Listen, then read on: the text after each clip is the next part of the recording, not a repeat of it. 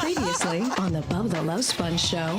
Oh, man, Iggy, a.k.a. Security. Yeah, definitely wanted to become friends with him. And he's a great dude, too, by the way. Yeah. He's fantastic. He's way less uptight than he used to be. He's actually manageable now. It's the cowboy hat. He's a great guy. I also got to meet Anna for the first time. What'd you think about that? I never met her before. Anna's fine, boy. I don't know what y'all be talking about. Listen, man, if I ain't have a wifey, I'll put that D on her like the 85 Bears, bro. You're listening to the Bubba the Love Sponge show. Broadcast rights for the Bubba the Love Sponge show have been granted to this station by the Bubba Radio Network and is intended solely for the enjoyment of our listening audience. Any rebroadcast, retransmission, or other use of this production without the express written consent of the Bubba Radio Network is prohibited.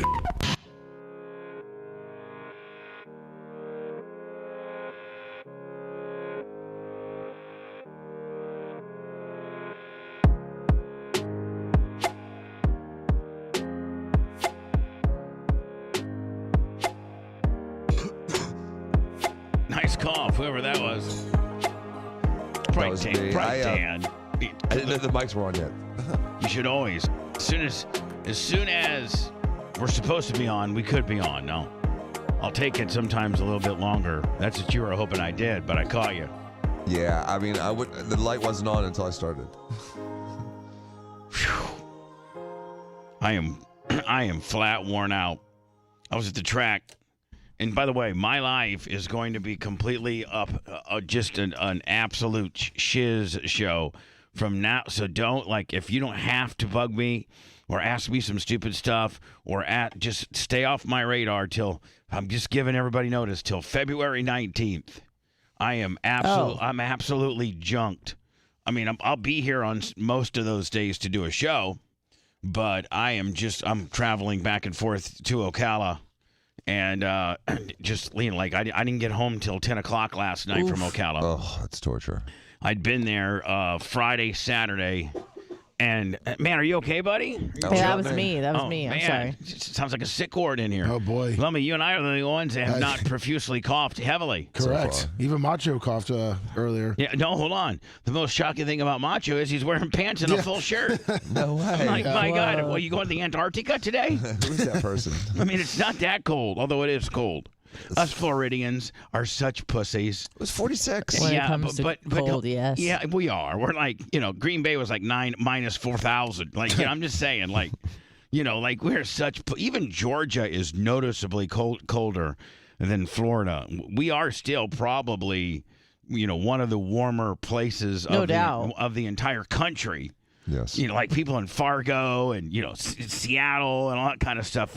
They're dealing with record lows. Here, I got my little weather app here right now. And the Merch Crick has to have an electric blanket with a space heater because I don't allow the furnace to be on in my apartment. No way.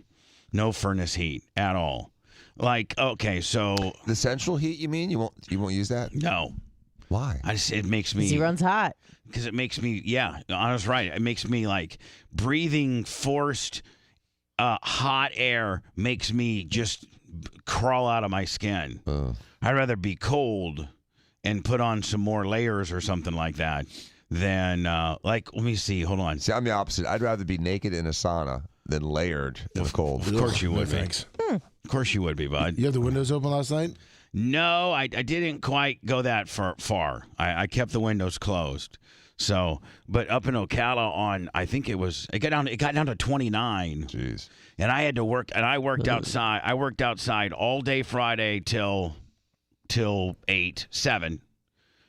So like noon to 7, and that's when the coldness started happening. Then I worked probably 10 a.m.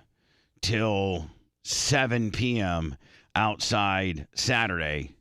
And then yesterday I worked probably 10 to 7 outside. And I really think that Dan might be able to help me here as a doctor, but I think like the more that you're outside in colder weather, the more maybe internally your bones and just everything inside gets cold. Yes. And I really do. I think you kind of internally get cold almost like like a liquid inside of. Your core temperature goes down. Look at, and I'm just. This is probably a really dumb analogy. You're the doctor, but like a glass or a cup would be your body, and then your blood and everything else would be what's inside of the cup. Sure. I think maybe just your skin and stuff. That's just a holding mechanism for all your blood and organs and stuff. Correct. Mm-hmm. And I guess your skeletal body. But I think that the more that you work outside. Like so Saturday night, Lummy, I worked until about 8:15 because I knew the Packers were on. Yeah. So as I was, and my back was hurting because I've been sitting on I've been on the grader, and the grader, we don't have cushion seats on a 1982 grader. It's just plastic, just metal. No, not plastic, just a metal with like a sponge rubber, just like a piece of foam. That we just put on. Yeah, it's nothing fancy. So I've been sitting on that, basically metal, all day. And Lummy, this never happens, but when I was watching the Packer game, I actually had to lay on the couch of my RV up there and under a heating blanket. Wow. For most of the game, just to kind of warm up my oil. Right. I think that might be a better analogy. If you are in Indiana, the oil in your car right now is really, really, really cold and really, really thick. I think your blood is not kind of your motor oil? Sort of. Kind of. Mm-hmm. And so I think that your blood probably gets cold if you're outside all day, and it takes a while to warm up your blood. Well, your core temperature goes down, and it does take a while to warm that back up. For the first time in my life, I didn't sleep. I watched the entire Packer game under a heating blanket, and that's not me. You at all. Not you at all. No, it's more Merch Crick. Yeah, well, she had 4 of them on. She looked No, she had 2. She had one underneath her and one. My God, I bet you we've spent $1,000 on heating blankets this year because they don't last that long. They don't? Especially the way she uses them, probably. Yeah, exactly. She wrapped it, and then the dog wants to get underneath there with her, and I'm just whatever. I'm telling you right now, the NFL's fixed. Yeah. I'm telling you right now, the NFL is bound and determined for it to be. This is what they've wanted more than anything. They've wanted a Chiefs-Ravens AFC championship game, and they've wanted the media darlings, the Detroit Lions, and the 49ers to be their NFC, and they got it. Yep. I agree. And they got it. And listen, not that the Packers didn't blow the game. Because, there's that pick 6 they could have had. The guy dropped. The missed field goal. The Packers blew that game. But, man, I watched a lot of yesterday's game. And I watched all of the Packers game. And it's all about spotting of the ball. That's how the referees cheat, is the spot of the ball. You either got a first down or you got a fourth down, just based on their spot, and it's just they know that's the spotting of the ball. If they knock it back literally a half a yard, I mean, didn't the great Vince Lombardi say that the football is a game of inches? Yes, he did. Okay, well, so where a guy legitimately, where the ball is when his knees hit, where the ball is legitimately, and where the guy spots it, could be sometimes up to a yard difference. Yes. And that makes a 4th and 1 compared to a 1st and 10. And that's what they did to the Packers on the first ball spot where Jordan Love did the push gimmick. Yeah. They spotted it, incorrectly. LaFleur should have, but I don't know why he didn't. He was out-coached too. Should have challenged the spot of the ball. And they choked. And then the other time that the spot was in question, LaFleur actually did challenge that, and he was right. Same thing yesterday with the Bucs. Anytime they could screw the Bucs out of a half a yard or a yard, they always did. It seemed like it. And Chris Collinsworth was so anti-Buck and the Greg Olson and whatever the hell the guy's name is for Saturday night, bless you. Saturday night, they were so pro-Niners. Yeah. It's just and last night I watched highlights of the Chiefs-Bills game, and they were, my God, they couldn't have been, I mean, it was it might as well have been a Kansas City home game if you listen to the announcers. Right.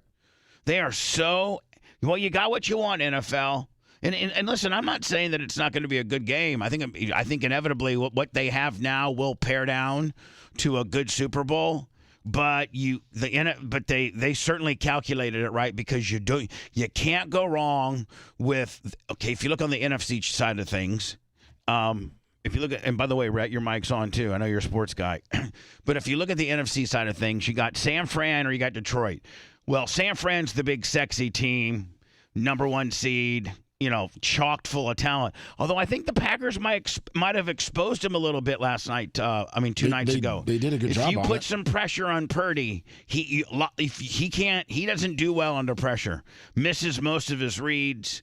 But they want. So if Detroit makes it in, that's the media. That's the story. Oh yeah. A team that's San Fran's been to the dance 1,000 times with Montana and Steve Young and so the Niners. I think the Niners might have won. I think they might have the most or the second or third most Super Bowl victories in modern day in NFL history. I think they're second behind the Patriots. Yeah. So, I mean, you can't go wrong there. Bubba Light, Super Chat. Woo, thank you. Thank you, Bubba Light. And so, and then you got the media darlings, the underdogs, if you will, the city, one of the 2 or 3 cities left that have never been to the Super Bowl, and that's the Detroit Lions, and everybody's just in love with that. And listen, I'm happy for the Lions too.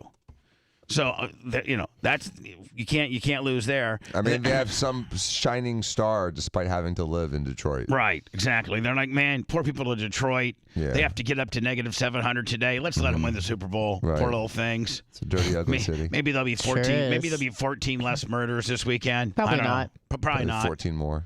And then then of course you got the Ravens, and that's a great story with Lamar Jackson. And and the number 1 seed. Wasn't he in trouble, like all kinds of trouble, a couple years ago, and now everyone forgot that? Or is he never in trouble? He's not the one that was in trouble. I think it was the Houston guy that was in trouble. Yeah, Deshaun Watson. No, it wasn't this guy. This guy's been a stud. This guy's been a model. This guy's good. He's probably the best quarterback in the league. Isn't he going to be the MVP this year, they're saying? Yeah, it's either him or McCaffrey. Oh, McCaffrey? Yeah. Yeah. Man, But Packers shut probably McCaffrey win. down except for that one run. Yeah, so I mean, Lamar will probably get the MVP. Actually. Right. So you got Baltimore. You can't go wrong there. And then you got your, Taylor Swift-backed Kansas City Chiefs. It's so gross. They just cut to her every time. I know. And here's the thing. I think at first the NFL tried to kind of like, listen, this is the NFL and we're very prestigious and we're not going to let some pop star influence us, cutting away to her and making a big deal. It's about the league. The league's been around since 1921, And then I think somebody said, hey, guys, we can be all Johnny rah-rah. We are the NFL tough guy and only show her 2 or 3 times. Or we can show her 14 times because our ratings go sky high the more we put her up. Yeah. Right? So why wouldn't they do that, right? Yes, exactly. And they showed her 14 times. So they're like, Did they? so like they're probably like, screw the prestige of the league where we don't, mark out to anybody and let's become Swifties. I think the biggest money talks. I think the biggest Swiftie in the world is the NFL right now. Collectively, Definitely. Probably one of the strongest sanctioning bodies of professional sports, except probably only Major League Soccer. It'd be interesting to see which sanctioning body is worth more, the NFL or Major League Soccer. But anyway, within the United States, the NFL is the most prestigious sanctioning body of any pro sports there is.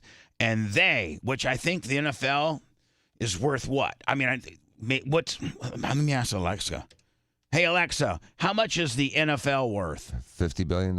As of 11:38 p.m. Eastern, Norfolk Metal's market capitalization is 7.59 million Australian dollars. Perfect. You're perfect. Thank you for giving me an Australian metals company when I wanted the NFL. That would be a nice little Lummy Bing opportunity. I'm looking, but it only has from 2023, and at that time it was $63 billion. So the NFL's worth $63 billion. Yeah, just the same. Not any particular franchise. Just the sanctioning body. Oh, That's all it is, and all the sanctioning body is is the governing body over the 32 franchises. They don't have any, I don't think, Dan, other than maybe equipment for broadcasting. And I don't know if they actually, maybe a building for their corporate headquarters and maybe a private jet or two. But I don't know of any other, tangible objects that the NFL could possibly own. They own right? the NFL Hall of I Fame. have an updated one. You're right. They own that real estate. Updated $91 billion. Damn. So $100 billion and a $100 billion corporation is a Swiftie. Yeah. I mean, really? Wonder what she's worth. 450? She's got to be worth more 500 than that. million? I mean, she's not even close worth 100. I mean, she's not worth 100 billion. I felt like after her tour, they said she was going to be worth close to $1 billion. But That's 1 billion. 400 million as of But after January. her tour, and she gets all those in, she'll probably be worth $1 billion yeah, bucks that's still. what they said. I mean, the league. I mean, 1 billion from 100 billions eons. What's Apple's validation or what's their Close to market $1 trillion. cap? Yeah. Hey Alexa, what's Apple's market cap? Apple's market capitalization was $2.96 trillion. Trill. When the market closed Trill. on January Daddy. 18th, Trill. 2024. 3 trill. Trill. Yeah. So So that makes 100 bill look like what? So according to Forbes, 3 released trill. It's number 1 on Forbes, I thought. today, Taylor Swift is worth Taylor 1.1 billion after her tour. Jesus. Yeah, the after tour. her tour. I wonder how many people there are in the world that are worth over $1 billion. Only a Probably, few hundred. probably a lot. A few hundred. Probably a lot, right? I mean, if you take all the Saudi and all the oil money, right? Well, it Billy says, Joe Bob's grandpa in Austin, Texas, who's had oil rig fields, since his dad started it in 1890, and he has I don't know how many lands of oil that he pumps out every day. There's probably some really, really, really modest billionaires in Texas because I think like of oil. 90% of the wealth is concentrated in like 5 to 10% of the people. So Yeah, It said that it's a great percentage for us average people. Forbes found that it was 2,668 billionaires in the world. Jesus, and is Elon still number one? It goes between him and Bezos, doesn't it? Yeah. Usually. And that Mexican guy. yes, And the that's Lebanese Mexican and guy. that's exactly how they should report it. The 3 richest people, ladies and gentlemen, it toggles between Elon Musk, Jeff Bezos, and some Mexican cellular dude. That's what they should do. Because nobody in America knows who the Mexican cellular dude is, right? No. But I think this guy in Mexico, I think he was so I think he's brilliant. Lebanese of Lebanese descent, but he lives in Mexico. He lives in Mexico, and he was brilliant enough to somehow be like one of only 2 carry. I think Mexico may not have. There's some kind of law like here in America. We could, look how many different. Carlos Slim Helou. Think of how many different cellular options you have, right? I mean, just off the top of your head, Lummy, you got the big 3. You got Verizon, AT&T, T-Mobile, but then you got Mint and Cricket. And I mean, right? You got all these Metro PCS, Spectrum, Cricket, and all they do, all those little spin-off deals, is they just lease space off of Verizon's tower and label it their own. That's all they do. I sent you a list of the Forbes richest people in the world. Can you send me a list of But so I think in Mexico somehow the dude that's the richest dude there somehow made some type of rule or got the cartel or got the government or something, Lummy, where he's there's only a couple cell phone options in Mexico, and he's like the main one. So can you imagine if you're the only dude that was slinging cellular there's one thing. If there's one thing that everybody in this building has is cellular. Right? Yeah. There's not a person. In fact, is there a person that you know that doesn't have cellular? My dad. Hold on. Really? Your dad doesn't have a cell phone? Nope. God bless him. He'll borrow my mom's if he goes somewhere. Really? Yeah. He used to have one that he would buy minutes for, but then he just never used it. So in in our whole sphere that we live in, Rhett's world, include your parents, include your kids, include your mom and dad, just include every friend that you know, everybody that you know. I can only think I can't think of anybody, and Lummy, you can think of only one person, your father, who at the end of the day, your mom is so he is cellular by default. Technically, he has the available to cellular. When she's around. Your dad's family household pays at least one cellular bill. Yes. Okay, there you go. So there's nobody that we know that doesn't have some sort of cellular. That's true. I mean, right? No, I don't know anyone. No. 247 Dynamic Solutions 24 on the Cash App. Dan, what's your family's? I mean, you probably have, 4 phones? Both kids got phones? Yeah. And Ramina's got a phone? Mm-hmm. And do you have 2 phones, like an office phone? Oh, just one. Oh, really? Mm-hmm. I thought maybe you'd have You had a burner phone? No. No. It's like she, she's always trying to get you in trouble. You're always trying to get us in trouble. Oh. You don't ask a guy if he's got a burner phone. Oh. But I don't. See that? But that's the difference. Well, you were asking if he had 2 phones, and I was like, well, you don't. But even if he did have 2 phones, certainly one would be like illegal. Because a lot of times I've been with Dan when he has to take a legal quote. yeah, like work and personal. Yeah. And he certainly could have, but he doesn't. But then you put the word burner on a dude, and it instantaneously has nothing to do with business, and it has everything to do with doing something you're not supposed to be doing. Right. So you instantaneously, when you ask us that, you put us in that little category of even having to defend that. My joke.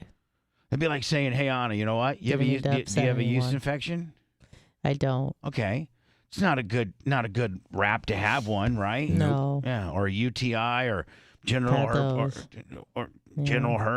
No herpes. Any gonorrhea? No. Even me asking those questions are not cool. Oh. Would potentially insinuate that you had such. That I'm a slut or something.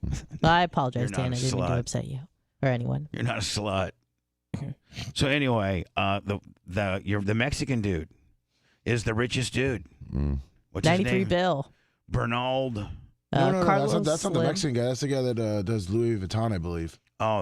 He's the French guy? Is that the clickbait one or like? No, that's number 1. He's number 1. 211 billion. What's his name? Bernard Arnault oversees the LVMH empire of 75 fashion and cosmetic brands, including Louis Vuitton and Sephora. So Sephora's making the money. Well, okay. Louis Vuitton, I mean, you see the prices on Louis, but no one buys it. Well, Dan, this is global. There's probably a lot of French bitches and Brazilian bitches and Dubai bitches. Louis. Yeah. I mean, we all have a little Louis in our life. Yeah, Do we? Very little. I do. But Sephora is like the McDonald's for makeup. I got a pretty extensive Louis collection. I really do. I got the garment bag. I got the big backpack. You're a pimp. I got the briefcase. Do you have like a duffel bag? And I got I have a duffel bag, which is same like a backpack. I got the duffel bag, and then I got the roll-on. So I got back when I was rolling hard, I rolled with Louis. I mean, and it was expensive. It was just so expensive and stupid. Oh my God, what was I thinking that I needed a $2,100 duffel bag? Like, come on, man. Well, it's not for functionality; it's for image.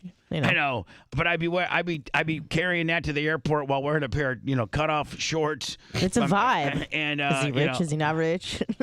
in a T-shirt with a Bubba Army hat and a Rolex, and big Bubba chain with my big bracelet and my rings.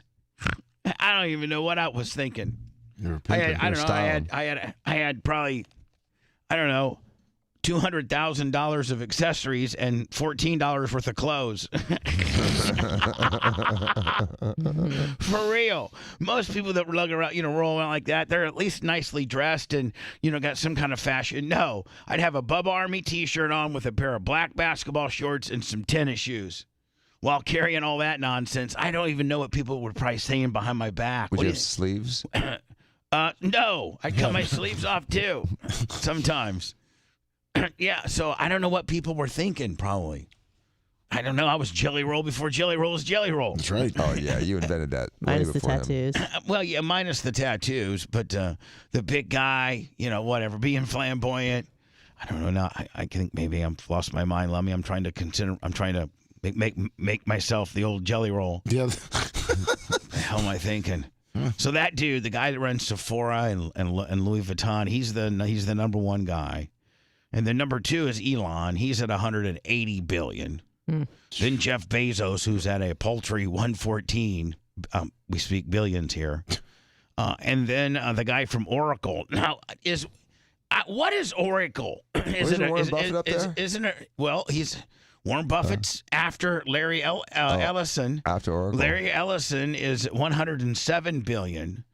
And he's the Oracle guy. And my question is Oracle a program? Computer software company. Yeah. All right. So For like accounting and things like that. Oh, okay.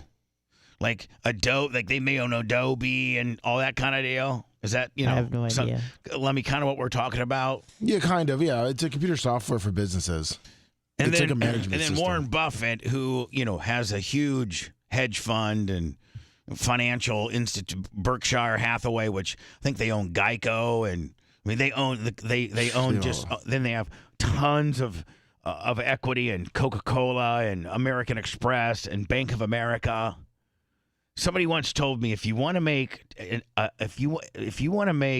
guaranteed 8 to 12% on your money, if you had let's say that you had cash or you had some type of investment money to have, that if you just Googled Warren Buffett's top 10 holdings and sprinkled your money throughout those companies, and that you would make, like it's foolproof, 8 to 12 to sometimes 20% of your money, just like clockwork.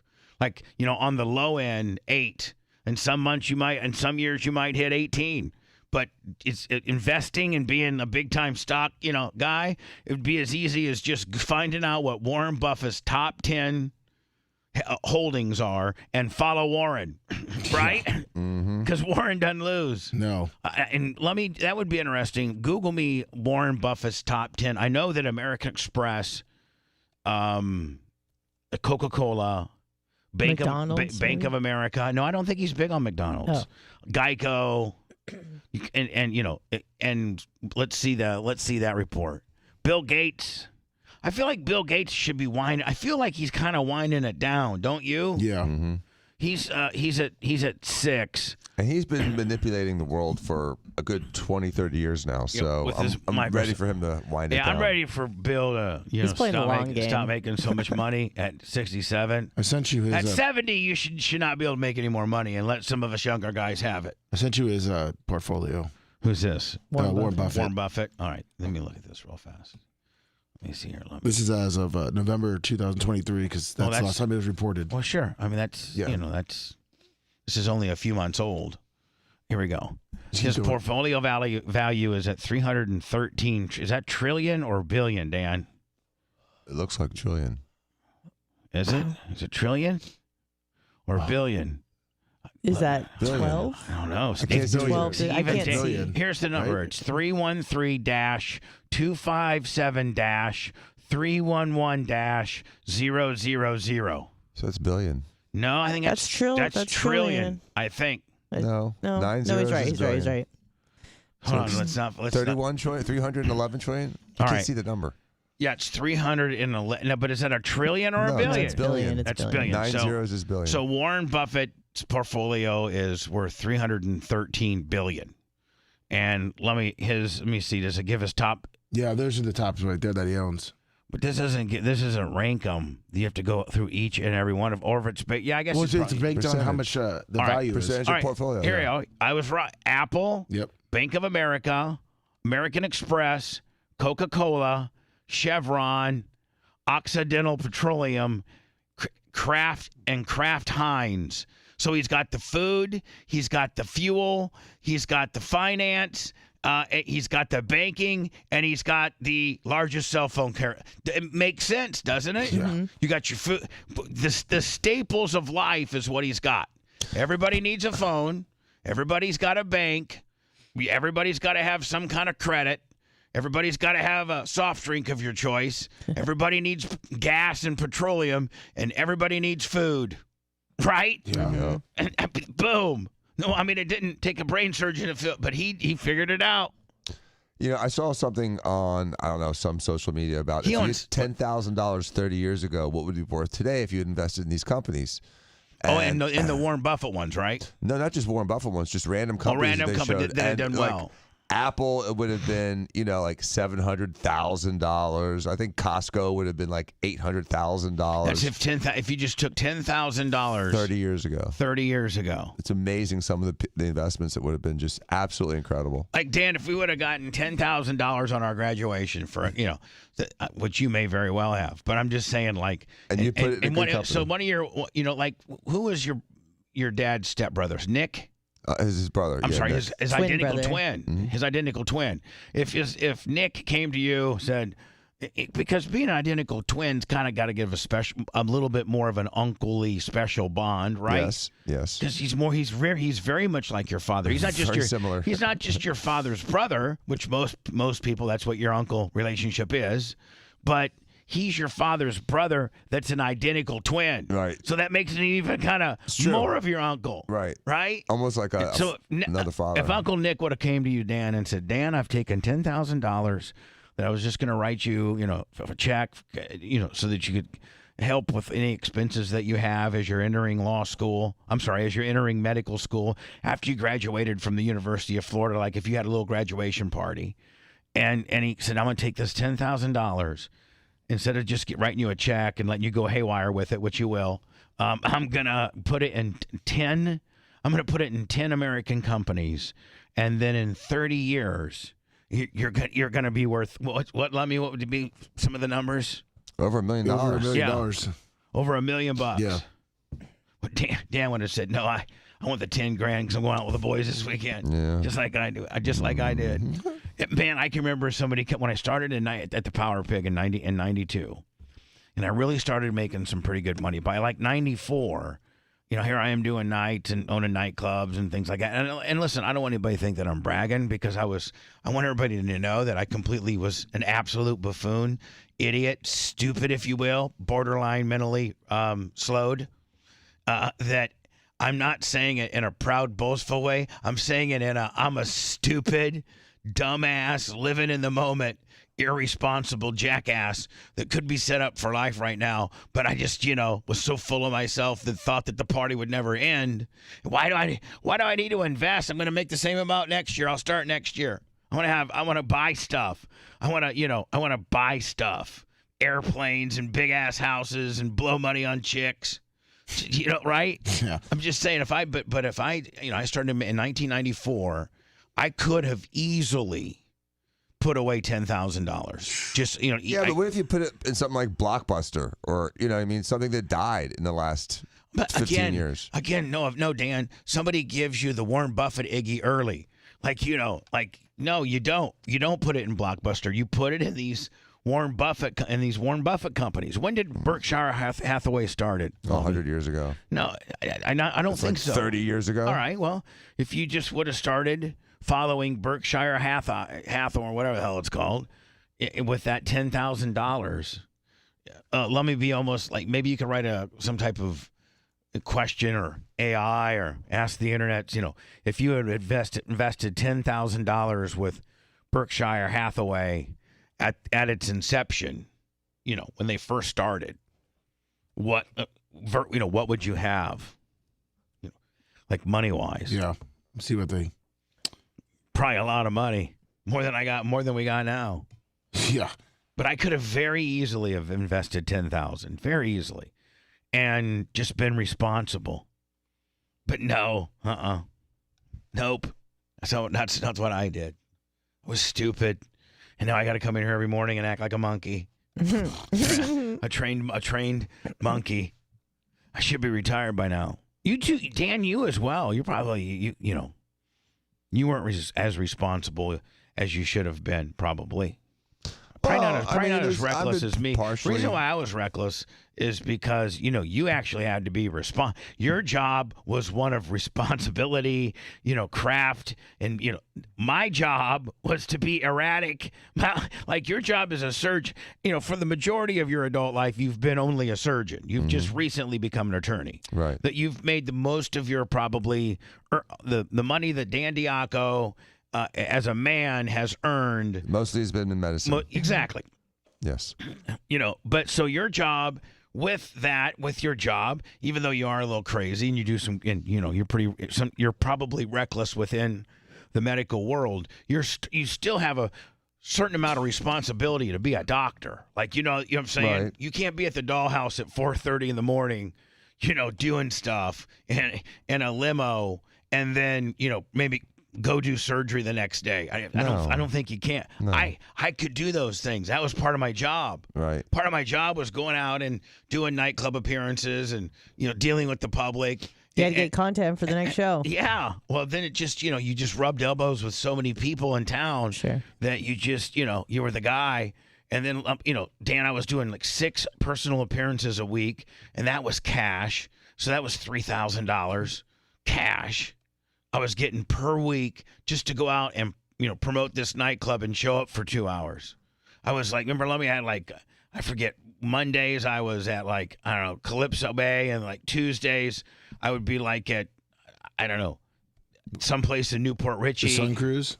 No, that was on Sundays. Oh. I had the Sun Cruise on Sundays. I had a gig on Monday. Tuesday was Patrick's. Oh. And then Wednesday was some place over in Pinellas Park. And then Thursdays was Mako's, Newport Richie. And then Fridays was Mako's. Friday was Mako's live on my show for the last 2 hours. So I would do 2 hours at the studio. Then I'd run over there real fast and we'd be live from Mako's, from 10 to midnight. And then Saturday was usually one of those sound car competitions, Audio Vox. Remember that place? Yep. Yeah. I had to, like, every Saturday host a car, who had the loudest bass. It was literally every Saturday we were to be a different car at a different.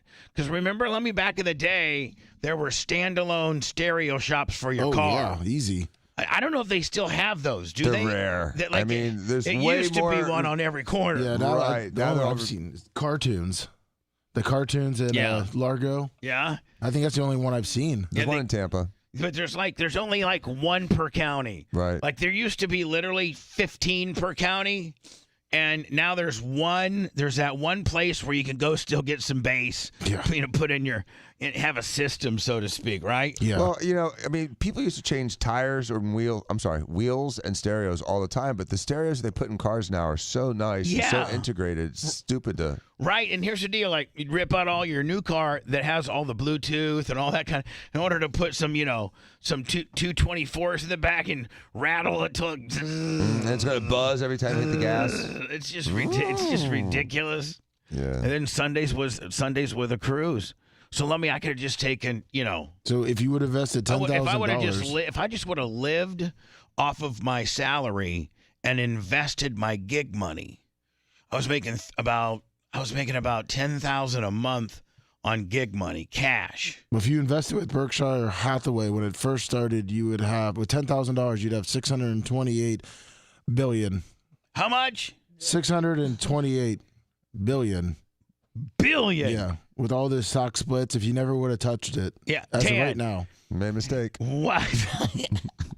I shouldn't have bought that stupid ass 600S Benz with spinning wheels No, you and needed all that. that bass and paid cash for it. Because in the minute you walk it off the dealership, you've lost 18% of its value. I should have financed it at 2.5 points, right, Dan? Or leased it or something. But would you have been Bubba the Love Sponge if you spent your money responsibly? Yeah, you know what? You're right. You know what I mean? It's part of your part of the your character. It's part of the brand, I guess. Yeah, Me it's certainly on brand. Me being an F up is on brand. I didn't say that. Thank you. No, I'm just bringing us back to center. You're right. Sorry. Some instances your stab-ins are stupid, but in some instances they're pretty damn good. There's a nugget of truth. No, this one was a good one. Okay, It thanks. was a good interruption.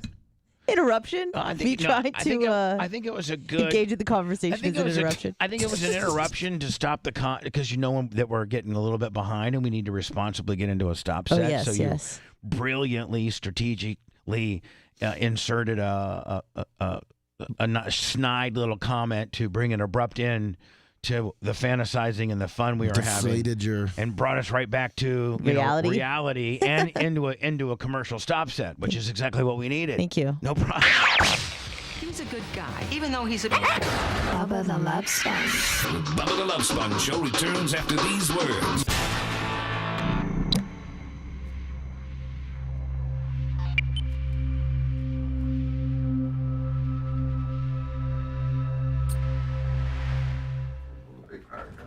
I don't know. You like to party?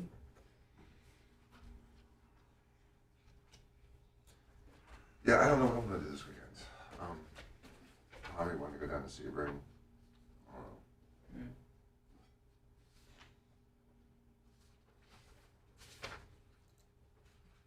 don't know. Now, is Sebring always open? No, it's really scheduled. It's like every 5 to 8 weeks.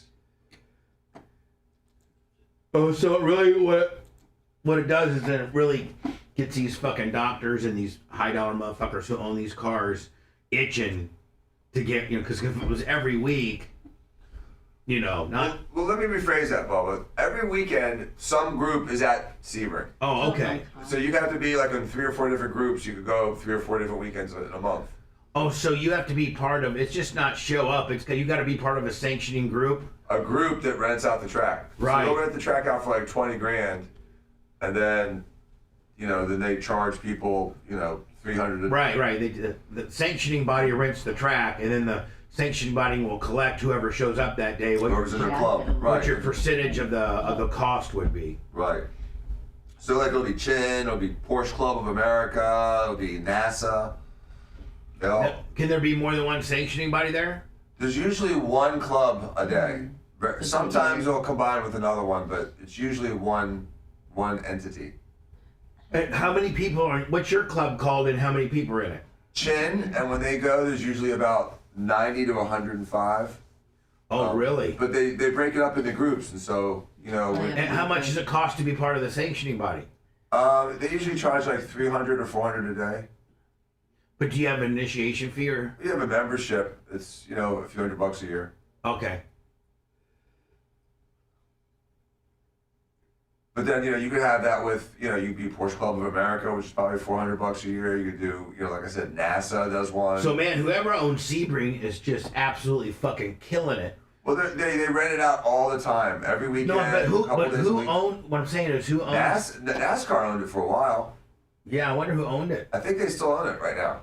I think NASCAR owns it. It used to be owned by oh God. But what I'm saying is, man, they're banking.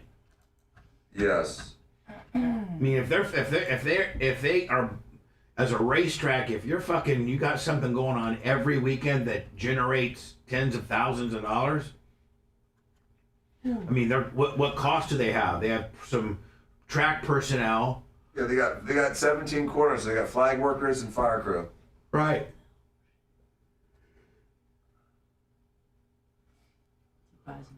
That's it. They don't charge a lot to rent it though.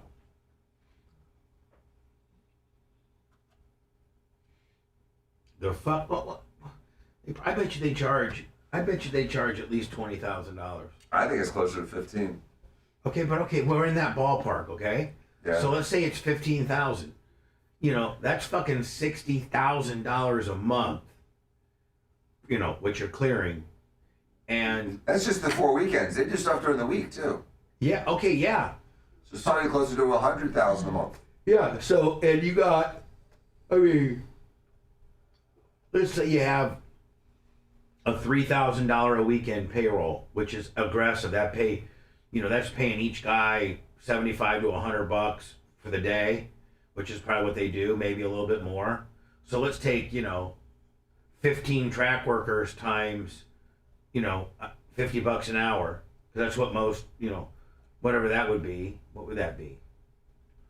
Well, you're talking about 15 hours, maybe? So no, you're talking about probably 8 hours. Right, 15 hours for 2 days. Yeah, 15 hours for 2 days at 50 an hour.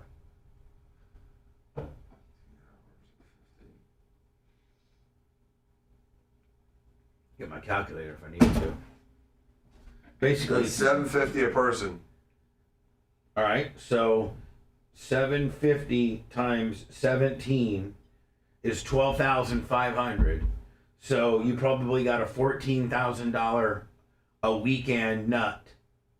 You know what I'm saying? You're making 30 to 50. And you're making 30 to 50 administratively, Right.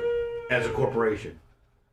I mean, the business is, the business basically makes about 50 grand a month. Just doing nothing. Right. Just using it when it's not. So that's, what is it? That's fucking 300 and some thousand a year. Yeah. 50 grand a month, 600,000 a year. Yeah.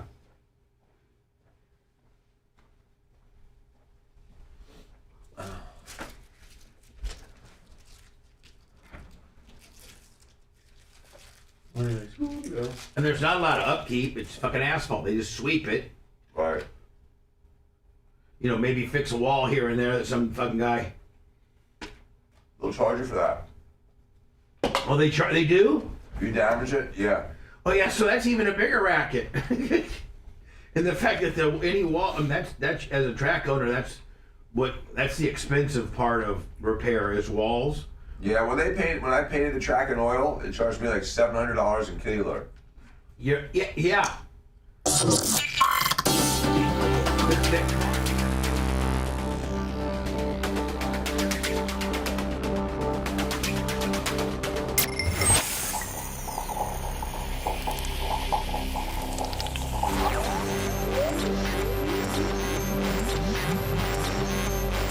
Attention, people of Earth. A big fat blip on corporate's radar screen.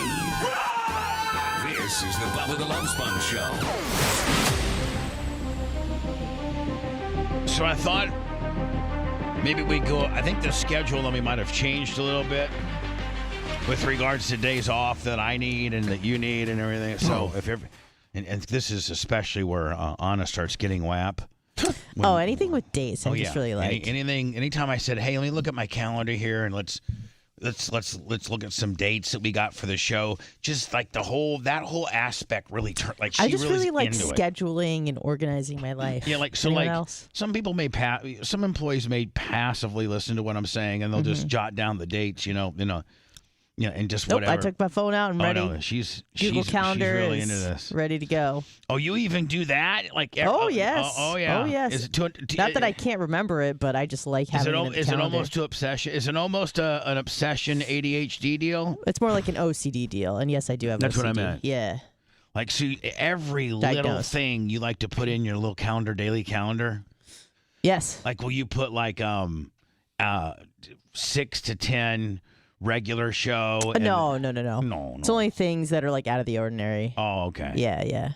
Not like go to work Monday morning. No, none of that. None of that? Yeah. Okay.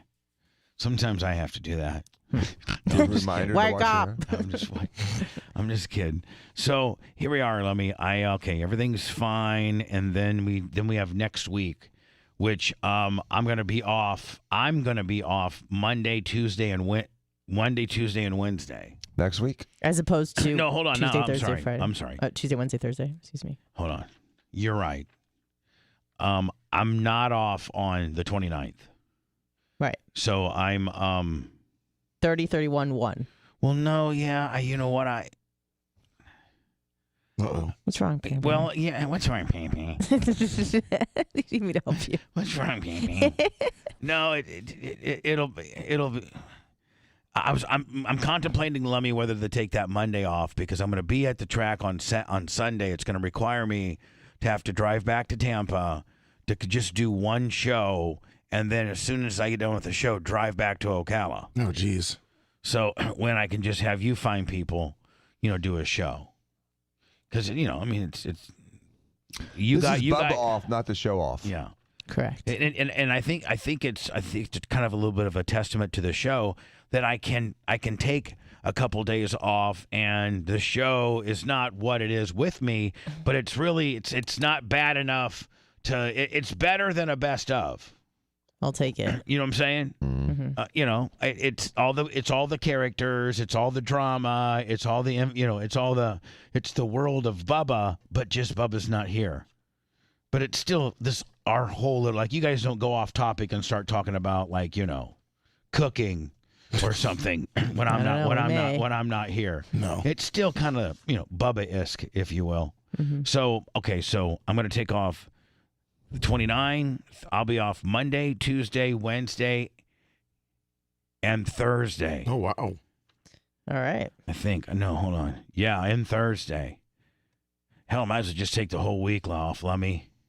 Yeah, you know what? I'm going to be off that entire week. That doesn't seem right. I don't know if I don't know if Lummy, could you whip together a couple of do you think people in long stretches prefer best ofs or hosted by you guys? That's kind of the question. I think because in 2 weeks after that we have the best of, so I would say they probably would prefer the live programming. Yeah, I mean, with Dan and Brian and Seth. Yeah, that whole nonsense. Yeah, so I'm gonna have the entire week off. Okay, and that's gonna be you guys. Okay. Does that scare you, Anna? No. You got a nice. My cortisol level went from like a 6 to a 9.5. Yeah, but I'm ready for it. Let's go. Okay, so then the show is off on the 8th and the 9th, and the. You didn't have that written down? I have the 9th, and I have the 15th and the 16th. Well, I was just trying to give you guys some more time off. That'd be great. I just want to make sure that we're on the same page. Yes. Well, that's what we're doing right now. We're locking it in, so to speak. Like, okay. Today's the official ruling on this particular time, on this particular lapse of Bubba hosting ability. Thank you. All right. So we're at all of the week. So we're at 20. You, Anna, you're the host of the Bubba-less Morning Show. The 29th, the 30th, the 31, the 1 and 2. Got it. And that's it.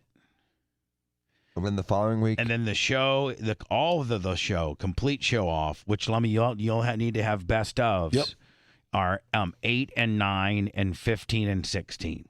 Okay, awesome. So, and that's, of course, that's, if Seth happens to be listening, that's paid. You get paid for that. God bless. Seth. Thank you. Sponjo, does it mean we get paid, day off? Show mandated by you?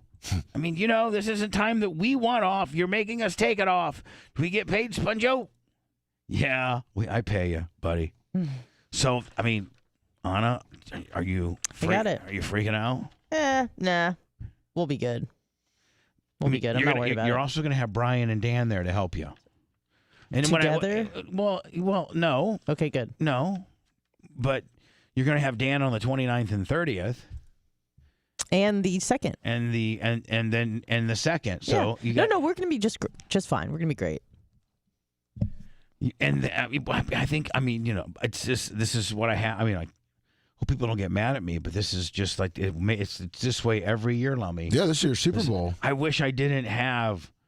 I love my racetrack which is a business that I have for since 2011.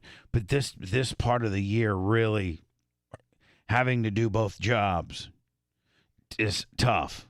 So is the Super Bowl February 11th? Yes. Okay.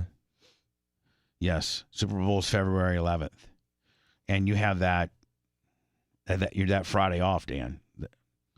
But we do come. We do. Are you going to Vegas? No. Oh, it's like damn. If the Bucks were in it, I considered it. Oh, if the Bucks were like now, don't they give suite holders like first right of refusal of playoff tickets? You usually have access to it. Right. Not that you're going to get a box, but they'll get you'll get on a club level or something like that. Right. Something. It's not. It's if you're a luxury box holder for the Bucks. It's not 300 level. It's not where Lummy's going to sit on a scalp ticket 15 minutes before kickoff. Yeah, exactly.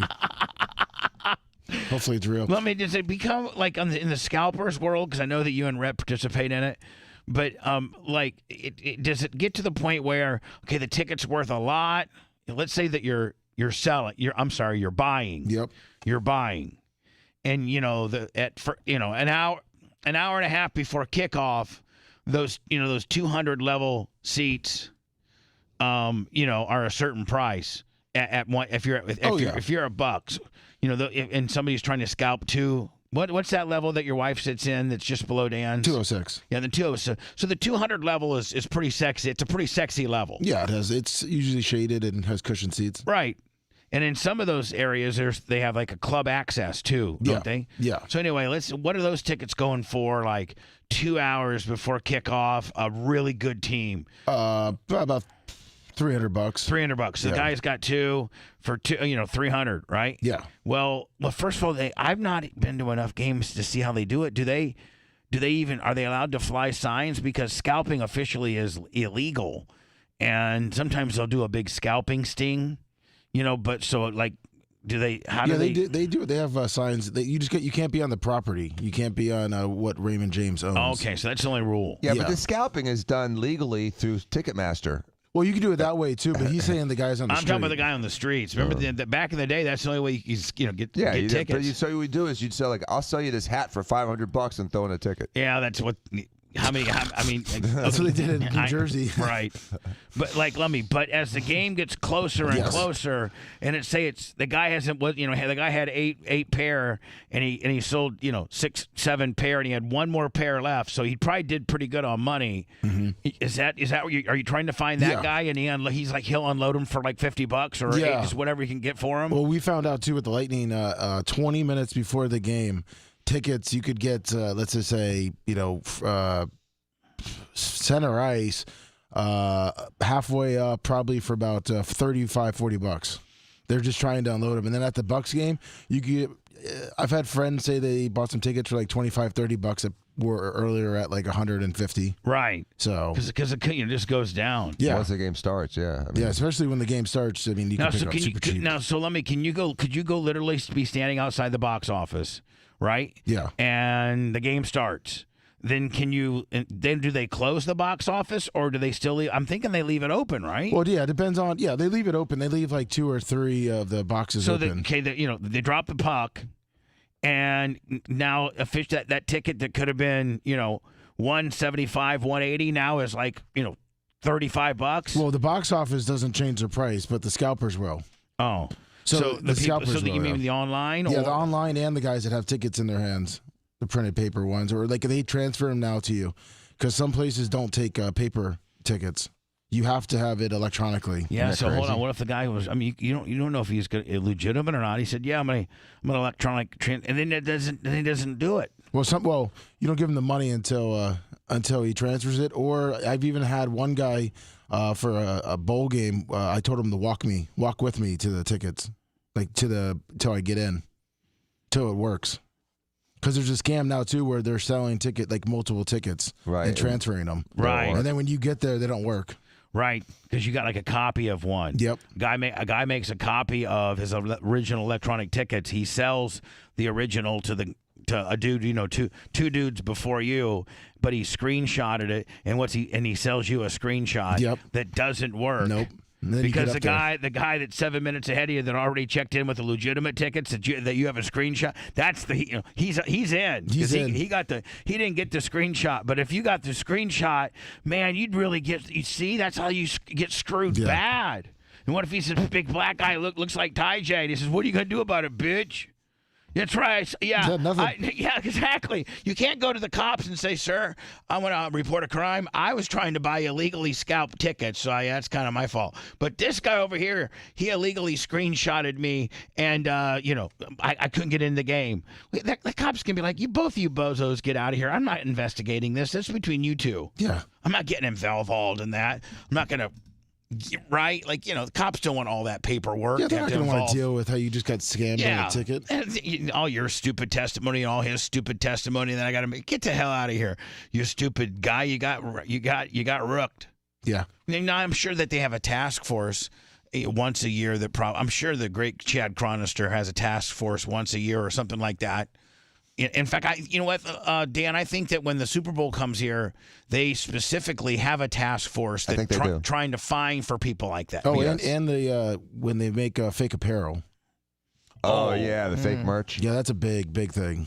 I think they confiscated the last time the Super Bowl was here, like 2 or 3 containers at the port. Yeah, at the port, but then the guys would get all set up, like 2 blocks from Raymond James. Yeah, with the fake stuff, and like it looked like a legitimate NFL stand, right? Mm-hmm. And all the Chinese stuff. He's got all this fake stuff, and he's just selling the hell out of it. It's It's $20 at his shop. It's $45 at the legitimate NFL place, right? Yeah, and they started doing that for like the Taylor Swift big concert at Raymond James too. So they have so the event is so prestigious that it's worth being in the knockoff business of the official merchandise. Yes, it is. Oh yeah, people go crazy. Right? They kill it on the Taylor Swift stuff. I mean, most organizations like, man, I hope we can just sell what we printed. But I mean, some of these, the Taylor Swifts and things like that, they have to be like, well, we know we're going to sell everything we printed. Now we have to police people that are selling fake stuff. Yeah. Right? Yeah. I mean, you're pretty damn important when people are faking on you, when they're making a living at just faking you. And you have to have task force to stop you from doing it. It's a good business. I mean, if you don't get caught. I mean, yeah, I know. It seems like you're really hustling, though, man. Like, you're just, I don't know. I think it would be just easier can't you register your tickets? Like, if you have extra tickets, you register them through StubHub or something like that. And you can sell them at a premium. Right. Legally. Well, technically, though, but the way Ticketmaster and their fees, it kind of makes it more difficult because if you list your ticket at $200, Ticketmaster sometimes even tax on like $80, $90, so your ticket doesn't look as sexy then. Oh, really? So the end user is now paying $300 for that $200 ticket. So the guy that's posting it up, third party Willie, they're screwing you on that. Yeah. So sometimes that's why those tickets don't go quick either, and they start dropping their prices. But Ticketmaster usually doesn't drop their fees. So it's a dirty game. Ticketmaster's not losing money on it. It's just a dirty game. Yeah, they're making money every time it switches. Exactly. Every time it flips. So Ticketmaster's like, okay, go ahead and scalp our tickets. We're going to be part of the scalping game. That's right. Right? Yeah. Right? If you guys want to scalp, no problem. We're going to increase our fees that makes your scalp ticket look just as sexy as the one that we have up on our site that we get all the money of. Exactly. And so, yeah, bitch, we'll start, running up the price. So anyway, what's the San Francisco 49ers obviously host the home game for the NFC, and then Baltimore hosts, against the Chiefs. Yeah, Kansas City. What have they said? Which days? They're both on Sundays. Sunday at 3 p.m. They're both the first one's at 3. Yeah, then 6:30. Which one's the first one? Ravens and Chiefs. Yep. I just saw it on the screen. That's why. And we have to work on Monday, right? No, I don't. Do I? No, I don't work on No, Monday. you don't work on Monday. Oh, you're off. You're at the track. Oh yeah, it means I can watch the game. Nice. Which one are you looking forward to? Both. Nice. Because I don't have to worry about coming back to this hellhole. But instead, I'm going to be in a 39-foot double slide out RV next to a dirt track with an electric blanket. With an electric blanket and a pit bull. And a hot chick. Who's not so hot when she literally looks like the abominable snowman because she's so cold. Because I won't let her turn the heat on. So she literally, inside the RV where most, couples are, in like maybe a sweatshirt and some sweatpants, she's in a full-blown, like she's going out to fight the Antarctica cold. Like she has South Park. She's got earmuffs on. Kenny. She's got mittens on. She's got an electric blanket wrapped around. She's got this thing around her face, like she's, like a Middle Eastern chick.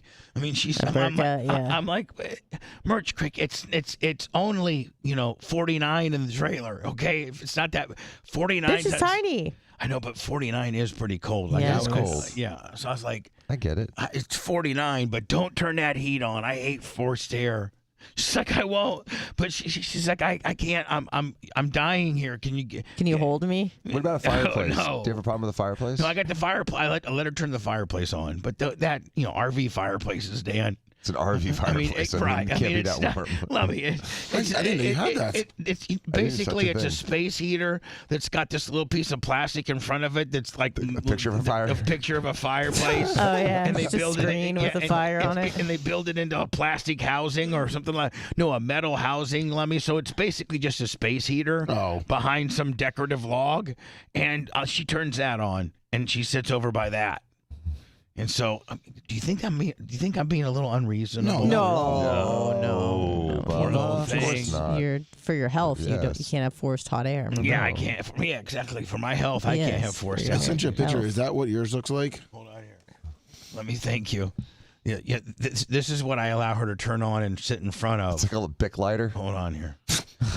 Oh. Let me see here. Allow me to send it to me. All right. It's showing me. Look, when I go like this. Oh no. And then I click on my thing. See, it gives me an X.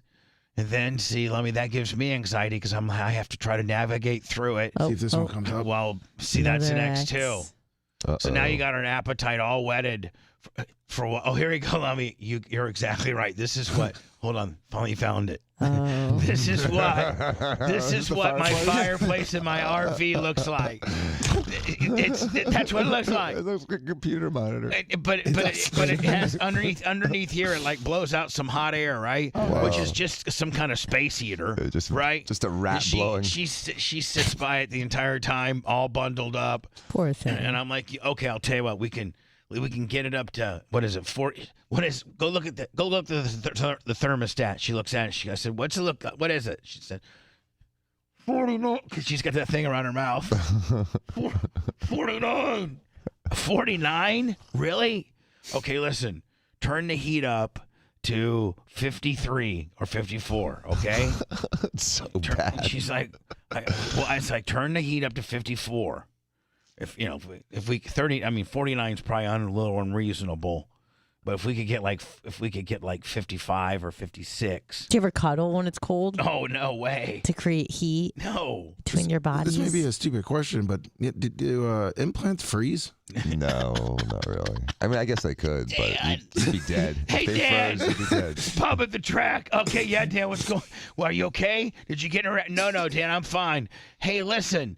I'm kind of a stickler on the furnace gimmick here, and I was out working on the track all day, and the merch crick's been inside the hauler, and the fifth wheel just was watching TV. All we get's we have an antenna, and so we just get like the free TV. So she's watching some like 1986 CSI on the Cozy Network or something like that.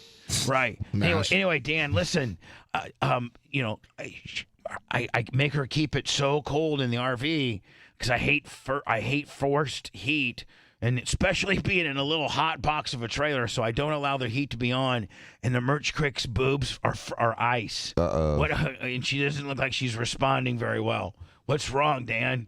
Her implants froze. Really? Did it freeze her heart? No, but she's cold, so you need to put her in a hot tub. Okay.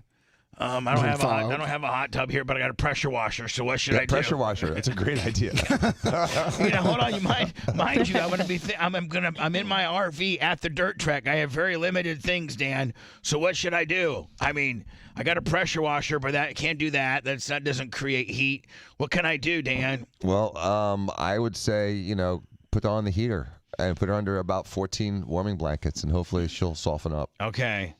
She wants to cuddle. Should I throw in a cuddle, Dan? Oh no! No, okay, no, right. You gotta draw the line somewhere. Yeah, Right. Exactly. Come on, have some self-respect. Can I tell her? Dan, she's over here yapping at me. Can I tell her that you say as a doctor, cuddling actually makes her colder? Yes, cuddling is contraindicated. Yeah. Hey, Merch Crick. I just want you to cuddle. That's actually probably the best thing you could possibly do. Dan says Doctor's orders. that cuddling is some kind of medical gimmick that makes you colder and you'll die faster if I cuddle you. So well, don't cuddle me then. I don't want to die faster because I don't want to be a minute without you. Okay, well, Dr. Dan, so cute. Dr. Dan said, I would cuddle her. Yeah, I would. That's how you warm up. Do you people, ever cuddle? Ever? No. You're probably good at it. Why you say that, Dan? I don't cuddle.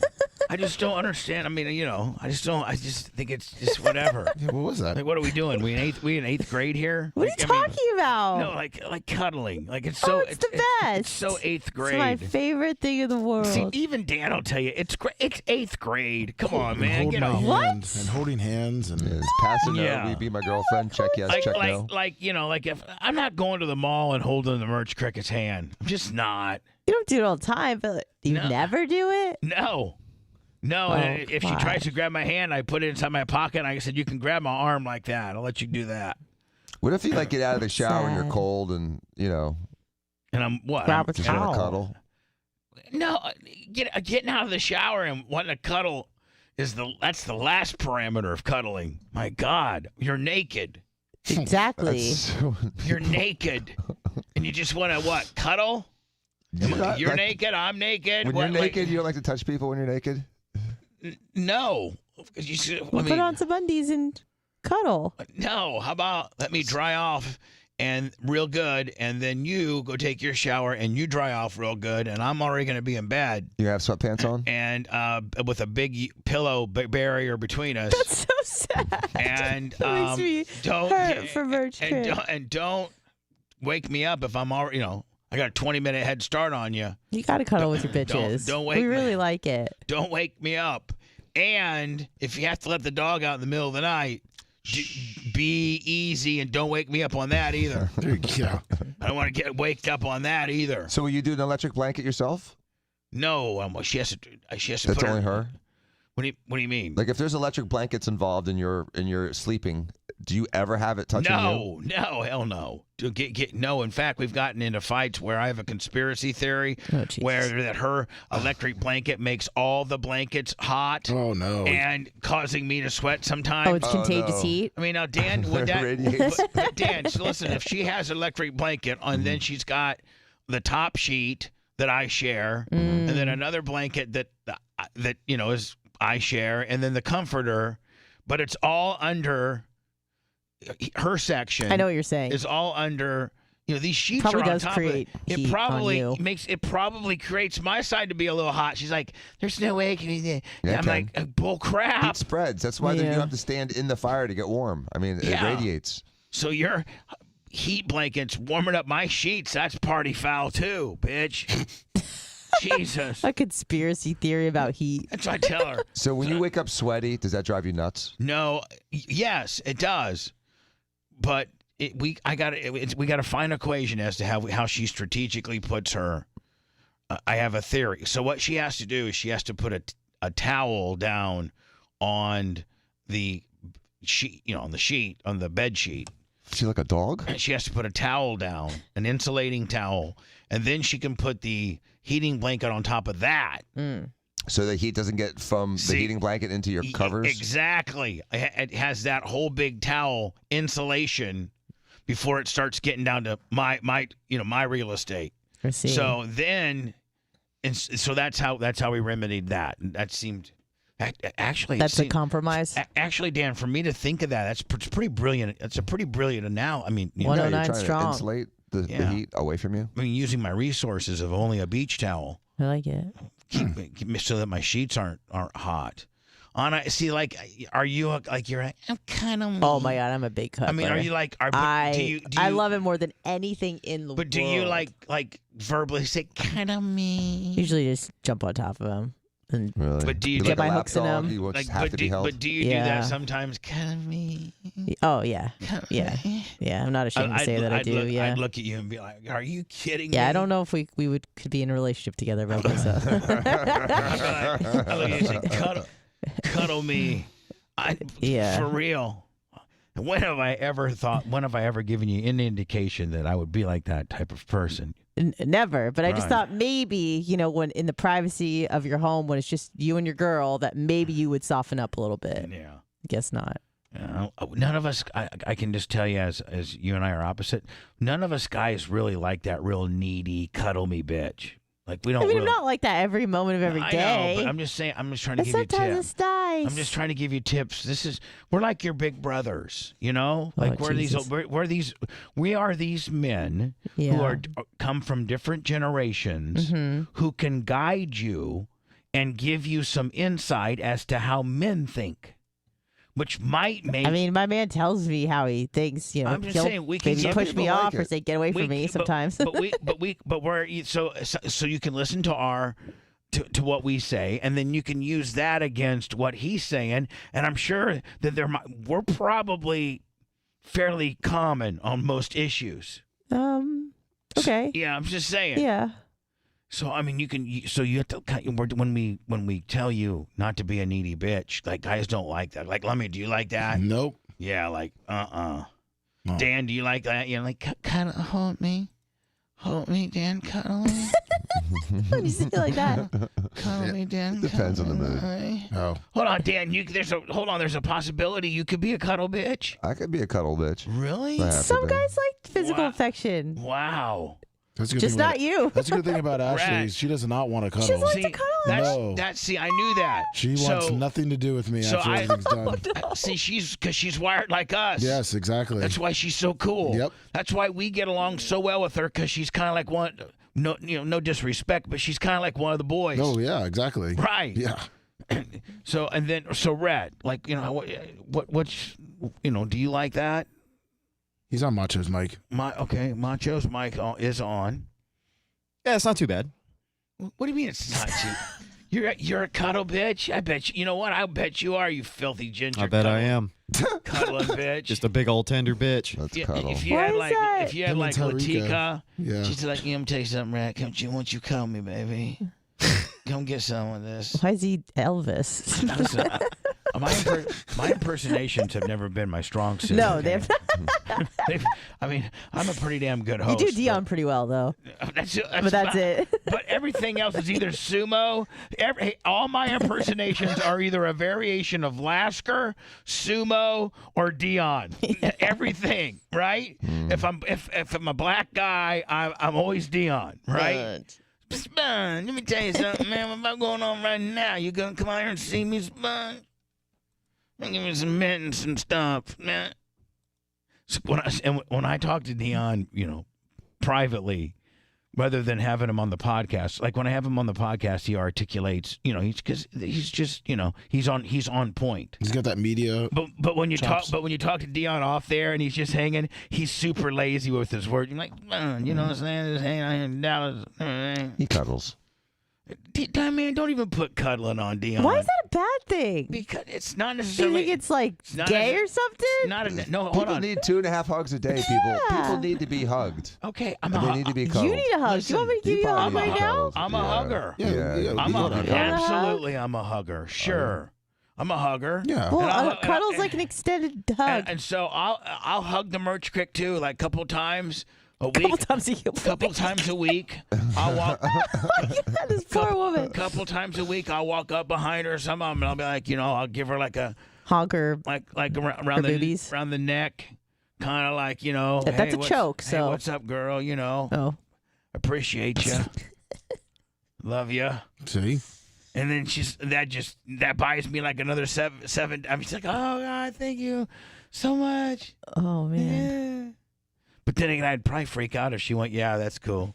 Like, I mean, I'd probably freak out, right? If your girl doesn't sell your I love you.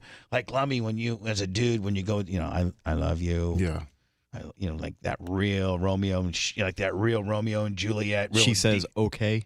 And she just Or goes, thank you. she just goes, yeah, good, that's cool. Yeah, That's I cool. know. Yeah, I know. Sure. Okay.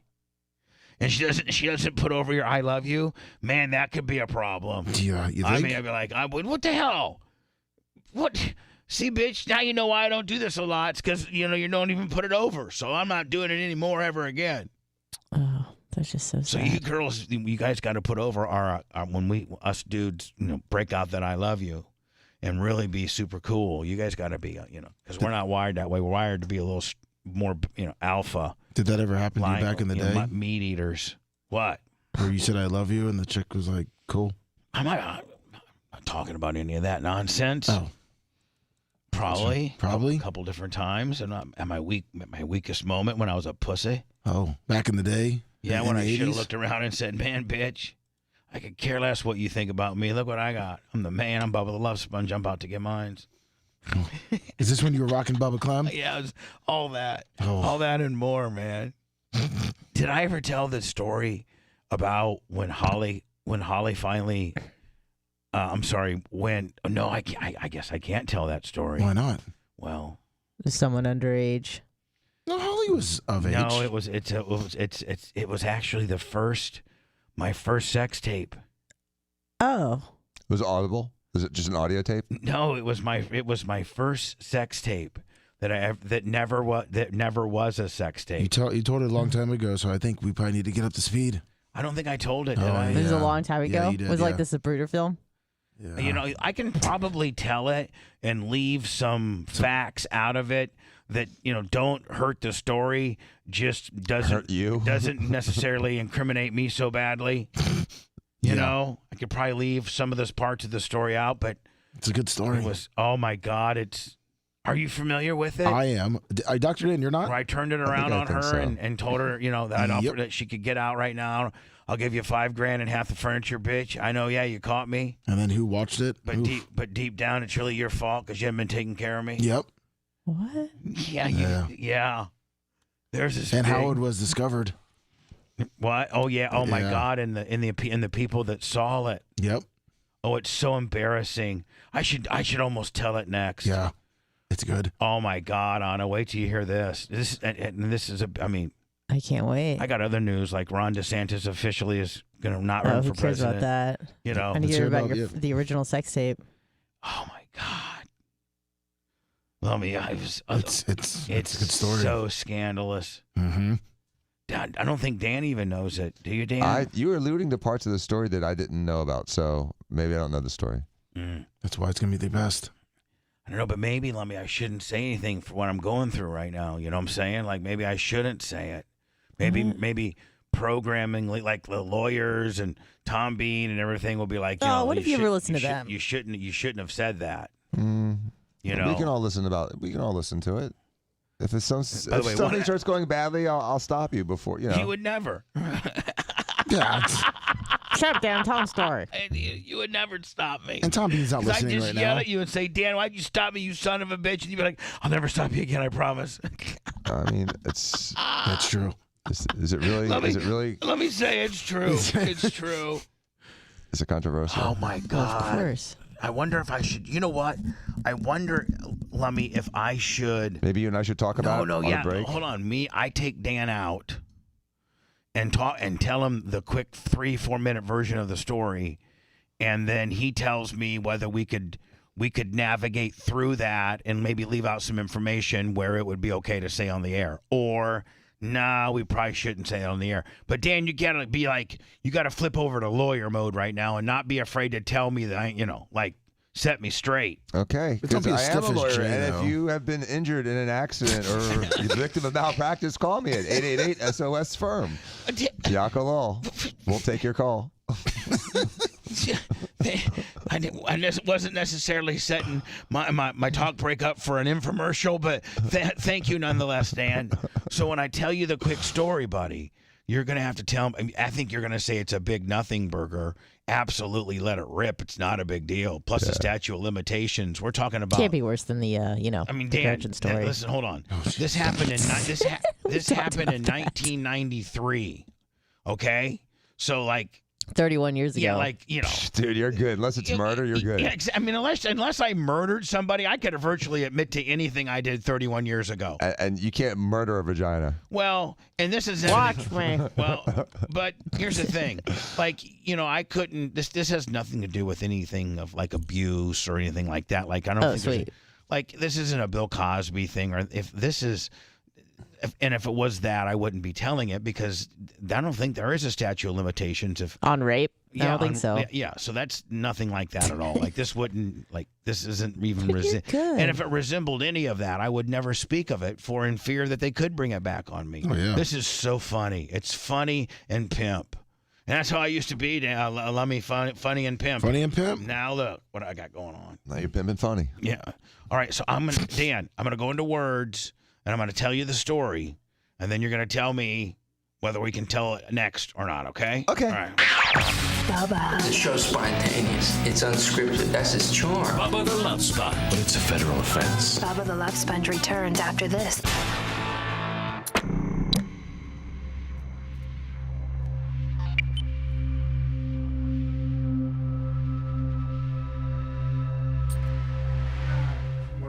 Yeah, a little crispy. All right. Little hug. Little hug. Oh. Now we're back to February. He looked like he was taking medicine. All right, I'm following you. Sorry. Alex.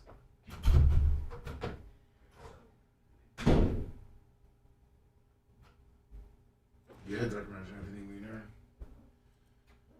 She got a little too drunk.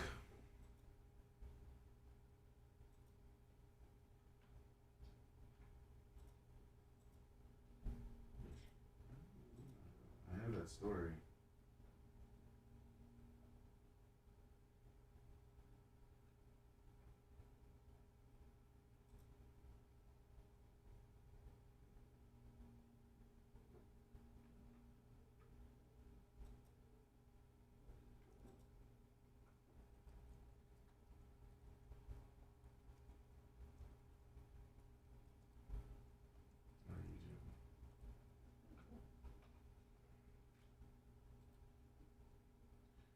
That we posted the damn thing too. These emails. It's public record. Anyways, big ass news. Good morning. What's up, Mitch, the Mark. Hi, Ian Shoemaker. Good morning. Organic Gene. Good morning.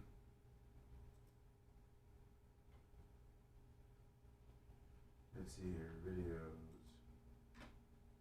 Let's send the link from 1 month ago.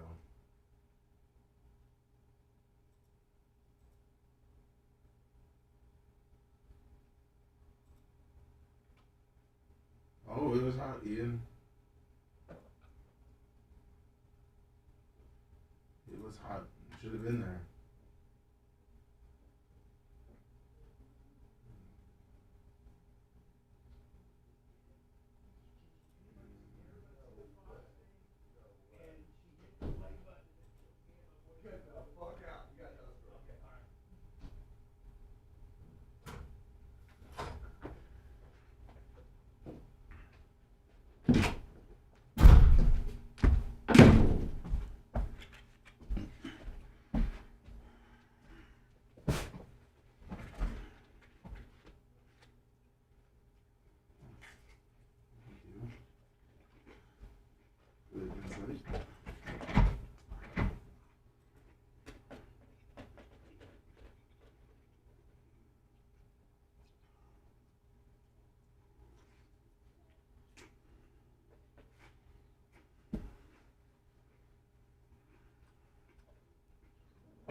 Yeah, Samantha Fox got arrested. Oh, it's from a while, Bill. Huh? I'm from a while ago, wasn't it? 2 days ago, she got arrested on a plane. Oh, really? She got kicked off a plane. Getting in a fight with a passenger. She was drunk. Bubba, do you need this towel still need to be here? Or What? Show this towel. Not anymore. Okay. I keep tripping on it. Not anymore. Oh dear. What's up, Riz? Really is here.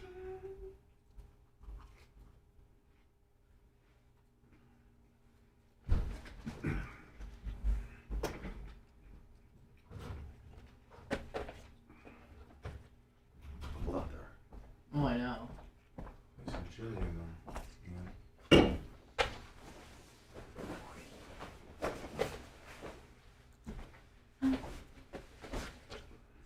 Now I need to find space here. Do you want mine? You got one? I think so. Yeah, do you want it? Yeah.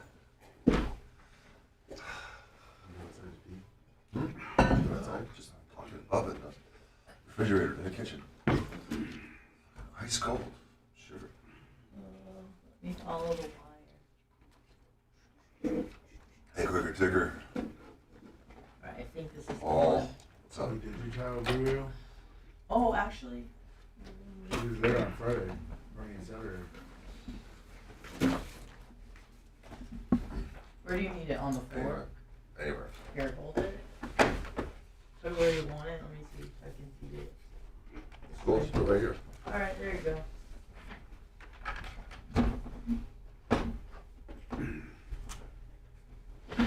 That work? Wow. Can you put it on the floor where it not reach? Oh, there you go. Perfect. Detroit. Blow my skirt. You did me your time, dude.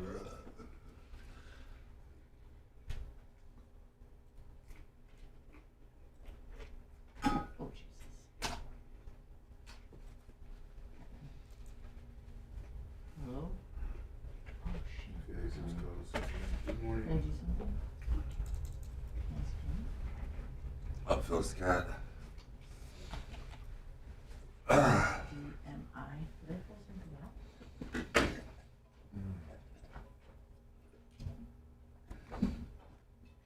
Dark Match. Mitch, Kenny Powers, CC Hall, good morning. Shredda, good morning.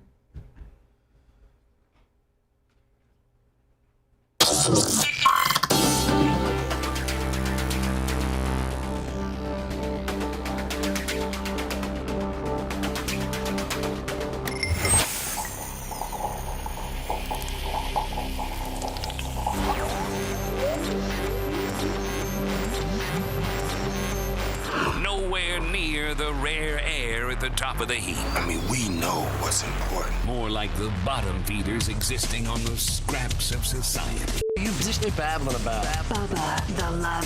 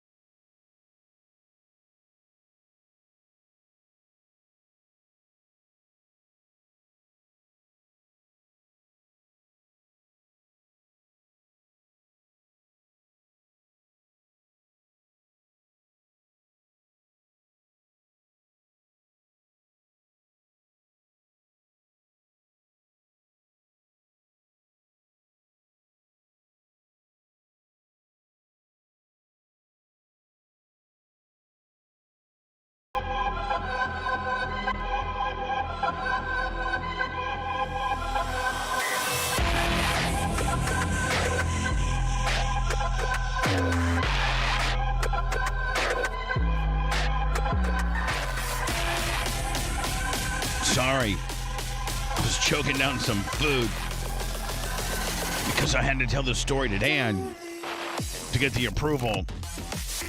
And there's a lot to this story. And Dan stopped me half as I'm just shut up, say, I gotta pee, and you need to tell this story immediately. Oh, awesome. Like, there's no way. I mean, I legally, I can get in trouble for telling the story. Now, I can piss off some people that you know are part of the story. If for some reason, like if we make this a standalone video of Bubba's first sex tape. That's what we were gonna do. Yeah. And, we have a lot of people following us on YouTube and stuff. And, like, maybe if Holly's uncles and aunts and all of Holly, Holly Marshall was her maiden name. And her dad. You want to put out her address, too? No, I don't. That's not her name now, Dan. Okay. And her dad was the great Alfred Marshall, who owned the East Bay Animal Clinic. He was a veterinarian. So, everybody knew he was, like, there's not a lot of veterinarians. So a lot of the community has the same veterinarian. You know what I'm saying? Mm-hmm. Yeah. Especially in the old days. Now it's become a franchising thing. Yeah, now it's corporate America. Mm-hmm. 24-hour, urgent care for the pets. Yeah, exactly. Spend more on your cat than you do on your children's education. Right. Some people do. They do. So her dad was a very famous veterinarian, and I'm sure he's got friends that have heard this story, family that have seen this story, were victims of they were the true victims of the story I tell. Would not be very happy that I'm telling this story. Like, this is in a very uncomfortable and very not so cool time. This one particular incident pissed off a lot of people. I mean, everybody was mad, Lummy. Everyone. No. So here's the story. Bubba's first sex tape. So first of all, Channel 13. Remember, Lummy, that story that we saw, that I referred to back with Kelly Ring, and it was before Fox 13 was Fox 13. Yeah, that big story. Yep. That big Fox 13 did like a 13-minute story on me. And so that's a big deal. That's like Dan, by today's news standards, it's an eternity. Like they don't do that anymore. No. This is like a feature within the local news. You're lucky if a story is 3 minutes. Right. If the president got shot today, no, I'm not saying I want that to happen, but it'd be like, 4 or 5 minute story, the first 4 or 5 minutes, and then have to get into all the other stuff. So anyway. A white guy did it. Channel 13 did this big 13-minute story, and Lummy, I think we played it a while back. Yes, we did. And is it up on our YouTube channel? I don't know if it is or not. I believe it is. It is. And so back then, all you had, Lummy, you had a VCR. That's all you had. That's it. At home. Yeah. So, I VCR'd the story, the Channel 13 story, and had it labeled on this VHS tape as, Fox 13 story. That's how the label said. So Holly happens to have to go to some kind of nursing conference or something like that for 3 or 4 days because she was a nurse. Remember, Lummy? Yeah, she was. She had to go to Orlando for like 3 or 4 days. Well, me and my buddy, I coerced. So hold on. So I'm with Holly. I'm engaged to Holly. Like I'm engaged to. I met Holly when she was 18. Let's probably back up a little bit here. I met Holly in Orlando when she just graduated high school from Oviedo. Oh, Oviedo High. Yeah. How old were you? I was, I think, 20. Well, it would have been, I think I was like, I don't know, it would have been 91. I was 90. It was in 91 when I met her. So how old 25. I was, right? The 25? 66, right, is when you're born? Yeah.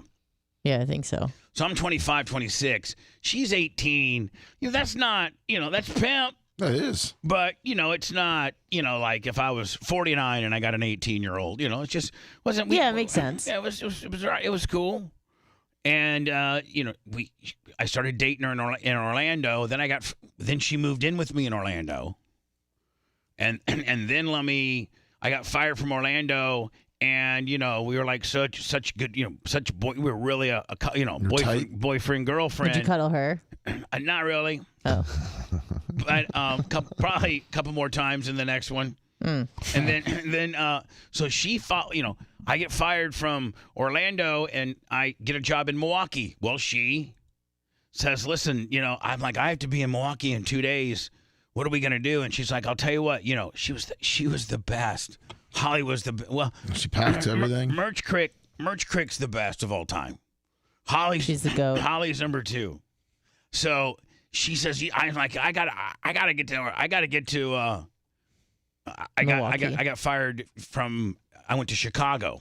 I went from Orlando to Chicago. So and a big time job. So she's like, listen, you just drive.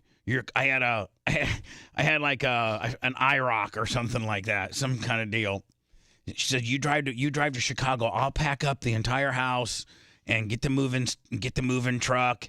And I mean, that's a good girl right there. You know what I'm saying? It is. I mean, where I just took a suitcase to get to Chicago so I could start being radio guy. And Holly, she packed the entire place by herself and got a Ryder truck.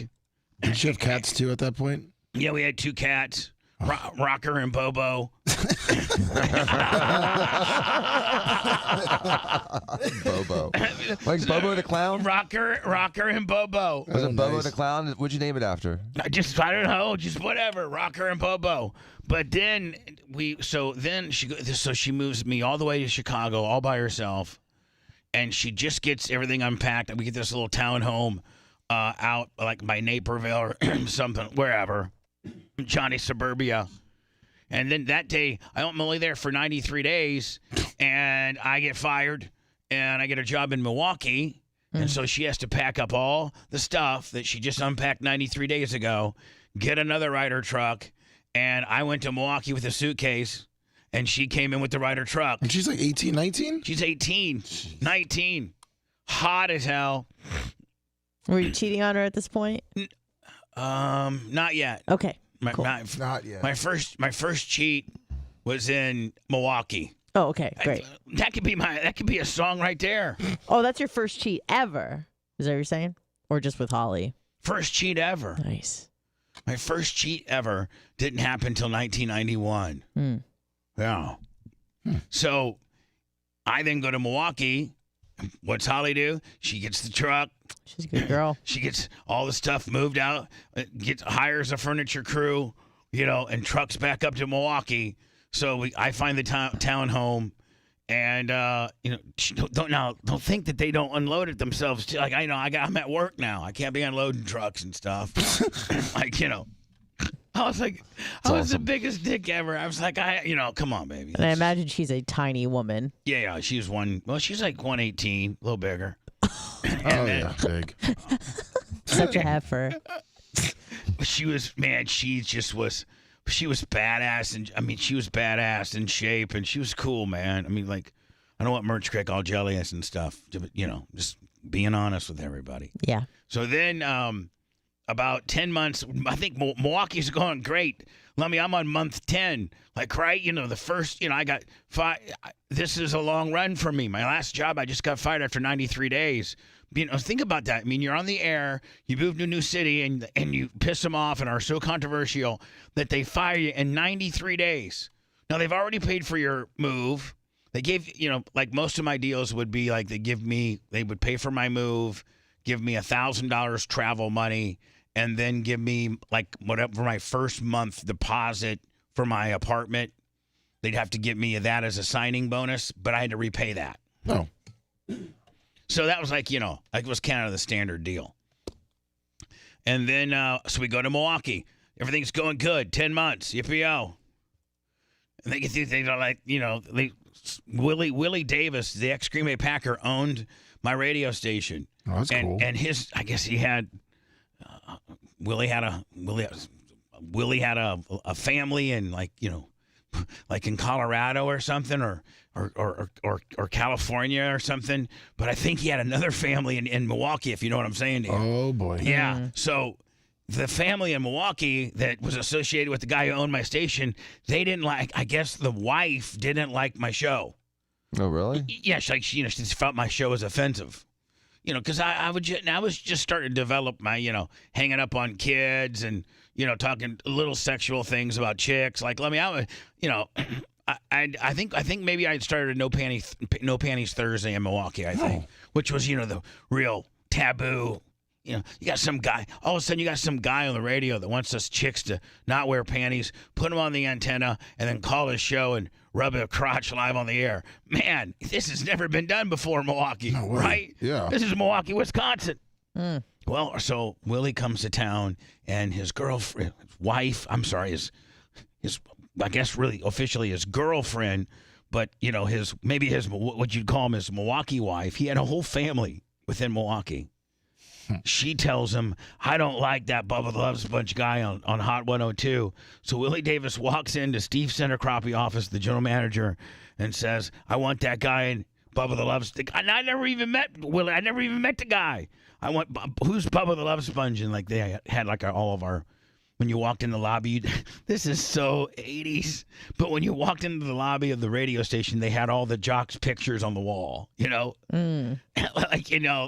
just was, it was just kind of, almost WKRP Cincinnati kind of stuff. So Steve Sinacropia calls me into his office and says, "Hey, Willie Davis, the general man, the owner of the radio station, his girlfriend or whatever doesn't like your show, and they want to get rid of you because you're too dirty. But the program director, Greg Cassidy, really doesn't want that to happen because he feels that you're pretty good, and we haven't got a ratings book back on you yet. No, I'm sorry, the ratings book did come back, and I was really pretty good." Like, 5th or 6th, but the show before me was like in 15th place. Oh, so yeah, you're doing climbing. Yeah. Yeah, so I went like from 15th to 10th to 5th. So I was 5th when my firing happened. What were you? 5th. There's so many to choose from. 4 and 5. 5th's my favorite. So he brings me in and he's like, but Greg Cassidy wants you to, we obviously want you to stay because you're, killing it in the ratings or doing good. We think maybe the next book we could be number 1. And so I pled with Mr. Davis about not firing you. And we've come up with this plan. I go, okay. He goes, we're going to, do a whole big cleaning up the sponge campaign. And then we're going to change your name to like something to do with like clean, really? Like Bubba Clean or, instead of Bubba Clem, Bubba Clean. Like, it was just stupid. And then I'm like, well, what's these stunt? He's like, well, the first thing we're going to do is we're going to drive you through a car wash with a convertible, cleaning you up. And then the next weekend, we're going to have you at this, carnival, and people are going to be able to throw water balloons at you to clean you, And then we get the community involved. We're cleaning up the sponge. And I was like, how much severance do I get? Like, do I get a severance package? And he goes, you get 6 weeks severance. And I go, can I take that instead? And he goes, you don't want to do this? You're quitting? You're quitting? I mean, well, if I don't do your guys' stuff, I know you said, I can't keep just doing what I'm doing, right? Like, no, of course you can't keep doing what you're doing, having fun and telling chicks to rub their vaginas on the phone. No, you can't do that. You got to go back to playing records. Jeez. Martika, Toy Soldier, coming up next. Right? Information Society, next. UB40, Red Wine, next. On Hot 102. And so, I'm not, I don't want to do that. I'm not doing that. That's the dumbest stuff I've ever heard in my entire life. I'm not changing my name to Bubba Clean. If you say I get 6 weeks, then I quit. You fire me, however we need to do it. But we need to get it done. So I'm done. I don't have a job. I don't have a job anymore. Then I'm at this Japanese buffet with Holly. And Randy Michaels calls me. No, Mark Chase calls me from Tampa, Florida. And he goes, hey, dude. Hey, dude. This is Bubba. Yeah. Hey, man. We got this opening at the Power Pig. Now, the Power Pig in 1988 or 1989, took Tampa by storm. Tampa, Florida there was this legendary top 40 station that everybody grew up with called Q105, and Scott Shannon was the morning guy. That's the whole morning Tukey zookeeper and stuff. And this was like in the 80s. The C Morning Zoo on Z100. That actually was the New York version. This was the Tampa version. Of every big city had a morning zoo. The Q Morning Zoo on Q105. And then sometimes I guess that was a sound effect for people to call in. Mm-hmm. The Tukey bird. Like if you heard the Tukey bird in between songs, that would you call in to win money. Gets you up every morning on Q105. Right? Yeah. Like, hey, Bubba today, cloudy skies today. Hey, Buccaneers got beat last night. Zoinksville. Oh my God, we gotta love you. It's a good morning with the Q Morning Zoo on Q105. And then there's this radio station called the Power Pig, and it comes into Tampa, Florida, and the everybody's over. the Q, and the Power Pig and J-Core Broadcasting single-handedly was able to make, like, if you lived in Tampa, you weren't cool unless you listened to the Power Pig. Like, you were a nerd. Like, if you listened to Q105, if you're at the beach and you were listening to Q105, man, you get sand kicked in your face. Right, right, exactly. You It became the cool station. Right. Absolutely, it became the it station. Yeah, so like, you know, be like, man, Power Pig. It was just like, it was a whole culture deal. And then the Power Pig got on the air, and they had gimmicks like, hey, we're the Power Pig manager. We just want to let you know that we're really doing our hardest. Overtaking the really crappiest station in town, Q105. Like, we're so sorry that you've been exposed to this really horse crap of a radio station, but we're not doing so good on money. We really need to raise some money to keep this radio station going. So could you please send your $1 bill to the Power Pig, 4002 Gandy, Tampa, Florida, 33617. And people would all send $1, and they get like, $90,000 or $100,000 for real. Jeez.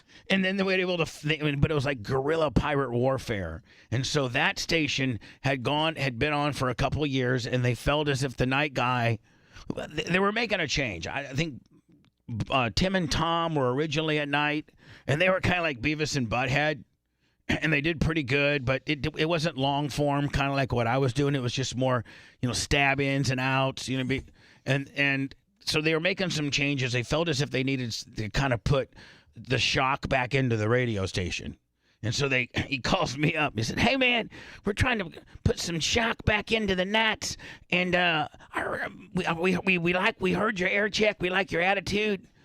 But it seems like you can't keep a job too long. What's going on with that? I go, these stations, Mark, they just want to play records and not be funny. And like I'm doing this bit called, he's like, well, what do you mean? Like, what, you can't say certain words on the radio like F and C and D. And I was like, no, it's not that I'm saying words on the radio, but I'm trying, like, I have a kid call in and, like, tell me I'm fat and I'm stupid and then, my mom sucks, and then he'll hang up on me. And then the next phone call will be like a chick that's rubbing her vagina because I'm having like a No Panties Thursday, a show. And then I'll play like, 2 or 3 records. And then I'll have like another kid that calls up and I'll ask him, what's his mom look like? How big are boobs? And, yeah, man, that sounds like, that sounds, nothing's wrong with that. What's wrong with that? Well, I guess they don't want that kind of stuff anymore. They want to run me through a car wash, and they want to do this and that. And he goes, man, okay, I tell you what, job pays $30,000. I hire you right now, sight unseen, but I need you to get down here real fast. And I go, well, listen, I'm trying to like be kind of a hard ass about negotiation, And I go, hey, Mark, but I'm making 60 down here in Milwaukee. Like, I was thinking maybe we could be like maybe closer to that. That's great, dude. But, let me ask you a question. How long did you work there? About maybe 7 months. What's more money? $30,000 for the year and not having to worry about it? Plus you got state taxes up there in Wisconsin, or $60,000 for 6 months. Like, what's the most? Like, it's about even, don't you think? Plus, Florida's right now. Florida's beautiful. And this was in, this was in the wintertime when he was calling me. Like, Florida's beautiful right now. It's 81. What is it in Milwaukee? 12. Yeah. He's like, so he gave me the job. So I go to Holly again. I was like, listen, I got to be in Tampa, Florida in 3 days. I had a Camaro at that time. Lummy, and she had a Volkswagen thing. And so she's like, okay, you got it. So I drive all the way to Tampa, Florida, start doing my radio thing. And this took her a long time because she had to move the car too. No. So she had to get a car dolly. So Anna, she loaded up the entire U-Haul and got a car dolly and drove all the way from Milwaukee, Wisconsin to Tampa, Florida by herself. That's crazy. I mean, just a bad bitch. And at this time you were cheating on her? Yes. Right. I'd gotten kind of popular in Milwaukee. And do you remember who that first girl was? Yeah, I do. Mm-hmm. She a hottie? Yeah, no, but she had this one pelvic bone. No. I mean, no, hold on, no. Was she a Milwaukee 6? No. She was a hottie. Yeah, she was. Oh, okay. And her name was Dee Dee. Dee Dee. That's all I'm gonna say. Okay. And she was so hot. I hope so. And but she had this pelvic bone. Oh, like Caitlin Hatley. She calls it the P bone. I don't know, but it really made you feel like you were really doing a little bit more business than you really were, like that. Oh, I see. Like it really false sense of depth or something. It really added. It was like an added value deal. It was really nice. Dee Dee with the nice. How'd you meet her? Just whatever. Just some Just, at one whatever. at one Okay. of my gigs. Yeah. And yeah, that's when I start cheating. Then I met this other chick at my Wednesday night appearance, and she took me back to her place, and we were going crazy. Was blasting her. Yeah. And her son's Boy Scout trophy was, back in the day, you'd have like a headboard that had like some shelving in it. Oh yeah. Right. Oh hell yeah. So she had a headboard with shelving, but one of them was her son's Boy Scout like achievement award or something like that, who I think might have been in the other room. And they had like a little marble base. Well, it fell off and hit her right on the forehead. Oh no. That marble base that trophies are made out of. I know exactly what the sharp edge, baby. Yeah. Because I'm just going to town, man. I was like, bam, bam, bam, and it goes and next thing she's got this big blood thing happening on her deal, so that's her. So I had I think like 3 in Milwaukee. Okay. But I had them all on different rotations. So, poor Oh, Hop. it wasn't like just a one-time deal? No, they were on certain nights that I had appearances at that club that I'd met them. And did Holly suspect anything at this point? No, hell no. She was working her ass off at some veterinarian place. Oh, just riding her bike in the snow. Just a hard-working woman. She would ride her bike in the snow. Oh, jeez. You don't even know how poor hard that bitch. is. It was 2 miles away, and she had to ride her bike in the snow. So I was like, she told me Dude, that. I wouldn't ride my bike yesterday when it was 60 degrees. I can't imagine riding in the snow. Yeah, she would ride her bike 2 miles in the snow because we only had one car. And she's from Florida? Yeah, she's That's from balls. Oviedo. Yeah. She was a cool bitch. Sure was. I mean, she was like the coolest of cool. Next, of course, it's in the merch bag.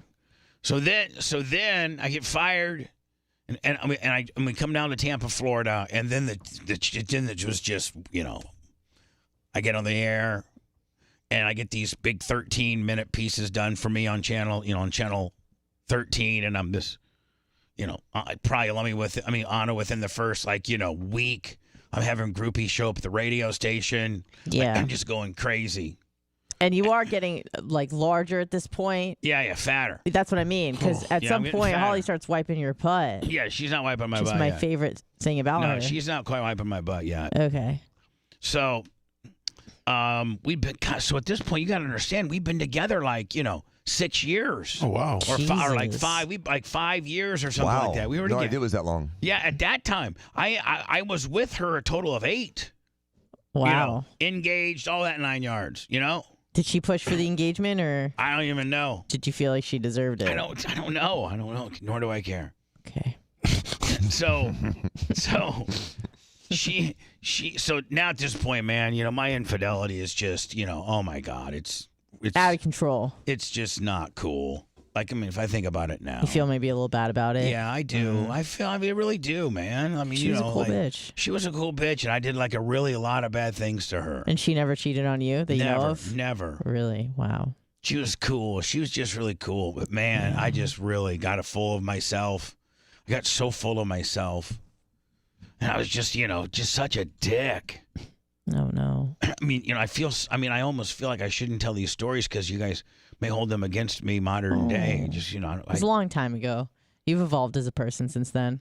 Well, there was some really, this poor thing. You know how hard it is to pack a place up and then unpack it, then pack it back up and put it on this big ass Ryder truck with a hydraulic lift, and then hook up your car and drive it from Milwaukee, Wisconsin to Tampa, Florida, all by yourself. It's crazy. Very stressful. All by yourself. No help. No, not a guy, not a nothing. Sleeping at rest stops.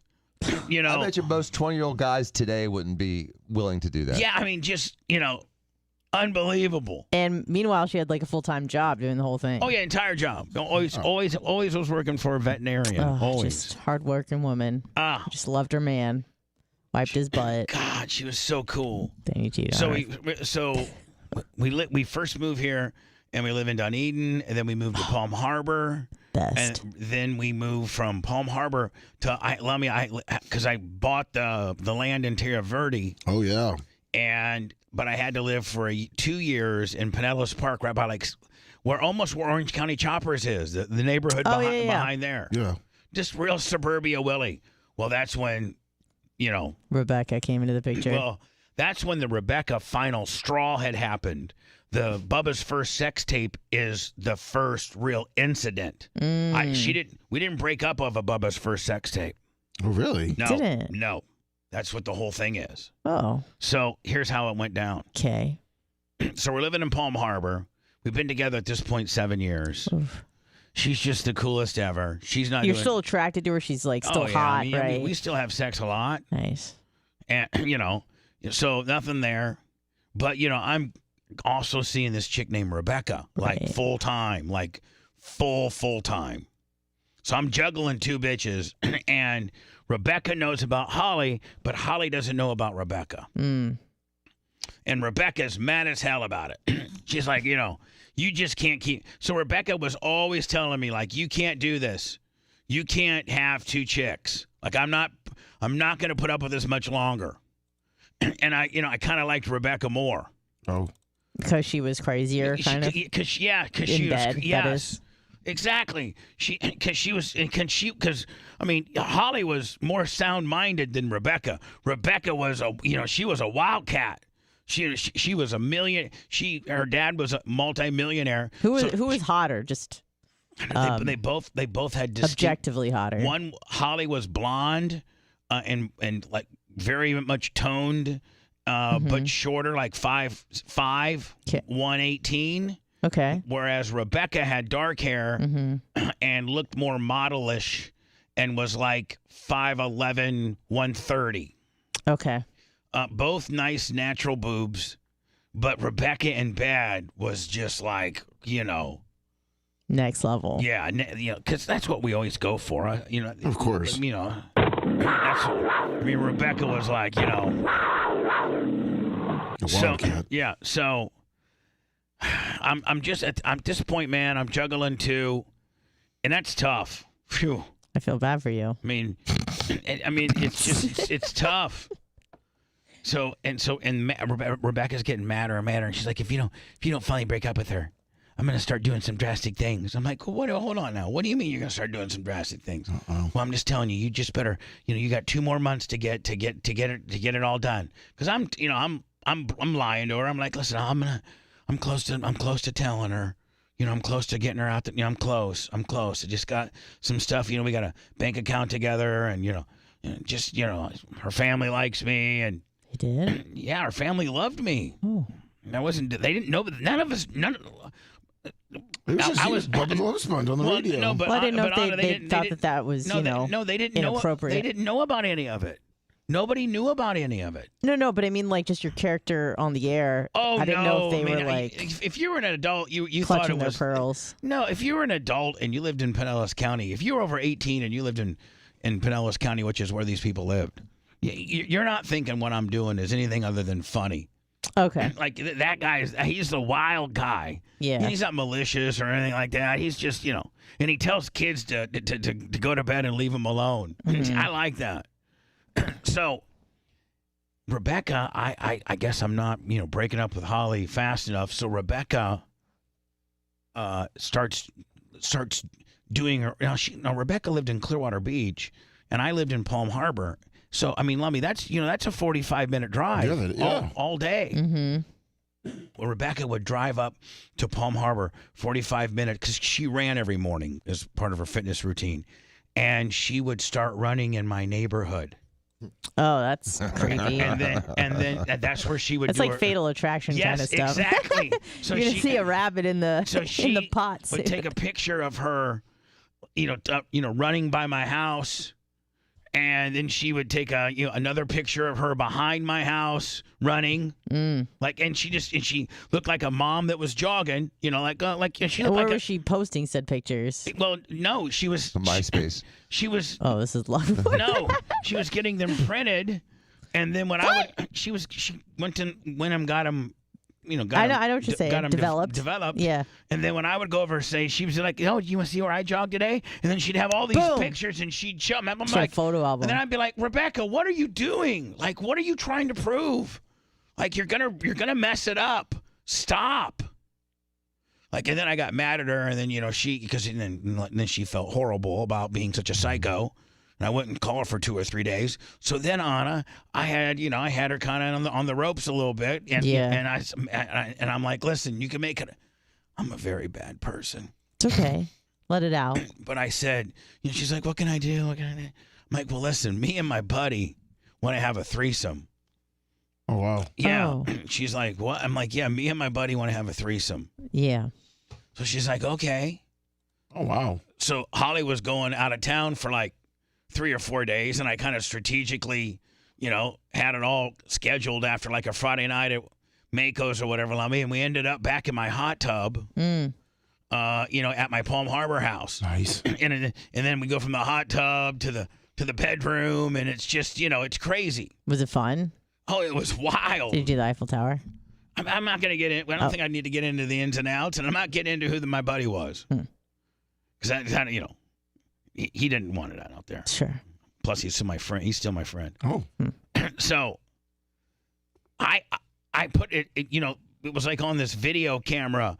I mean, we didn't have SD card, but like, you had so much in internal drive, and I had to get it off of the camera internally onto an exterior tape. Remember, you had to do that? Oh, yeah. Yeah. So I just grabbed the Fox 13 news story tape, and I was going to take it to work because the Power Pig had like a tape dubbing station, and I was going to dub off the sex part. So I taped it all. I mean, I had a big tripod. Everybody, all parties knew about Okay, it. cool. Like, you That's know, good. And it's obvious nowhere to be found. It's in the ocean. It's in the ocean? I threw it off Pier 60. Oh, my God. I did. Honest to God. I mean, back when you could access Pier 60, Lummy, in the middle of the night, like back, you know, in 94, you know, you could walk out to Pier 60.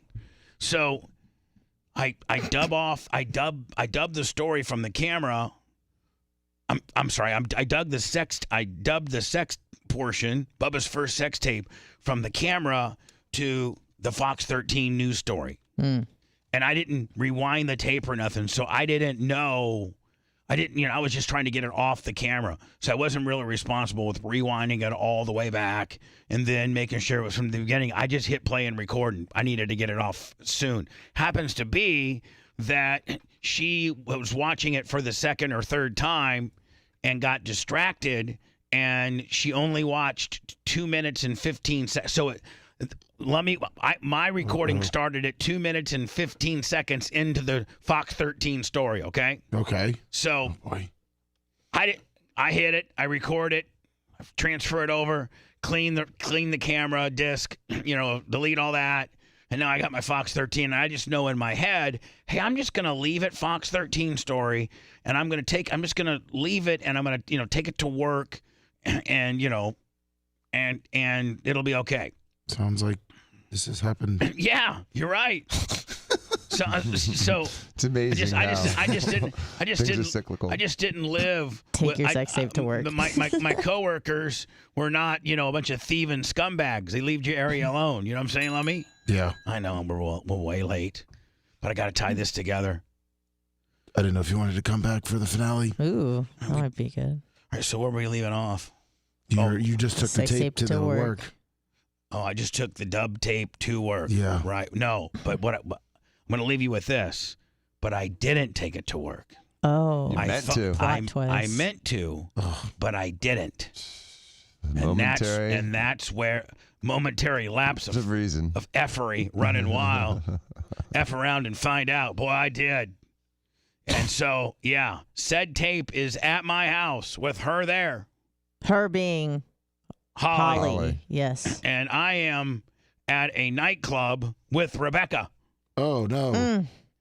Yeah, we'll leave you with that. We'll pick it up from there. I want you to stay on this channel. More bullying and brutality after this. That's real nice. Bubba the Love Sponge.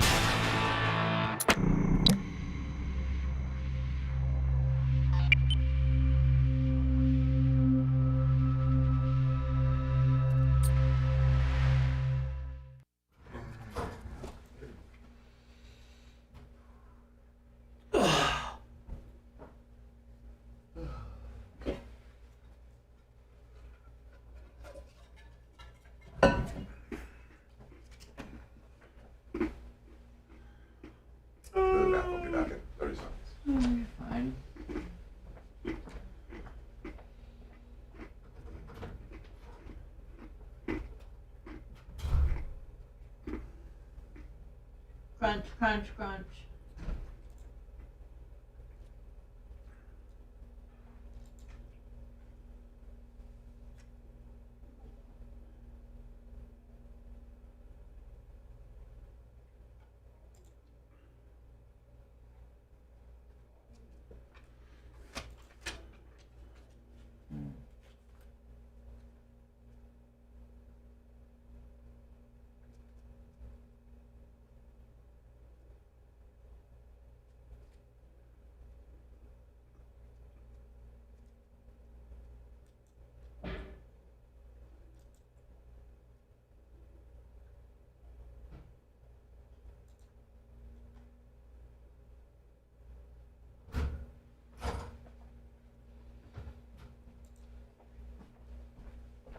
What's up, boy from McGraw? Nick the gun guy. I didn't see you on Saturday. I thought you were coming. Nick the motherfucking gun guy. Nick the motherfucking gun guy.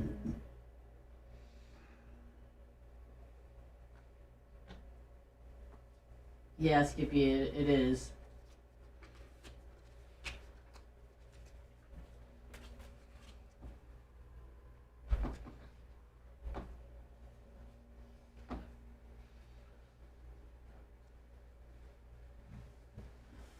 Bubba? Yes. I'm gonna have to go closer to 9 than 9:15. Okay. Today. Jay coming in or no? Yeah, he'll be in. Don't, and listen, if Jay ever has something going on, he doesn't have to, don't tell him that he doesn't have to fuck his schedule up. Well, I appreciate that. He said you knew about him not being here Friday. Oh yeah, I did. Yeah, sure. I did. He had texted me and I'd forgotten about it, but yeah, I did know. No, I didn't get gum stuck in my hair. I had to cut it off.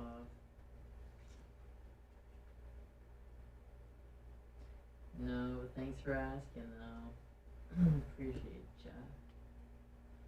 Appreciate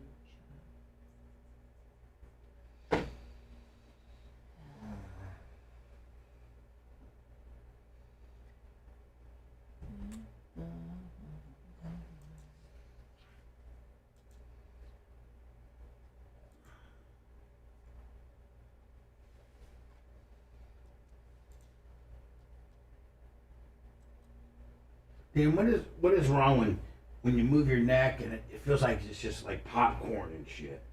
You're all stressed out and tight. Like it literally. Is this cracking? Yeah. Is it what is it? Cartilage? Isn't it nitrogen gas going through your joints? They say that. Like if I go like this and just go around and it's and really stretch it, all I hear is like inside. All I can hear is like.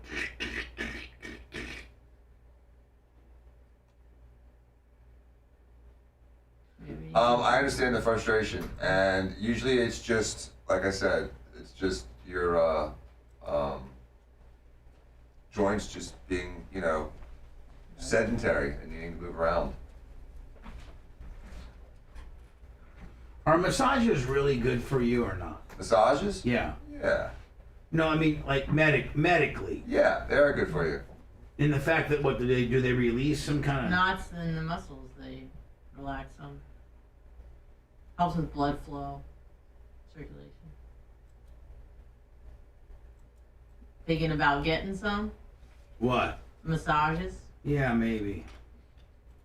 They're nice. You never had one? Oh yeah, I've had some professional ones. I mean, not the happy ending kind of. No, like legitimate. Like okay. The woman. The lady come to the studio. Yeah. I used to have a woman come to my house every Thursday, and I'd get one, and then my wife would get one. Oh yeah.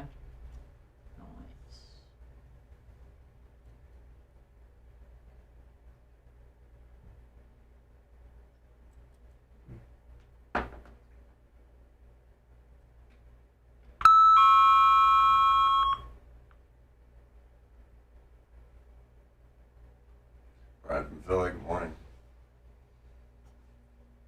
BJ Glick. Dan Orlando, Pepper Grom, Jay Gator.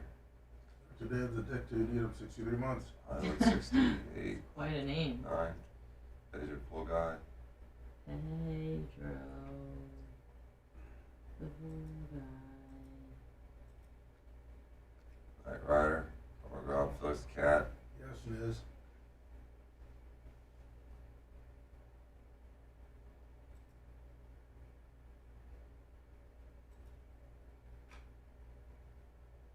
Snizzles there. Ripper lips.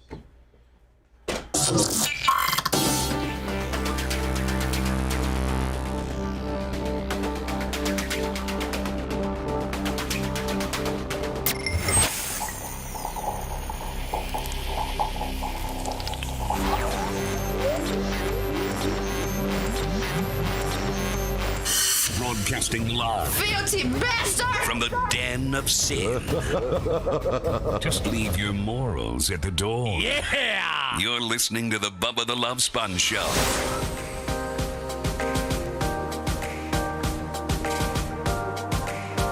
We are in, by the way, the Bubba the Love Sponge Show. Today's after show will be a podcast only. Go to Bubba Army HQ or to Spotify, Apple, iTunes, and just type in Bubba Army Podcast, and you'll be able to aggregate it through there. Again, the easiest part is just to enlist into Bubba Army HQ. That costs nothing, and listen to it that way. That's probably the most advantageous for us.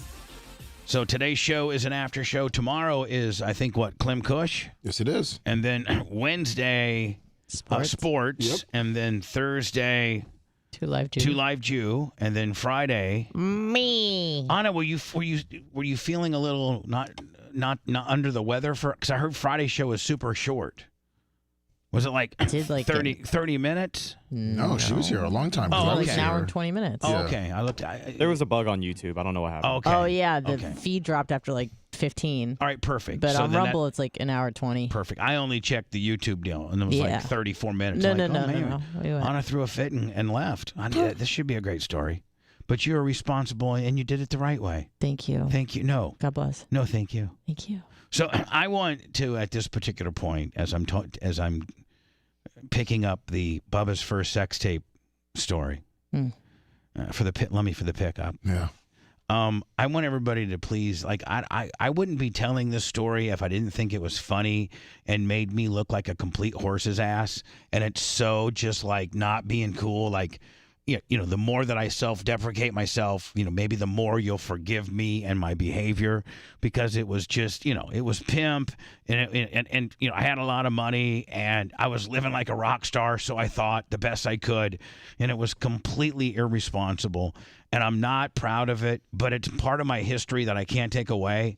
So I feel as if I can tell the story in a self-deprecating, you know, over the top, not necessarily proud way, and it be, one, entertaining for you, and two, I mean, kind of therapeutic for me in the fact that I've not really been able to tell this story to anybody. I mean, like Lummy, only you, and I think maybe I've kind of somewhat touched on it on some after shows as you speak of. Yeah. But I don't know if I got this entailed. No, you have not gotten this in depth before. So this is you know, Bubba's first sex tape, super entailed. Oh yes. You know? So it's somewhat therapeutic for me. If you have to keep something inside all of your life, that's probably not necessarily healthy. And if you can talk to somebody or tell somebody your story and they laugh with you, and you're of a mindset where you can make this a laughable and not a tragedy, you know, some people could probably use this as to just, it's my behavior. I'm kind of a little bit of a freak, and you know, I probably don't have the same moral compass you do. Doesn't mean necessarily I'm right, you're wrong, or you're wrong and I'm right. But the expression, I mean, I think this is very much the expression everybody beats, you know, to the rhythm of their own drum. I think that's true with morality too. I mean, morality is subjective. Right. And so I don't condone this behavior at where I am in life today. I don't act this way with my significant other in the relationship that I'm in. Trust me, for entertainment purposes, I act far stiffer than I really do. So a lot of it's a shoot. I mean, a lot of it's a shoot, but I don't live my life like this anymore. You know, like this is completely, this is completely over the top, not cool. Like, you know, just not cool. From nightclubs from nightclubs to restaurants to beepers to beepers to limo services to, you know, Bubba condoms to, you know, Bubba Pogs. I mean, Lummy, I've done it all. I have my own Pog series. That's and awesome. Made like as a geriatric millennial, that makes me really happy. And here's the thing. We got some back in the back. Really? I want one. I would. Do you have a slammer? Yeah, we got a couple slammers. We had a slammer. No, we got him here. Like for real. Yeah, I got him here. I brought him here. But we have Bubba Pogs here. Yeah, I showed him the red. That might be. Oh my God! I wonder if there's somebody in Tampa. I mean, we sold 15,000 of them. We made 15,000 sets and sold them all. So, Lummy, there's got to be some that survived. There is. They're here. And they're in pristine position. I mean, very perfect condition. So, Anna, you know, I would use the radio station to start, you know, kind of building this cult with nightclubs and limos and beepers and pogs and all that kind of restaurants and things like that. And I would, you know, have investors use their money, and they would just license my name and just send me a check. And the gimmick would be all of the world thinks I own it, but I really don't. Right. I own a percentage of it, but you know, I get, you know, $6,000 a month for you to use my name. You know, so, you know, and that was quite lucrative when you had, you know, beepers and limos and 5 restaurants and 17 clubs and you know, 11 regular nightclubs. You know, you start. It's a lot of money, and I was a dick, complete dick. Man, if somebody just would have taken me aside and said, "Slow down, buddy." Well, I guess everybody did. And you would say, "Go F yourself." Go F yourself. I was Dan before Dan was Dan. So, well, I was making money before Dan. Now, Dan has since surpassed me a lot, times a million, because of my indiscrepancies. But I started making money, you know, faster than Dan did. Dan was still in school. I mean, for some of this, Dan, you know, yeah, Dan, you were making money before I was. Yeah, and so now Dan, it's been the shell and the tortoise. I came out fast, but I'm done. Bury me. The tortoise is going to win. So Lummy, I want everybody to know that I'm not proud of this. But I'd like to be transparent because I think I can make fun of myself and tell the story, and it's riveting. Yes, it is.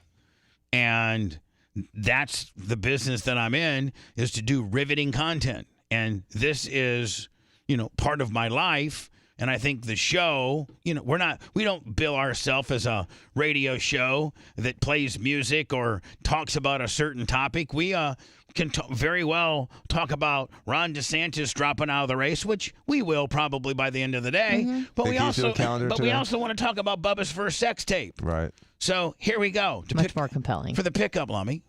So please know, everybody, how sorry I am, and please forgive me in advance for me acting this way and thinking it was cool.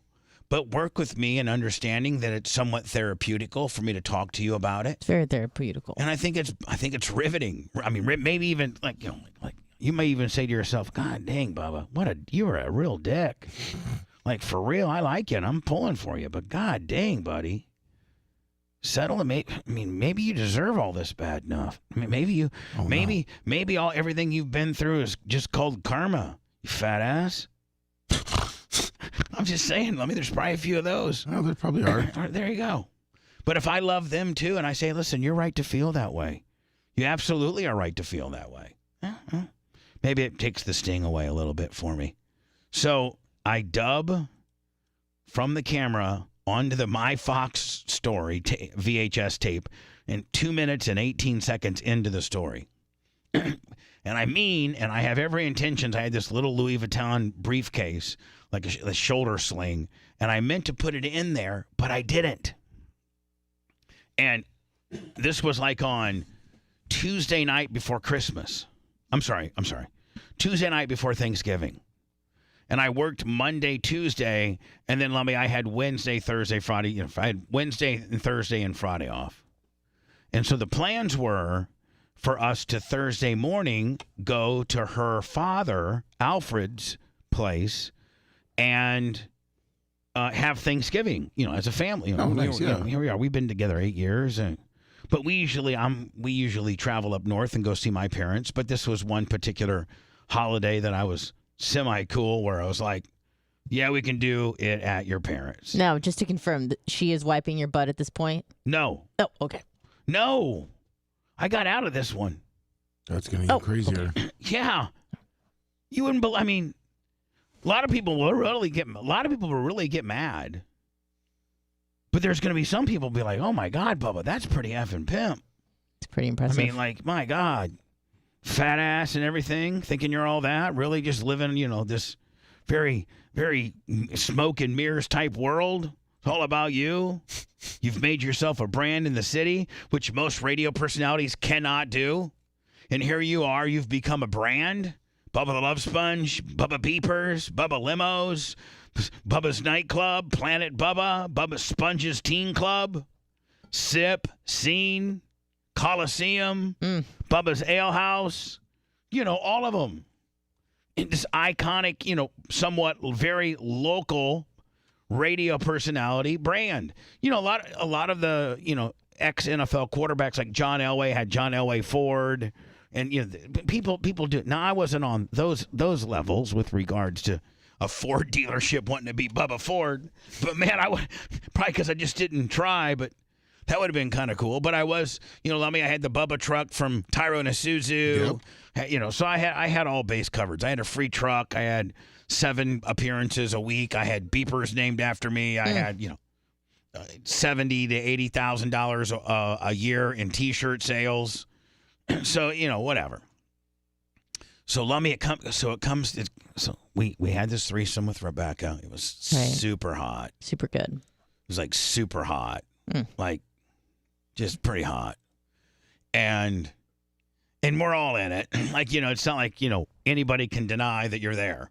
Yeah. Like it's me, it's him, and it's her. Like, you know, it's not like I can say, hey, I was a cameraman. I wasn't, whatever. Like it's pretty obvious that it's you. Right. Yeah. It's obvious it's me. It's obvious that it's her. And it's obvious it's my friend. And it's obvious that it's my pool and my hot tub. And it's obvious that it's our bedroom. Okay, those are added stingers you get on when they're laying the allegations to you. Right. So no plausible deniability there. So here it comes. It comes to be Thanksgiving, and I just don't really feel like going over there. I really don't. And it's because Rebecca wants me. She's pulling this whole. She's an only child, and her parents live in Michigan, and she usually would go up there for the holidays. But this particular Thanksgiving, she stayed home, so she's super lonely, and she's thinking, I gotta be with her, Yeah. So she gives me the, you just, I'll tell you right now, how would Holly like to have these pictures that I took? You better go. You better. Oh no, she's threatening you. She's got pictures. Well, I mean, that's my next documentary. She's got pictures. She's got pictures idea. A memoir. So, so I tell Holly last minute, I'm not going to your Thanksgiving. Your dad will understand. I'm not feeling that good. I don't want to get everybody sick. She's like, okay, fine, whatever.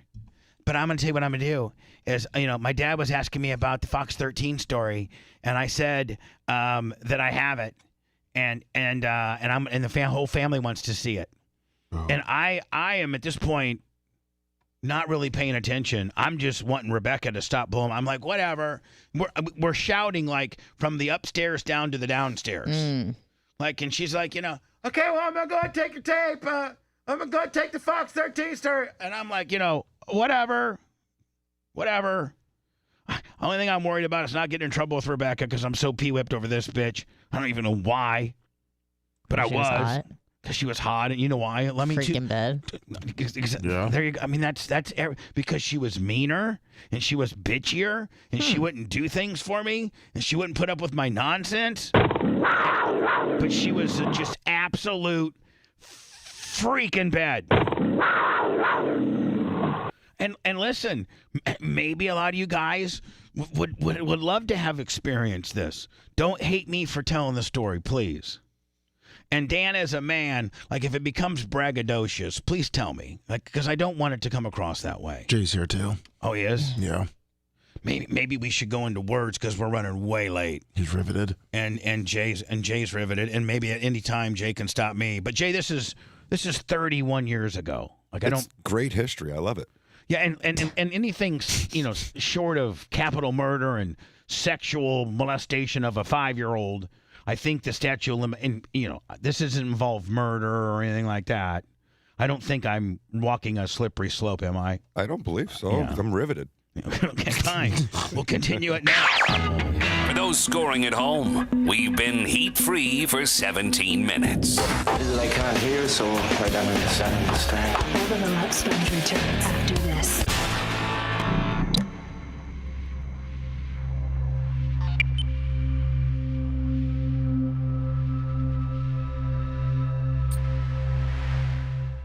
Yeah. I like Baker. I hope they sign him to a multi-year contract. They haven't yet this morning yet, right? No. I don't know if they're allowed to do anything until after the season. Really? I think so. If I were him, you're not allowed to? I don't think you're allowed to announce it possibly. Maybe they can be working in the background. I don't think they're allowed to announce it. I could be wrong, but I don't think they're allowed to announce it. It could be right. Or do you think? What's your opinion on that? I think you gotta give him a 3-year deal. I do too. Players like him. He's a That's how gritty most says guy. he wanted him back. Yeah. They'll have cap space. They can afford him. What's up, boy? T. Oh, man, I'm so sick of seeing Kansas City. It's so saturated. God. Yeah. Kansas City. San Francisco.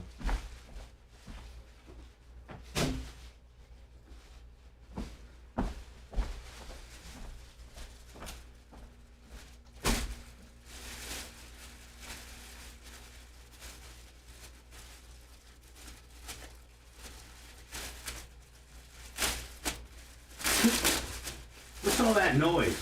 Dan got his smoothies. God damn. Awesome with that Dusty thing.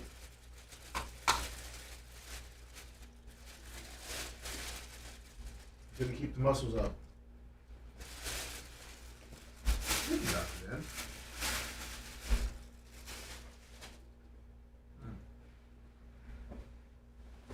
That was a good one. Is it going? No, sometimes they put too much peanut butter or whatever. What's up, Highway 73? It's good balance. Mm-hmm.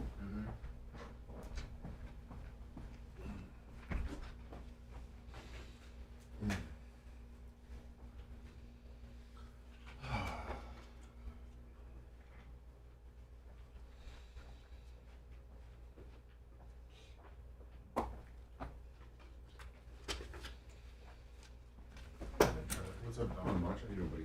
Morning.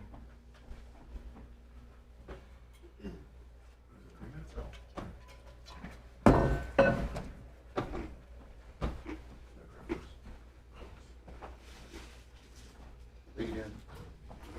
Welcome.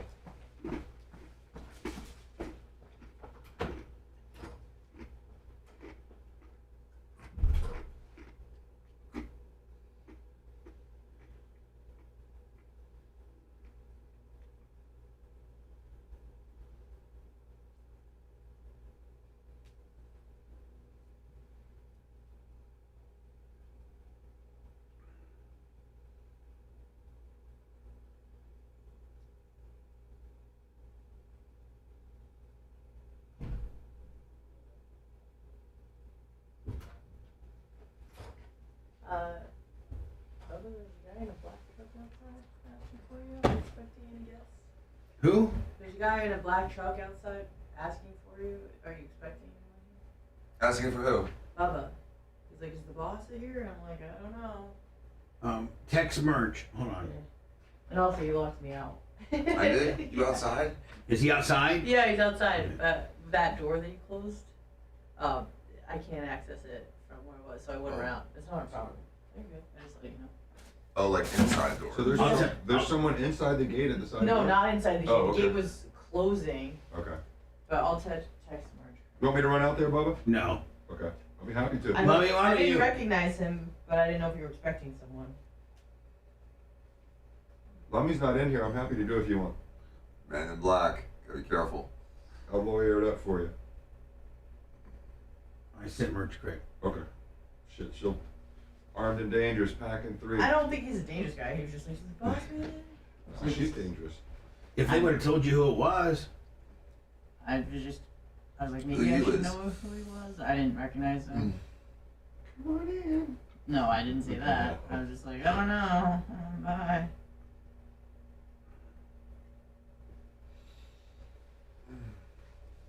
Well, maybe Mantra or Rep can go out there. I felt kind of rude, but I was like, whatever, dude.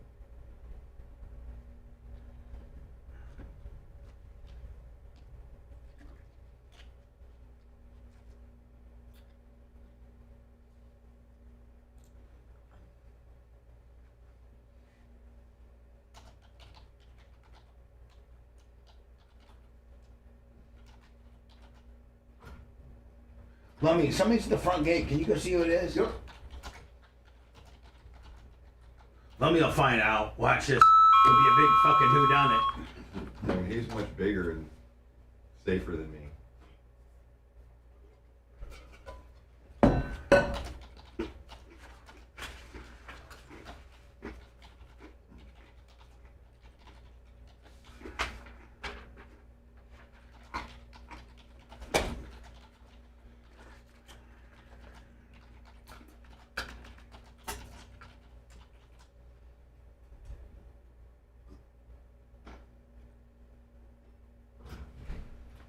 There's no one there now. Maybe Dan's Uber order. Huh? No, he said, is the boss man here? There's no one there. Alright, and I guess they left. It was a guy in a black pickup truck. What was that? Jump the fence and around the back. Anna, next time just maybe inquire who you...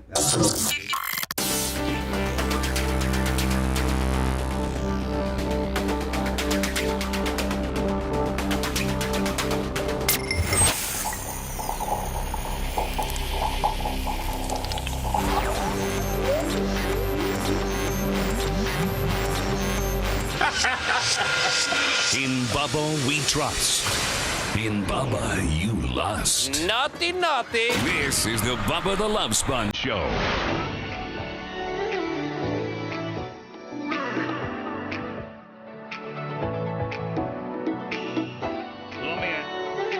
I think fish on the J this morning for $30 in the PayPal, I think. Been a kind of a slow day. Maybe the big Bubba's first sex tape story doesn't make people very motivated to.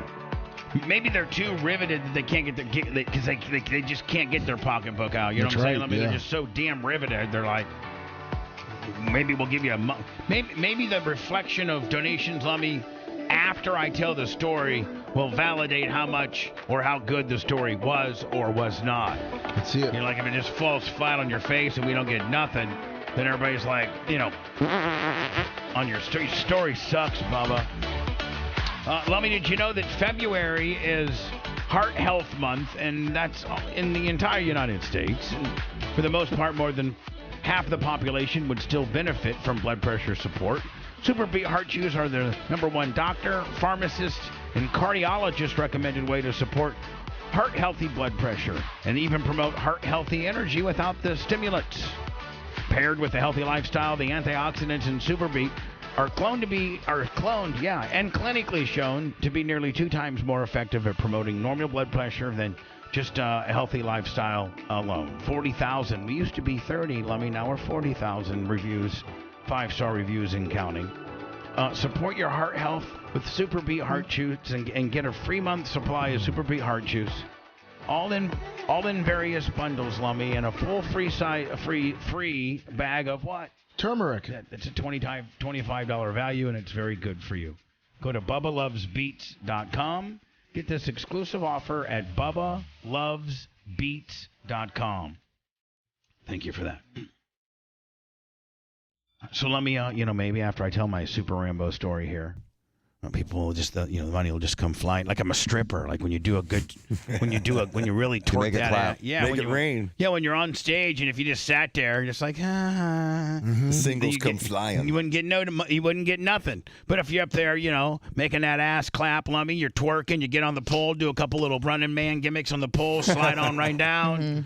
We appreciate the effort. Go up top. Do the splits. You know what I'm saying? The corkscrew on the way down. Yeah, I mean, and then girls at 2001, Lummy, they'll get on the stage and literally put their bare vagina like inches from your face. Yes, they will. Like inches from your face. Like they have this incredible depth perception that no other people. Like, They're good at barking. If you're a stripper and you do it long enough, you get this body depth perception where you can gauge how far your vagina is to a man's face at within an inch. I mean, like it's unbelievable. It's just a sixth sense. It really is. So we're like a bunch of strippers. And that girl that can twerk, and maybe we're that girl right now, and the dollars are going to come on the stage. We just started our performance, but after I tell the story, if we were just like the fat girl that just sat there and just kind of played with her, finger, her little hair, and just looked kind of like a big girl. You just kind of twisted her on the pole, nothing else. Yeah, and you hear like this skin go, like she doesn't know anything about the pole. In fact, the pole flexes and kind of almost she almost bends yeah, like a pole vaulting. If you're a stripper and you're a pole flexer, I got to think that you might not be making a lot of money, unless maybe you're more in an urban area. Perhaps, yeah, maybe you're more in an urban area, and Rhett and the boys are really making it rain. You know what I'm saying? Up in Holiday, Florida. Yeah, Rhett and the boys are making it rain on that big black girl. Woo! Nice. BBW running wild. So we'll see we'll see where the hell we are in the stripping world, Lummy, after I pay this off. Let's go. All right, so it's Thursday morning, Thanksgiving, and Rebecca's telling me if I don't come and spend a few hours with her, it's over. And Holly is saying, listen, you promised to be at my family's party for like 3 weeks now, so they've made all these, various food changes. Did you have and a stuff. writer for Thanksgiving? No, but I told him, I told him what I didn't like, Well, that's sort of a writer. Like I don't like collard greens or anything like that, so I don't get into that No stuff. green M&Ms. So comes to be Thanksgiving morning, and Holly's hitting me like at 9 or 10 in the morning, which is by all means within bounds of trying to have a conversation with your significant other, Yeah. And so she's like, are you, I have to get ready. And so like, are you going? I'm like, nope, I'm not going. She's like, oh my God, I cannot believe you're doing this to me, but whatever. You're a superstar. Yeah, you're, whatever. So, I was just like, okay, whatever. I'll see you later. Well, she takes the tape. I'm not even really paying attention as to, I've been guilty. Distracted. I've been guilty of not necessarily having the best tape keeping skills. Nope, not at all. I'm just saying. I mean, if we're going to be totally transparent, Started in 93? I'm a little erratic when it comes to, Leaving evidence. Yeah. Around. Don't bring me to bank robbers. I'll leave our card. Don't Thank God leave it me. wasn't Ocean's 12. Don't leave me. Don't think that I'm going to rob a bank with you, because I'll leave all the evidence behind and a map as to where we are. You wave to the surveillance camera. Yeah, exactly. Take your mask off. Yeah. Hi guys. I'd leave our driver's license and social security cards at the front desk for them. Look, I have an AirTag. So I tell Holly, no, I'm not going. She's like, she gets a little hot, but whatever. I'm Bubba the Love Sponge, about to get mine. That's a great attitude. I could care less. I'm like, I could care less. I've been with you for 8 years. I got like 3. What, are you gonna leave me? I mean, yeah, are you gonna leave me? I've been in Tampa now, like 3 or 4 years. I'm on fire. You're rolling high. I mean, I got Bubba, and like at my height of my career, Lummy, is when I had Bubba's Beach Club in Ybor. Oh yeah. When I finally got a club in Ybor. Oh, and the best. like, oh my God, I had one of the hottest clubs in Ybor. Everybody wanted to get in. I had this big VIP room built above the dance floor where I could pick out chicks to come up into my room with my friends. Not to be no names will be mentioned. But you were born at like 32, 33. I mean, this is like young 30s rolling with And you clubs guys- named after you, and it was like amazing. I was there for it. And you're my boys, but you're not quite rolling that hard yet No, because you guys are still junior in your business. You made money before Danny or I made money. And the only reason Jimmy was making money is because it was Pops at that time. Well, let me take that back. I think I was making money already. All right, Go ahead whatever. and put yourself over. No, I'm just thinking it was like, wasn't it like 2002, 2003? You started really popping, and then you were doing the, or was it earlier Yeah, before we're 2000? in the 90s. Yeah, right we're in the now. Well, then 90s you right smoked me. So like in You the smoked me. like 94. I can remember my 1994. Was it W2s that you get back? And then Oh, so you mean 30 years ago? 94? 94. So I was still in law school. Okay, so the station, my salary at the station was $125 for nights. Yeah. 125. That's pretty strong. Then I was doing $3,000 cash, so $12,000 a month, Jay, cash on personal appearances. It's a lot now. In That was even more 94, then. 250, we're at 250 Okay, already. hold on. There's more. Oh, wait, there's more. And then I have 4 in 94. I had 5 sponges that were paying me $3,000 a month to use my name, and I had so I had that, and then in 95, 96. I had all the nightclubs, and that they were paying me $8,000 a month, and there were 6 of those. What? Yeah, and then the beepers, I was getting $1.50 per activation fee to use my likeness. And you were licensing your name before it was a thing, man. Yeah. That was incredible. And I was getting like $1.27 for every activation fee, and there sometimes would be like 4,900 activation fees on a weekend. On a weekend, not a month? No. On the month, it would be like $25,000 or $30,000. What? Wow. A month. And then, listen, hold on. Then when I go to Sirius XM, I mean, you fast forward. I mean, if we talk about the debauchery and the money, if you fast forward, to 2001, where I was doing 2 shows a day in 16 different markets at $600,000 a market with a $1.5 million Sirius base kicker. There were a couple years I did like $6 million. What? Wow. Yeah. Dude, that's ball player money. Yeah, well, look at me Baker now. Mayfield would like to get that. Yeah, Look at me now. So now look at me. No, That was 94, man. Yeah. That's like $10 to $12 million today, bunny. I know, stupid as just. I didn't even know that, Bubba. Yeah. So that's me back then. Incredible. So I'm with Rebecca. I'm not with Holly. And I'm with Rebecca over on Clearwater Beach when Holly thinks I'm at home, just, whatever, playing Stretch Armstrong. And I'm not. Instead, I'm with Rebecca. Well, Holly makes this big announcement at the Marshall family Thanksgiving, circa 1995. She says, Bubba, I know a lot of you were asking about the Bubba special. Well, I brought it. If you guys, so maybe after dinner, if we all want to sit down, Dad has his VCR hooked up to his, his 25-inch console, Lummy. He has his whatever. Oh, yeah. And I'll play it for the entire family. And I'm like, I don't know any of this. I'm with Rebecca, just whatever, being a dumbass.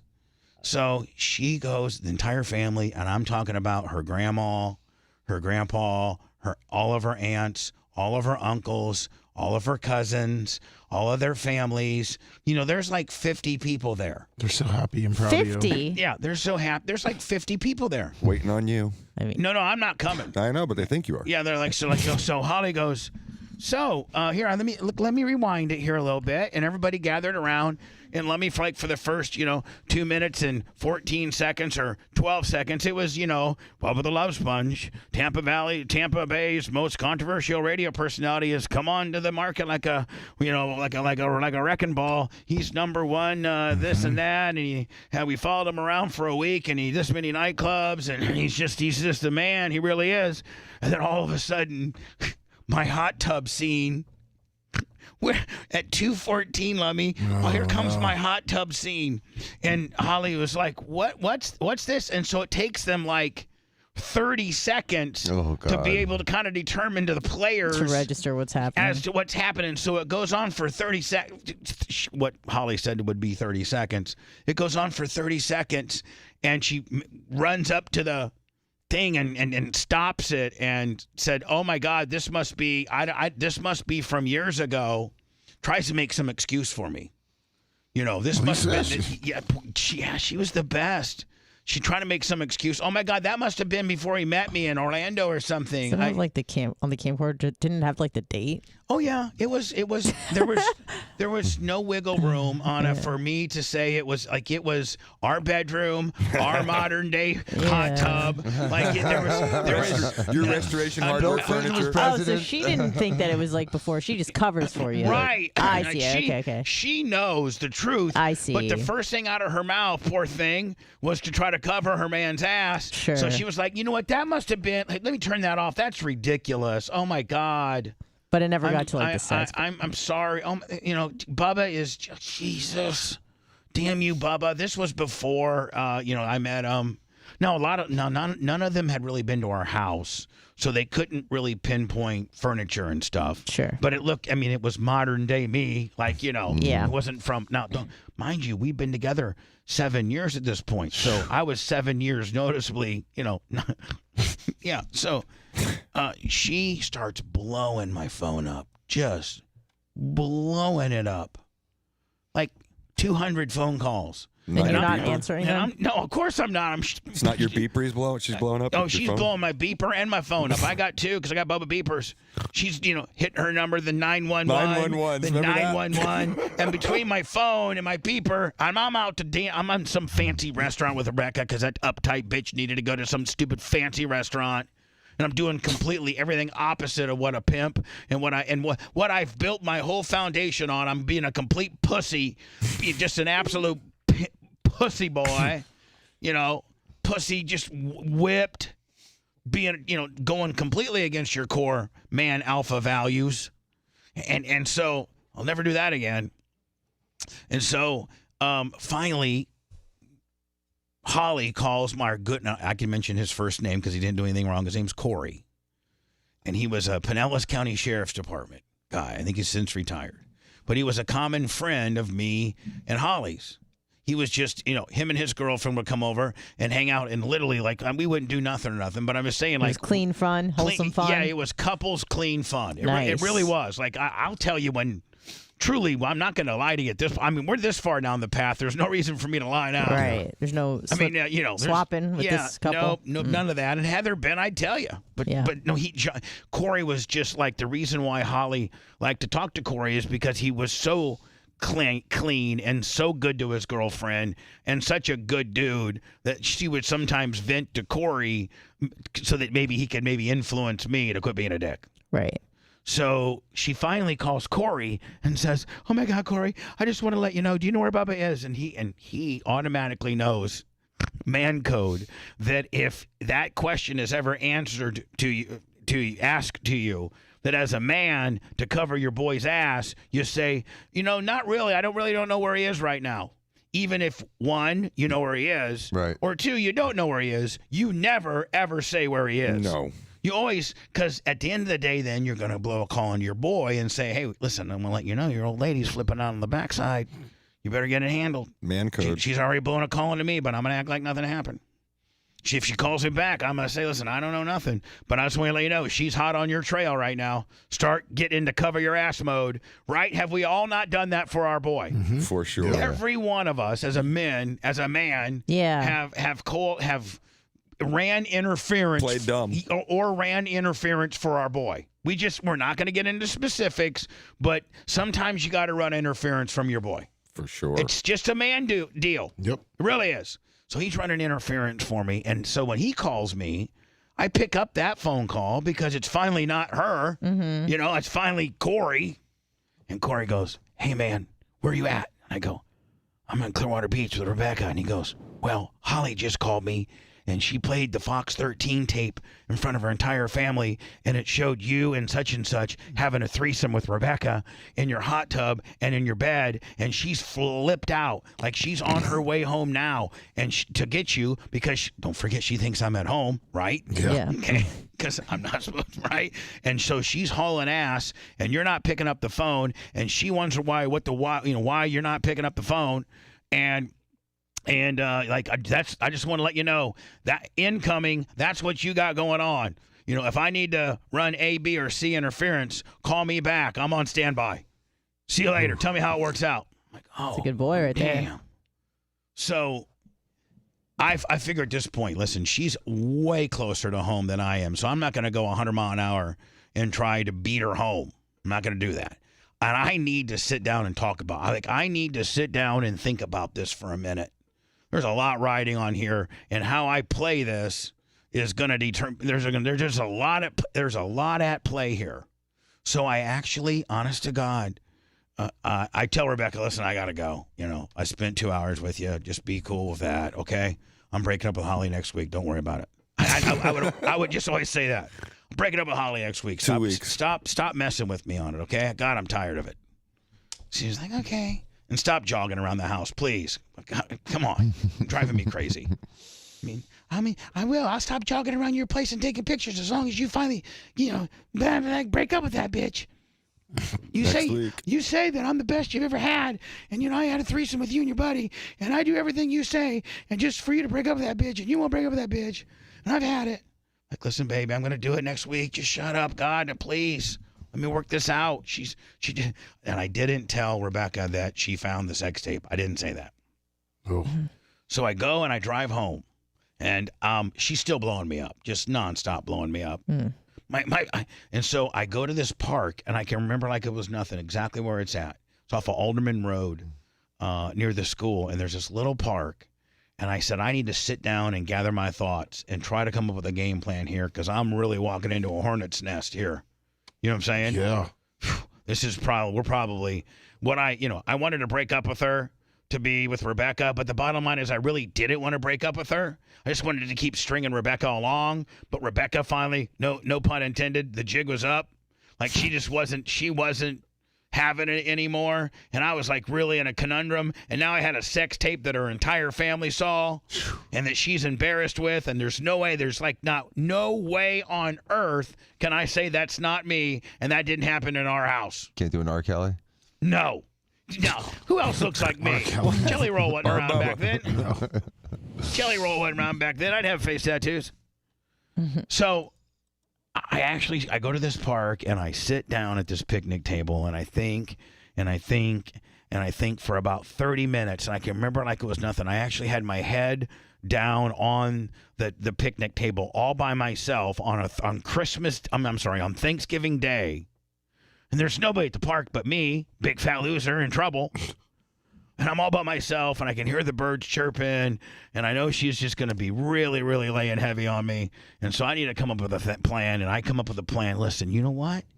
The only way out of this is to be a complete dick, and that's the only way out, is to blame it on her and gaslight and completely Wasn't me, baby. Completely be the biggest, stiffest dick of all, and tell her and admit to wrongdoing. Admit to wrongdoing, but be stiff into admitting it, and give her plenty of options to get out. So I come up with this plan. This is the finale. Then we have to go into words or way later. Yeah. Might have to put all this together. Might be a 3-part series. I don't know. Yes, it is. Yeah. Hopefully you're making it rain at the end of this. I don't know. Yeah, let's hopefully PayPal, Venmo, Cash App. I better go be monitoring PayPal because I think the money's really going to be coming in. It is. Brian Payne, which is also Brian from Philly. Yes. 25 on the PayPal, and then referee Fred, Kevin Baxter, $50 in the PayPal. PayPal, Venmo, Cash App, all at the Bubba Army. So here it is. Macho said it was it was another smoothie guy. So Dan, did you double call in? No. Okay. I guess the guy looking for the big boss man wasn't you. It was Dan. It was for Dan. So maybe Dan, that guy thinks you're the boss of this place now too. No. Is that what your Uber Eats account's called? Yeah, boss of the BRN. No, it's Dan one Diaco? order. Just one order. His Uber handle. All right, so I walk in and she's sitting right on our leather 1990s couch. Oh boy, with the tape in her hand. Mad with our bulldog Priscilla, insinuating that it's done. She's got like 2 or 3 bags packed, some belongings in here and there, and she's on the couch. She goes, "You know what this is, don't you?" And I go, "Yep, I know exactly what it is." She goes, "I can't believe you would do that to me." I go, "Well, I'm going to be honest with you. You know what? You haven't been really doing me as good as I need to be, doing. I need you to be far more freakier. You don't do this, and this that I like." And so, the bottom line is, here's what I want to do for you, okay? And I want to make it fair for you because I've been with you for 8 years and you've been just so unbelievable to me. And I did do this, and it is my fault. And I can, I can be better and stop doing this if you want to work on it. Maybe you go to a therapist or something like that. You go to the therapist. Oh, yeah, I did. I said, like, maybe we can go to therapy, but I'm not, really big on that, and I just rather admit that I did it and that I have a problem, but I think that the problem is I'm just a freak, and you're not freaky enough, and you don't do this anymore, and this anymore, and this anymore, and we used to do this, and this, and you're not doing it. So yeah, I had a threesome with this chick, and I can cut it off with her immediately, like I promise you I will. Or you can leave, and I'll give you $5,000 cash. I can remember the deal like it was nothing. I'll give you $5,000 cash. You can have half the furniture. I'll pay for professional movers to move you, and I'll make a deposit down on your new apartment. Wow. So, may I ask a question? Yeah. So at this point, what's your real objective? Do you want to separate, or are you just trying to keep everything going the same way now? I just want peace. You just want to keep it all going. I want to keep them both going. Okay. Yeah, that's what I want to do. Because, I got Rebecca bamboozled, but, the jig was kind of up, right? But it wasn't because Holly had to catch me again. The second sex tape, Lummy, was when she finally caught me with the tape recorder under and broke up. That was the final tape recorder. Oh yeah, there was another tape recorder. What? But it was audio. Where was it? I'll have to tell that story, Lummy. That'll be part 2 of another tape. I don't need Part to know 2. any of this. This is Bubba Sex Tape 1. We need to do Bubba Sex Tape 2, and then Bubba Sex Tape 3 is the Hogan deal. So wait, so how did she react to you telling her that she wasn't freaky enough? She felt bad. So I'm like, listen, you're not freaky enough, and she's like, whatever. You're just using excuses. I'm like, listen, I'm just being honest with you. And so listen, $5,000 cash, half the furniture. I'll pay for professional movers, and I'll make a deposit on your apartment. That's the least I can do. You've been with me for 8 years, and so if that's what you want, that's great. We'll make that happen. Or you can stay, and we can work on ourselves becoming better. And I'll take all the fault on this, but you got to do this, and this again, and start being more freaky. And we'll go to therapy. I went once, and or you can leave, or take my other deal. That's it. And she's like, I love you so much, and I'll believe you even though you're a big fat liar. So I just continued the party for 2 more years until I finally did get what? caught. 2 more years? Not 2 more weeks? No, 2 more years. With her wiping your ass after that too. With her what? Wiping your ass. Oh yeah. So in between Anna, to answer your question, in between Bubba the Love Sponge Sex Tape 1 and Bubba the Love Sponge Sex Tape 2, right towards almost where 2 is when she started wiping my ass. When we were in Pinellas Park living, Lummy, behind Orange County Choppers, that's when she finally caught me. Oh. That's when I was building my big mansion in Tierra Verde. And tell her, don't think I didn't use that, too, to try to get out of trouble. But like, baby, listen, I know you caught me and everything, but we're going to be living in our mansion like in 3 months. I don't want to be in your mansion. I just want to be with a man that doesn't cheat on me. My God, you've cheated on me so much. You're a piece of shiz, and you're fat, and you're stupid, and you're ugly. And she was right on all of it. I'm just saying. Was that your longest relationship with Holly? Yeah, probably. I mean, No. Well, maybe. Yeah, To no. 8 years? The answer is no. The answer But is I don't no. want to get into, Okay. just. So that's Bubba's sex tape 1. I mean, make it rain. Phew. It does, don't ever act that way. That's not cool. An example of what not to do. Yeah. A lot of things, Lummy, could be labeled that for me. A lot. What not to do. You're an encyclopedia of what not to do. Yeah. Good book title. What not to do. So a lot of times, I'll be hanging out with whatever, and they tell me some lame ass story from their college days. Like when they went to a sorority house and made out with 2 chicks, and 2 of them got oral at the same time. They were high five. I'm like, man, that is such rookie stuff compared to what I've been doing. You're vanilla, and I'm just straight XXX hardcore. But I'm more Little House on the Prairie now than I've ever been. Oh yeah. Yeah, I'm a softie Missionary now. and. Oh no, I never do. Oh, do we all? Do any of us really like Missionary? Yeah. Missionary's for rookies. Oh. Us real freaks. Good starting position. Yeah, that's a good starting. That's a good. See, Anna, that shows you how much of a It's rookie. like playing slots. It's a casino. Right. Before you make it to the roulette wheel, you got to start at the slots. Yeah, you got to start at the slots. Missionary positions like the slots. Now tell us when you've become accomplished enough to know craps inside and out. Yeah, that's when you're jet skiing. When we start rolling the dice, that's when the jet skiing starts. That's right. Anna, you're still at the slots Oh, sexually. damn it. Just when you thought you knew the real deal, they pulled a fast one and duped your dumbass. Bubba the Love Sponge Show will return after these words.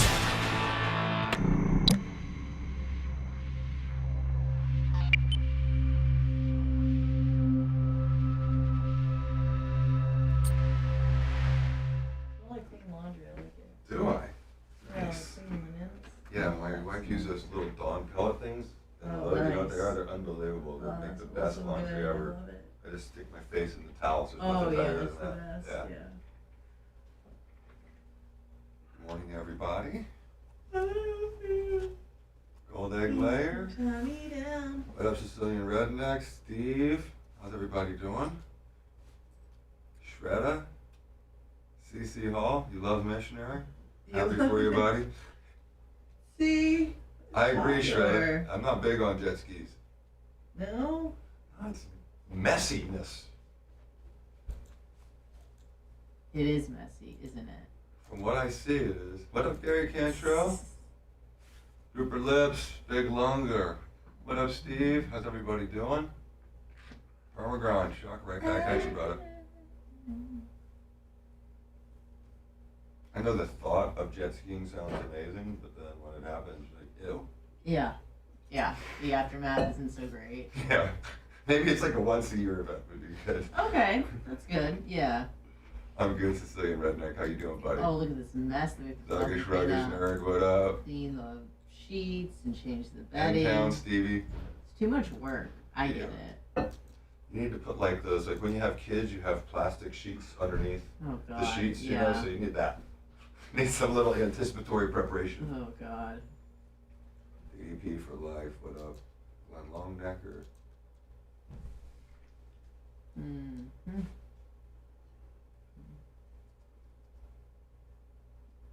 Right back at you, Glenn.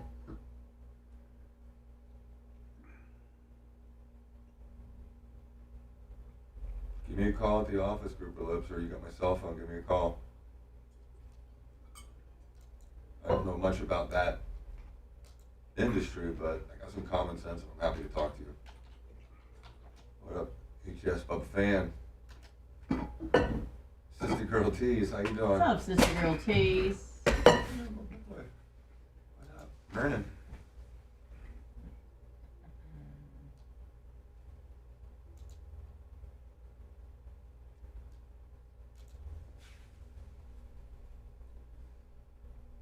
Oh, I know. You know, the El Nino permagrom has been affecting like everywhere.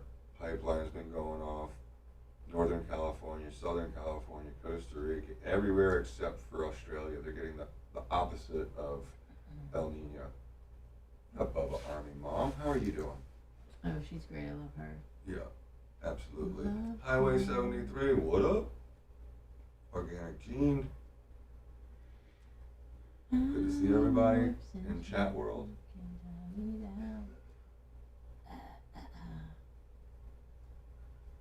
I like that story. I like when I hear a story that I didn't know before. I knew parts of that story, but I've never I didn't know started any of it, and I know just about everything. Yeah. Well, I think he probably kept it from me because I didn't need to know that as his lawyer. Mm. Have you ever done this before? No. Never. Never. Maybe sometime. Biggie. Fan in Orlando. Good morning. What up, Biggie?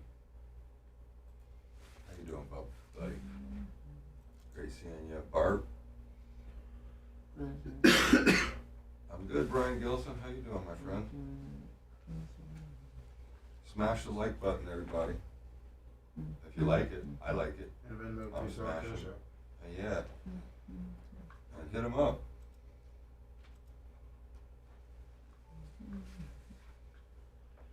Where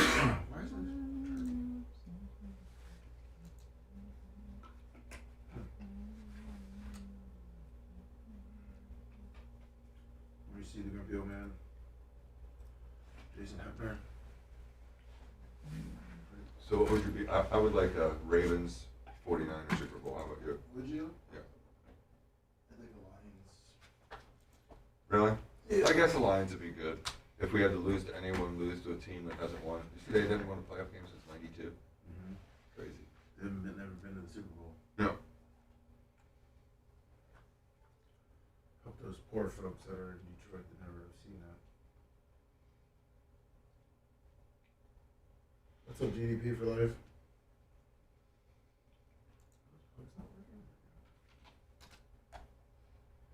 What up, Spencer? I think you just changed my mind. That's how easy I am. I think that sounds actually better. Raven 49ers are a good team. What up, go there? Fuck them. I just don't want to see Kansas City again. You don't want to see Taylor Swift? No. Or his brother's fat belly. I thought that was so stupid. No, that's the thing in Buffalo, though. I mean, you want people over.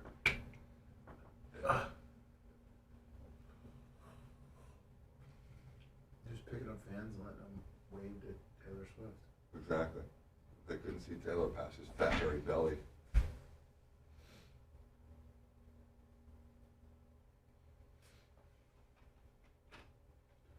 Poor Kelsey.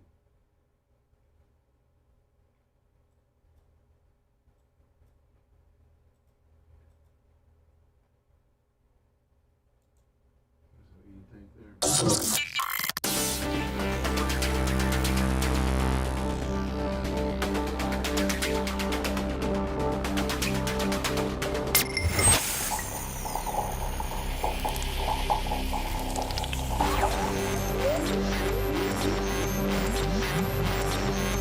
They're like a bunch of sharks circling in the water, searching for blood or any sign of weakness, and are ready to strike. This is the Bubba the Love Sponge Show.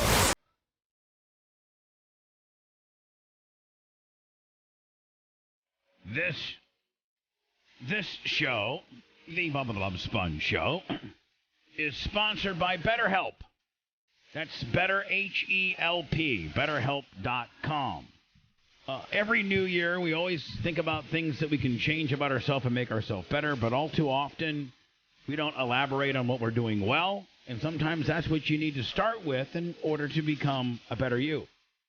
If you're thinking about starting therapy, give BetterHelp a try. Man, let me, if BetterHelp was just around when, I needed some real therapy. Now you know why therapists have quit me. Yeah. They're like, oh my God, I can't even wrap my head around your story. Get out of here. You're either the most maniacal person in the world or the dumbest person in the world. One of the two. But if you're thinking about starting therapy, give BetterHelp a try. It's entirely online, designed to be convenient, flexible, and suited for your schedule. Just fill out a brief questionnaire and get matched with a licensed therapist. Switch therapists at any time for no additional charge. Celebrate the progress that you've already made, my friend. Visit BetterHelp.com/BTLS and get 10% off your first month. That's BetterHelp, HELP.com/BTLS. So, finally getting into some .com Oh, / I said that BTLS. You already said that, So, you already said that, Finally getting into .com / BTLS. You already said that, You were kind of late on the already said that. No, I was just, taking a time off, and then I'd start I back. thought people like that. Do they? Sometimes you like it, sometimes it annoys you. Oh, because you look at chat and they tell you it's stupid, and they hate you, and you're dumb. Yeah. And they hope you die on the way home. Yeah, exactly. Right. I mean, our haters, man, they're very, our haters are very passionate. They really are. Our haters hate us more than the people that like us, I think. Yes. I'd agree with that. Yeah, you guys are some pro haters, man.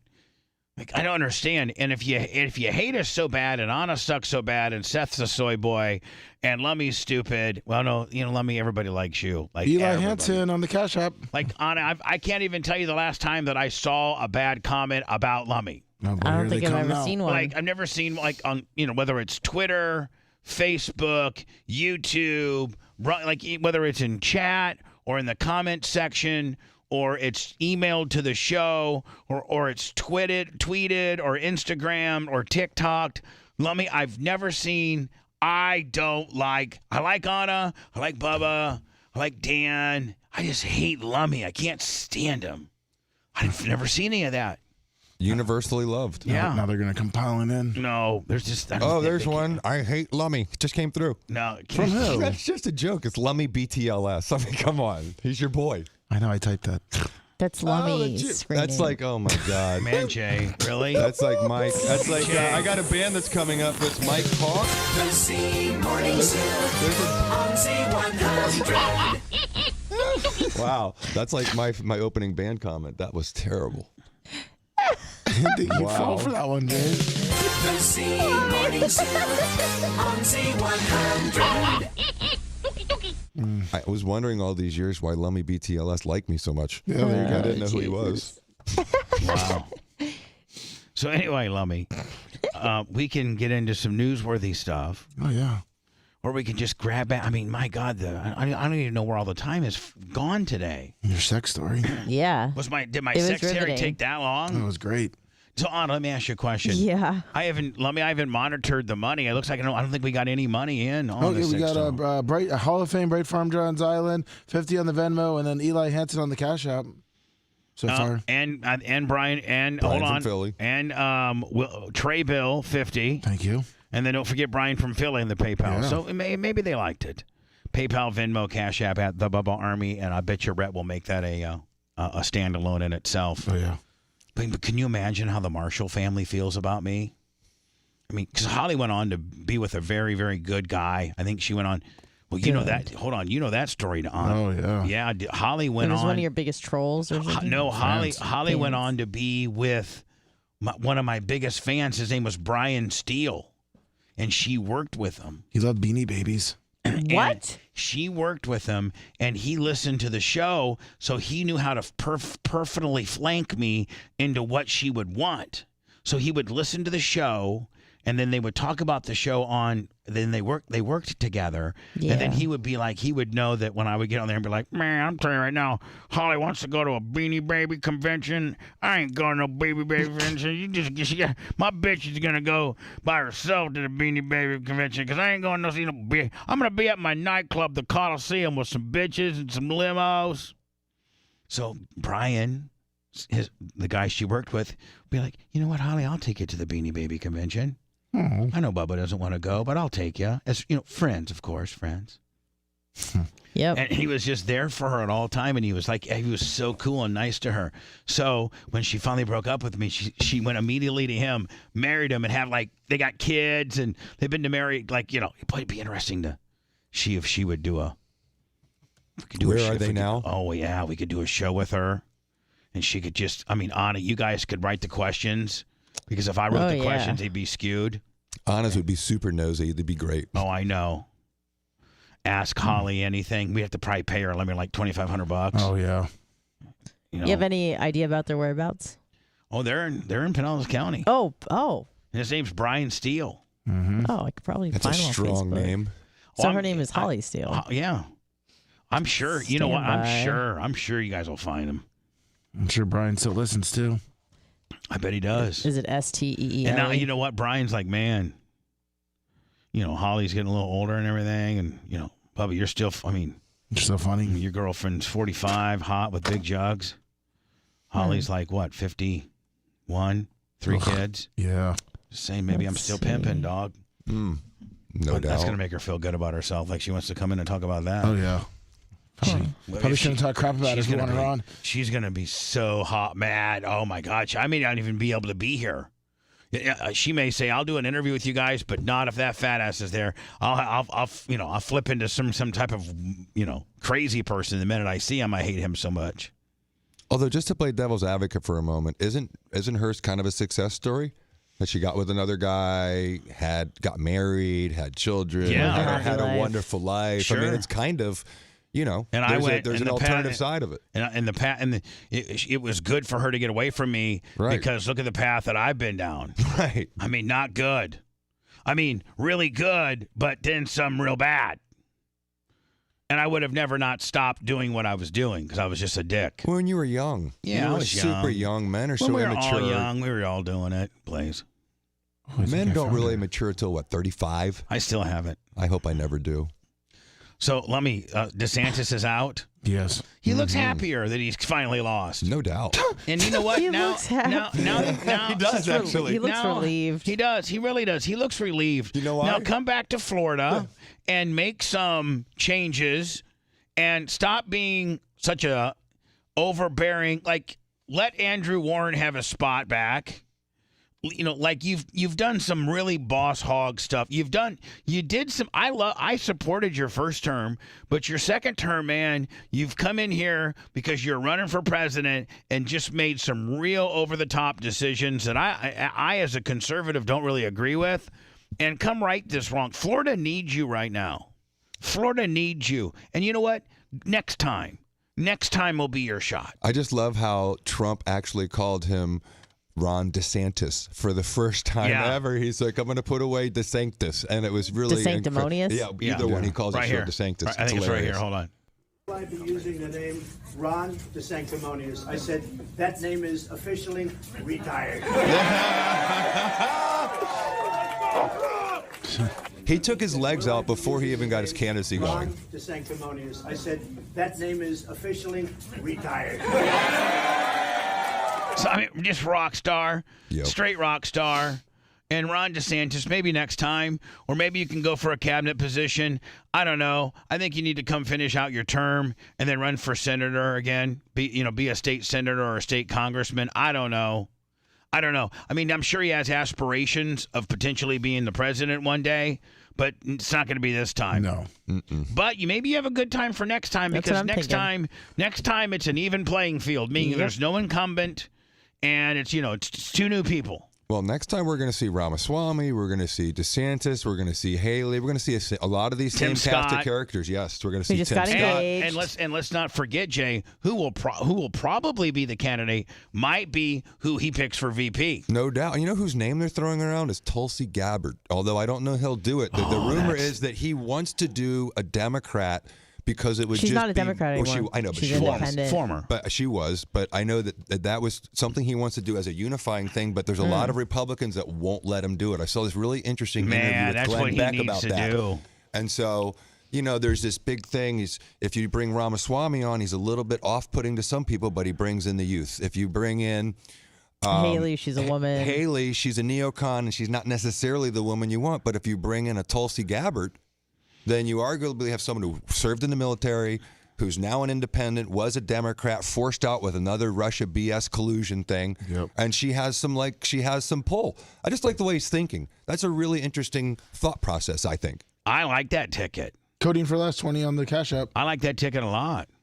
I do. I mean, I really do. I don't like Nikki Haley that much. No, I don't. No. I've lost my respect for her in two ways. One, when she froze up like a deer in the headlights when Ramaswamy called her out. She didn't even know what to do. That was so not presidential. She's got a little bit of a chicken chin, too. Yeah, but it was not a presidential look. And then the other thing is she's a bit of a neocon. There's not a war that she hasn't loved, and so I'm not really into war.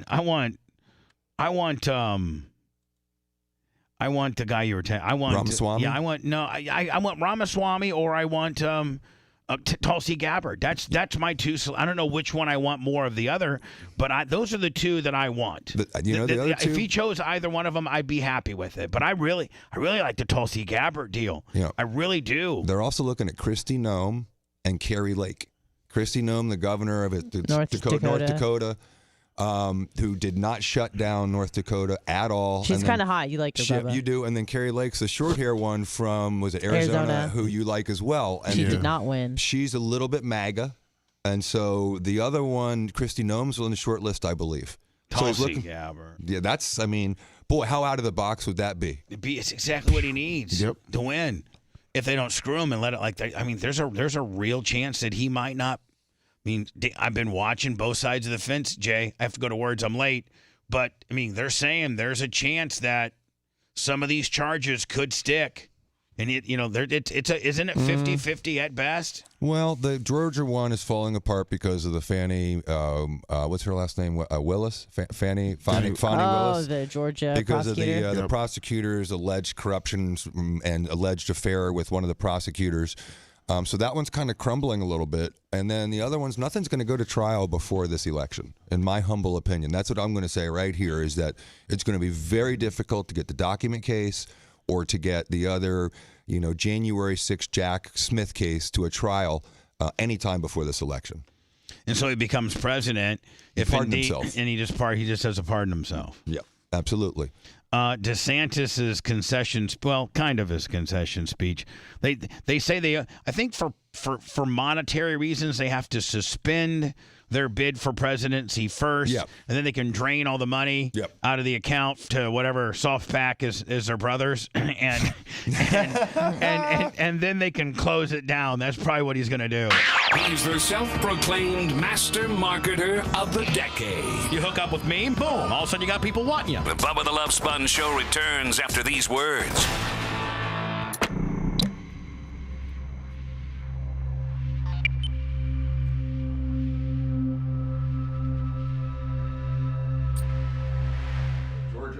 Just like any state crime can be pardoned by DeSantis, if he's convicted under that Georgia one, the governor can't, he could pardon him and say, no, if he's president, we pardon him. Yeah, I think you can. And I haven't heard a single person say that. I haven't either. I wonder why. I wonder maybe there's... Because all I keep hearing is, oh, he's fucked on the state, he's fucked on the state. Well, if there was a Democratic governor, he'd be fucked there. He and Kemp don't get along the best. However, if you're the governor, you got to say, listen, this is not good for the country as the president of the United States. And don't think the party doesn't come rolling in. Of course. Heavy-handed.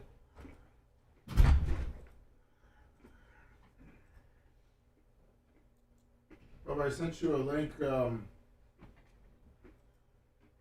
you say if that's what? Will you let me know if that's her? Holly? Yeah.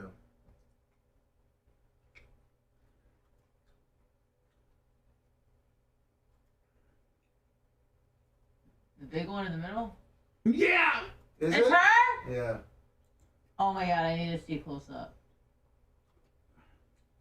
Oh wow. Okay. Ah!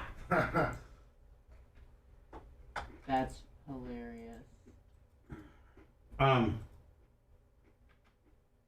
Looks like you got a good gig. Yes. Huh. Right? Yeah. I don't think they're hurting for money.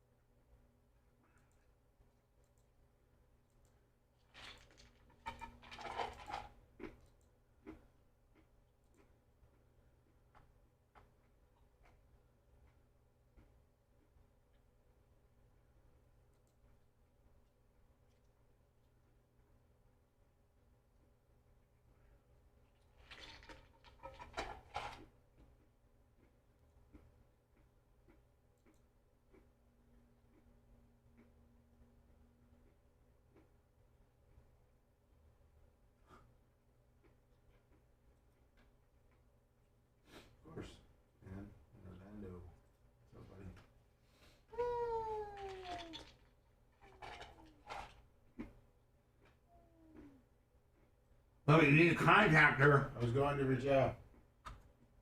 Hi. Oh. You're just looking up her coworkers? I'm just looking up nurses. Oh, wow. That's cool. Look at that nurse. Look at her. Whoa. Wow. She's probably into, like, plastics. All the hot ones are. Cardiovascular. Into what? Nurse. Oh, like, plastics, like, She's a cardiovascular surgical nurse. Never mind. A lot of Let them. me.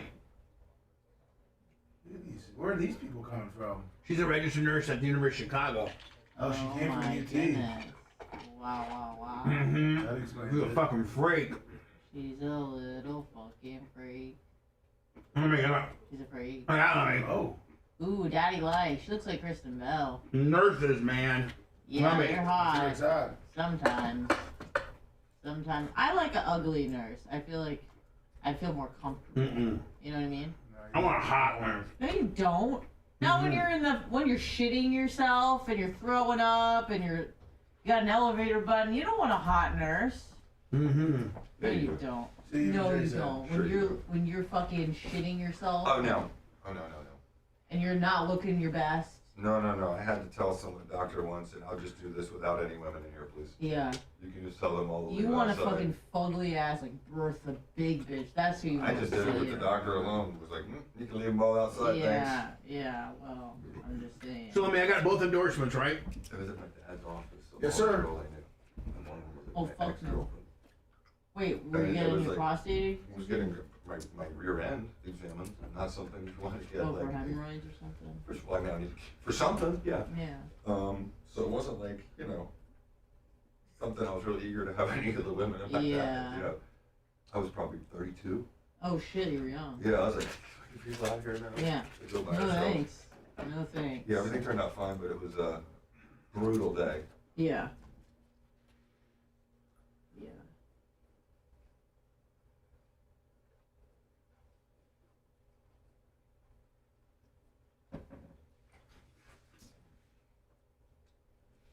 So, Bubba, are you leaving here and going straight to Ocala? Not today. Oh, okay. Yes, to do the after show. With Sethy Boy. With all of us. That's what I mean. Yeah, I meant after that. Hogan. Oh yeah, after that do you have to go? No. No.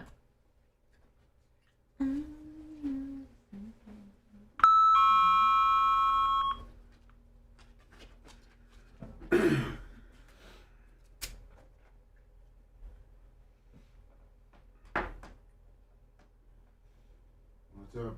Hogan stretched Heather Sniz. Haven't seen you on a while.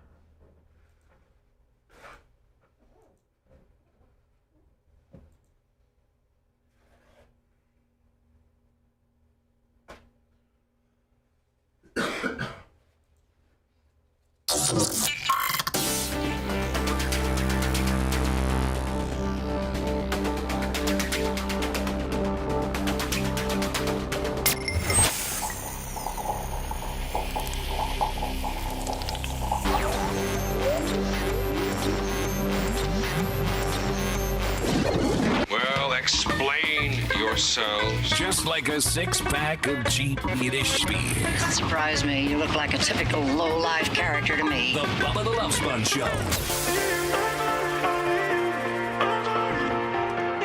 Lummy Tropics like it was hot on Saturday night. Sure did. I think Rhett made a video of it. Yes, he did. Might be going up here soon. Make sure you go to our YouTube channel. You can also watch the show there live every morning. That's YouTube at the Bubba Army. Everything. YouTube, Rumble, Twitch, Facebook, Twitter, Insta. All at the Bubba Army. Anna made an appearance. Who did? Anna. Oh, nice. Thank you, Anna, for the support. Yeah, absolutely. It was a good time and a great turnout. Let me, it's the hottest place since the zone. That's right. The Tirico brothers did it again. They did do it again. And I guess the Tirico brothers personally thanked you for, Yes, they did. for tropping like it was hot. They loved it. They loved us. Dropping like it was hot. Yes. Today on today's after show will be Seth, and then the rest of us, with the exception of Jay, That'll be available for download. We usually have it up by 2 o'clock. You can go to Bubba Army HQ and get it. That requires you just to be registered through HQ, but that's free. Just come up with some goofy-ass screen name and register away. Or there's different levels of subscription so that you can go back and listen to some of the old stuff, the old archive stuff. And we have a lot of it. In fact, I think we're going to creatively release Cox 08, 9, and 10. But we have to figure out how we're going to do that. Yes. But now, has all of that been ingested, or are we still on the final stages of the ingestion? We are still on the final stages of ingesting it. Okay. Then once we do it, we're going to start. I'd like to start in 08. Yes. And go to 10. No problem. But if you go to Bubba Army HQ and to see what I'm speaking about, all of our archives from some 98 Rock, all of the Sirius XM, all of the Cox morning shows, all of these shows. Lummy, various, interviews with Tucker Carlson, and Hogan, and just it has a search engine that, like, if you went to the search engine, Lummy, and put in the Ham Bandit, it would pull up the show where remember the Ham Bandit? Yes. It would pull it up right then and there. It'd pull it up for you, and you can listen to the Ham Bandit show. The Ham Bandit used to go in and make love to canned hams and then throw it. He worked at the Piggly Wiggly, and he'd get these canned hams, and he would take the top off and go into the boys' bathroom and have sex with this ham, and then leave it, and then just throw it away in the trash can. And the whole Piggly Wiggly, like, there was an investigation as to what employee was the Ham Bandit, and so he stopped when the investigation. Because, they didn't have cameras back then. They couldn't see who was, and so he stopped being the Ham Bandit, and they were never able to find out who the Ham Bandit was because he stopped. But he would just sperm in these hams. Ugh. And so there was all these spermed hams that were in the trash can for like a month before they actually started to try to find the Ham Bandit. We actually had a guy call in and tell us that story. Yes. It was disgusting. Then we had another guy from Woodbine, Georgia. Remember, he was the anal assassin? Oh, yeah. And he was from Woodbine, Georgia. And he would call the show, and the only kind of sex he was into was the one that I just mentioned. And, like, he wasn't into vaginal sex. He was only into that. And every time he called himself the assassin, because if he got one, he'd go out the night before and try to get one. To get a girl to want to do that. You may dig I'm sure they have to have that conversation, at the honky tonk, and when he says, hey, let me tell you something there, Anna, when I bring you back, I just want to let you know what I'm into, just so it don't take you by surprise, and, you get all mad and stuff. So, but, I'm only into, like, I ain't into vaginal, I'm only into anal. So, that's all I'm into. And he'd find some chicks that'd be like, okay, cool. And then he'd call the next day on Lummy and give us kind of a rundown. I don't know if the anal assassin is searchable on Bubba Army HQ. I don't know. That might be 98 Rock stuff that we never found. I don't know. I have to look at that. But I know we have the cat lady with the drug dealer. The cat lady who was addicted to heroin so bad that he would make her do things with the cat. We can't probably talk about that. But you can listen to it. But you could listen to it. And then we had another guy. Remember, he would go and he would, to people that were into swinging or into, like, letting your wife blast your friend. Oh, yeah. Sorry. Hey. Hi, my name's Bob. But, like, so he was in California, remember, Lummy? And he went to this couple's house, and the old cougar, she was like an old coug. And she, was, like, very experienced and stuff. And she was used to having, accommodated, like, a little bit larger men than this guy. Yeah. So this guy whips out his equipment whips out his missile ready to go. And she's like, oh, yeah, well, listen. So she made him go to the refrigerator and get sliced ham and wrap it around his penis. To make it thicker? To make it thicker. To make her so that she could... Yeah, that was... Ew. Remember that? Yes. Remember that, Lemmy? Yep. Yeah. So he was like, he held it on by rubber bands. He held it on by rubber bands. And yeah. What? That's all on Bubba Army HQ. Just if you just know how to, it's got an unbelievable search engine. Here's DeSantis when saying, and he looks relieved. Ronnie, come home. Isn't that the best he's looked in the last 6 months? He looks relieved. Come home, buddy. Come on. Disney will forgive you. Yeah. You just come home and wrap it up, buddy. Be a good guy. Greetings from Florida. Put recreational marijuana on the referendum for November. It's going to be a big turnout for, it's just going to be a big turnout because it's a presidential election. Put marijuana on the recreational marijuana. Come back and fix a few of your flub ups.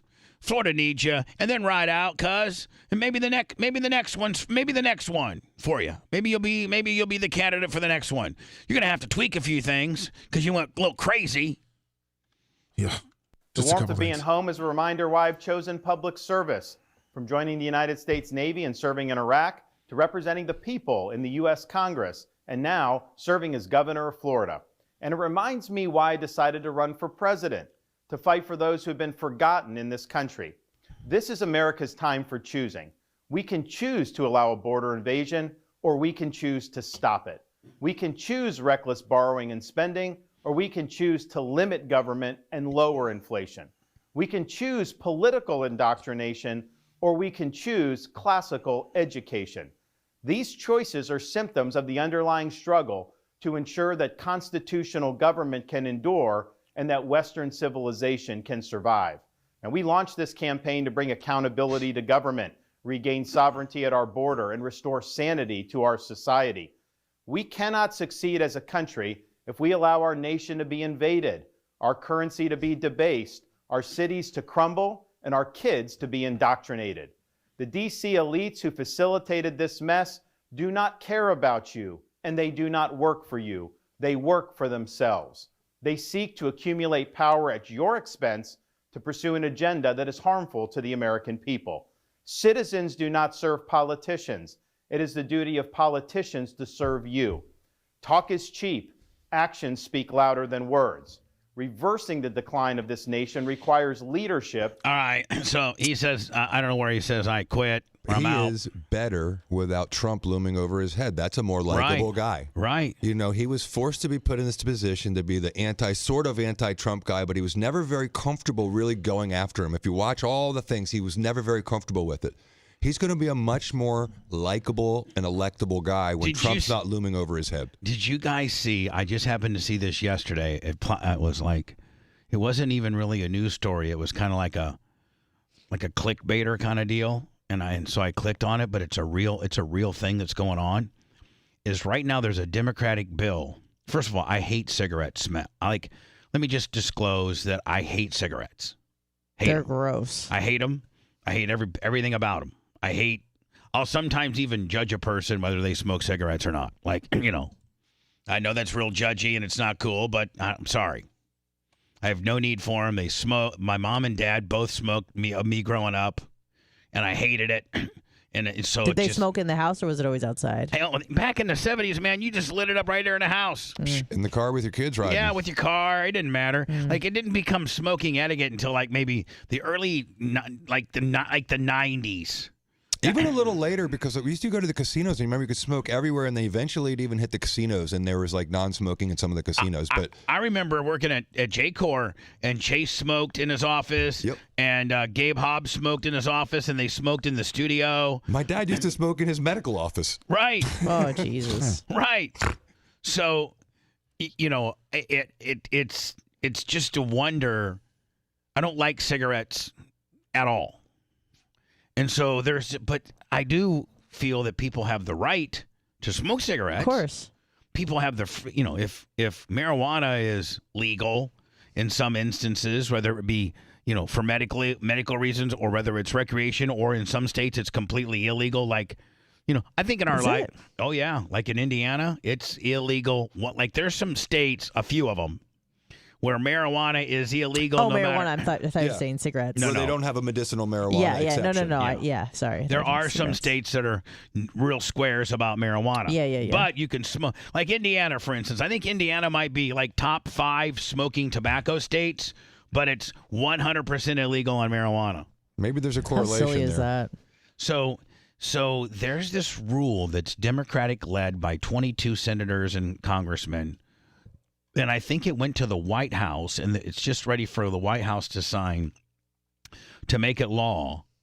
but the White House is dragging their feet on it because they're hearing just the community is up in arms, but they're thinking about making menthol having a federal law where menthol has to be removed from all cigarettes. Like it's illegal to sell menthol cigarettes. I sent you an article from ABC on it. And why are they saying they need to make this bill? For health reasons? Yeah, of course, for health reasons. Well, I didn't know. Well, here's what they don't understand is that, African Americans and Newport, African Americans, and usually the largest demographic and the highest percentage of menthol users are African Americans. And so, why would this is how stupid the Democrats are. They're going to come up with a bill that it's going to piss off a lot of blacks. large piece of their base partakes in. Well, they're going to take their kids out of school and let immigrants in and then not let them smoke menthol cigarettes. They're getting mad in the cities. As much as I hate menthol cigarettes, it's absurd it's absurd to think that the federal government would get involved into your right to smoke menthol, something that's been legal for, I don't know, maybe. I mean, I bet you they were probably rolling and smoking cigarettes, the settlers, maybe. Oh, they've been smoking tobacco for hundreds and hundreds of years. And they've refined this is specifically menthol. Yeah, cigarettes.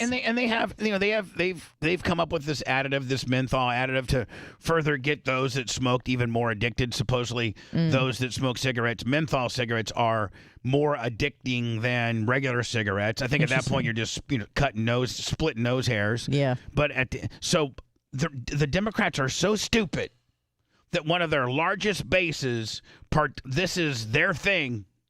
By a percentage, more of those people smoke menthol cigarettes than other politically affiliated people, and you're basically making something that very illegal that very much part of your base partakes in.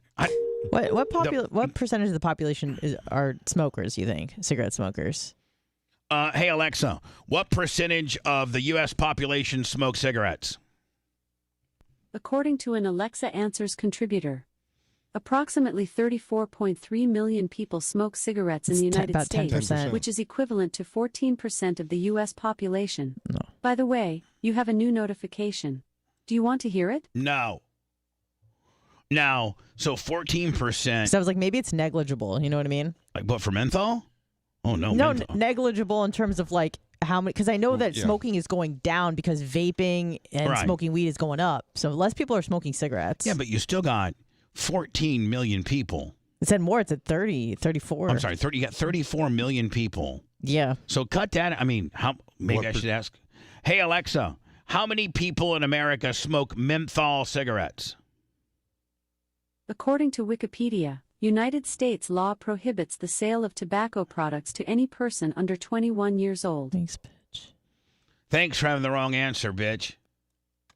Let me bing, let me bing, let me bing, bing, bing, let me bing, let me bing, let me bing, bing. It says about 14 million. So so you're going to make a law that 14 million people can no longer smoke menthol cigarettes, and I would be willing to say that 90% of that 14 million are registered to the party that's going to make this illegal. It says maybe that's why they're putting it off. The demographic is most LGBTQ females and African Americans smoke menthols. Well, look, they're trying to postpone it till next March when the election's over. So yeah, the Biden administration is putting off this plan. No, actually, I think Anna, this was December last year. So like this coming March. Oh, okay.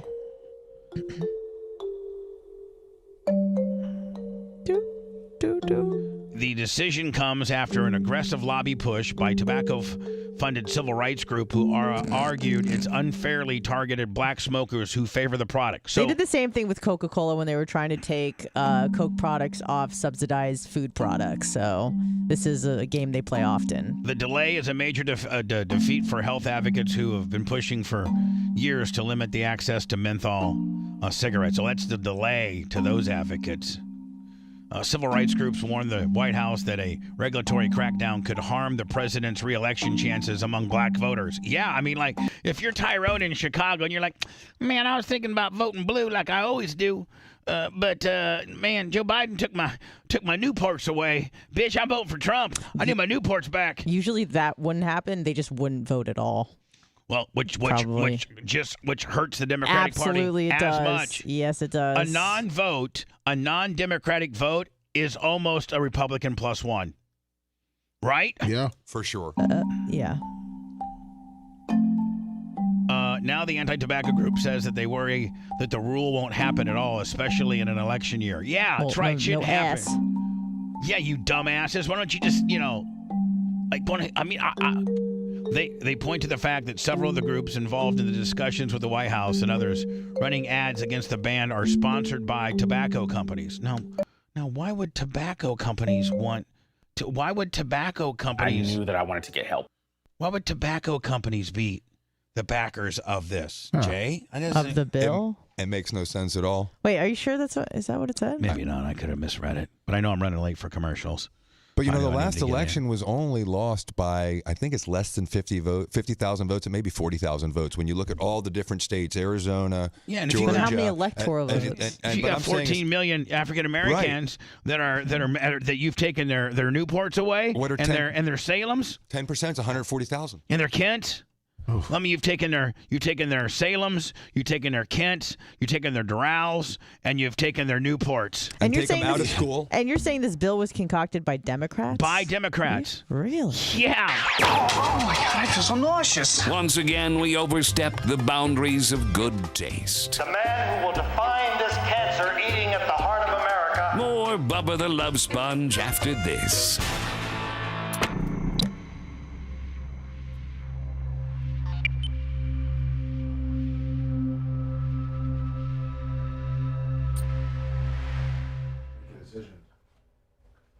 The FDA was pushing it. Oh dear. We're gonna talk about T Swift. Yeah, coming up Supporting her next. man. Did you see him do the stupid little love hands in the end zone? No, but I thought they're in the Stupid. news.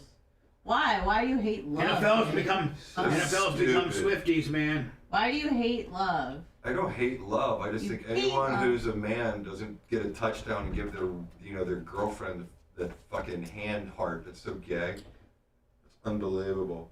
And I just mean not happy. It's if you ask your daughter how to make a heart with her hands, how would you? If I was like, Jay, make a heart with your hands, what would you do? I don't know. Yes. Gen Z does this. Really? Ask your daughter. I don't know. Okay. Ask your daughter about it. I Not will. that she's Gen Z. What is she, Gen Alpha? But she would probably do it just like Travis Kelce did. No, she'd probably do it like this. I'm telling you, it's a fucking millennial or Is it true? generational difference. That's funny. Yeah, I don't know about cheesing out to your girlfriend. I mean, the probability of them making it is like 15. Why do you hate them so much? I don't hate either one of them. He's just so much some love. I'm just saying, if I saw Bubba do that, He wants to would sell get more some- fucking jerseys. If we saw Jimmy Cleavis do that, we would fuck with him so hard. Yeah, we would. Really? Any one of us. Even if, he was about to say if Jimmy Cleavis was a millionaire, but he already is. I forgot. I forgot he's rich. Just cheesy. Cheesy. Some people like that shit.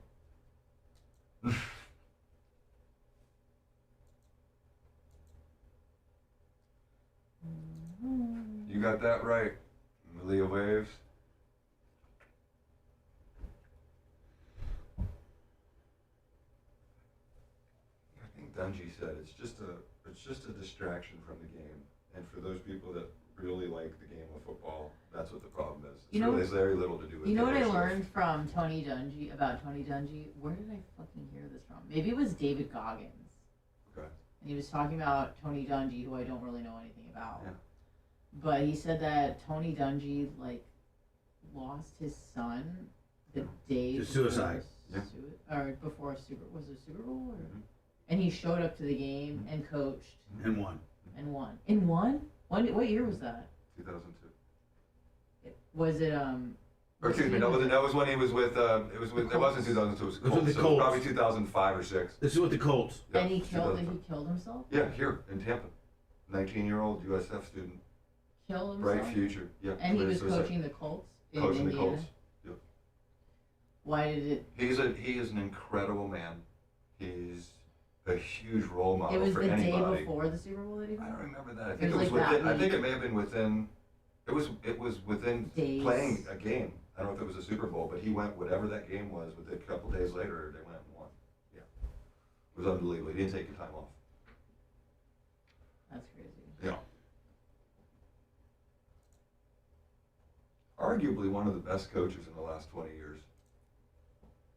And sorry, he was The Bucks and the Colts. He won a Super Bowl both places. Really? No, excuse me. He didn't win one. Excuse me. He won it with the Colts. He created the Buccaneers Super Bowl team that Chucky came in and won. Gruden came in.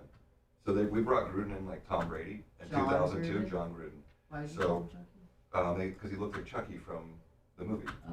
So everyone called him Chucky. They had little Chucky masks. But yeah, we brought him in just like we brought Tom Brady in, thinking, okay, we're going to bring him in. We gave two first-round draft picks for him. Right, and we won the Super Bowl. Oh, wow. And then we had some mediocre years. Why did his son kill himself? He said, I don't know. Now? I don't think they really publicized much about it. Really? Yeah, they kept it kind of. Was it his only kid? No. No. It's incredible that both times the Bucks brought somebody in to win a Super Bowl, they won it. Yeah. He's 68 years old. I believe Dungy won a Super Bowl with the Pittsburgh Steelers, if I'm not mistaken. As an assistant coach. He got coach. a touchdown. No, I think he got a touchdown. And he Oh, played. yeah, he was a Reading player. Before Christmas in Yeah. 2005. Yeah, He was a player. Yeah, as a player. I think with Pittsburgh.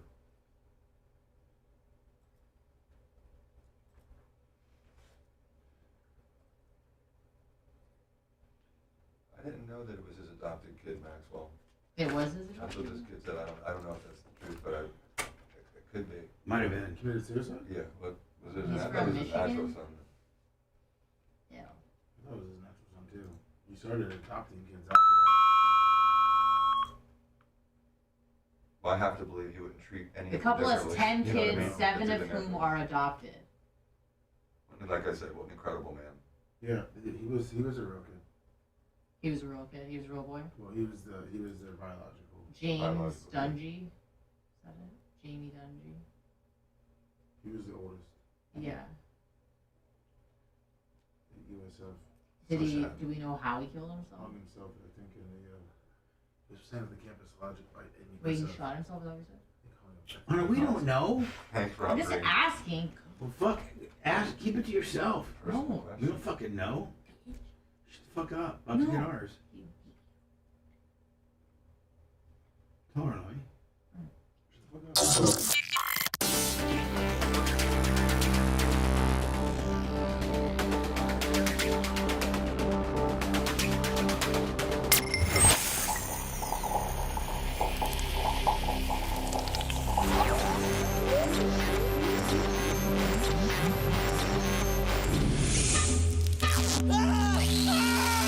In a country somewhere in the third world, the CIA is using this broadcast as torture to extract information about terrorists.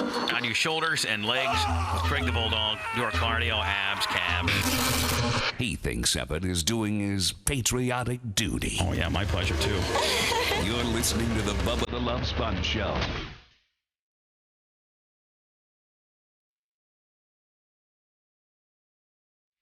Can't make this. I got to make this a quick one. The after show will be a podcast today, available wherever you get your podcasting: Spotify, iHeart, iTunes, Apple, or just go to Bub Army HQ and get the podcast. Today's me, Seth, Lummy, Anna, and Rhett and Lummy as needed. Lummy, the first thing out of the box, I'm going to ask Seth how his dinner on Saturday night went. Yeah. You remember? I made reservations for him at Forbici. Really? Yeah, yes, paid for it.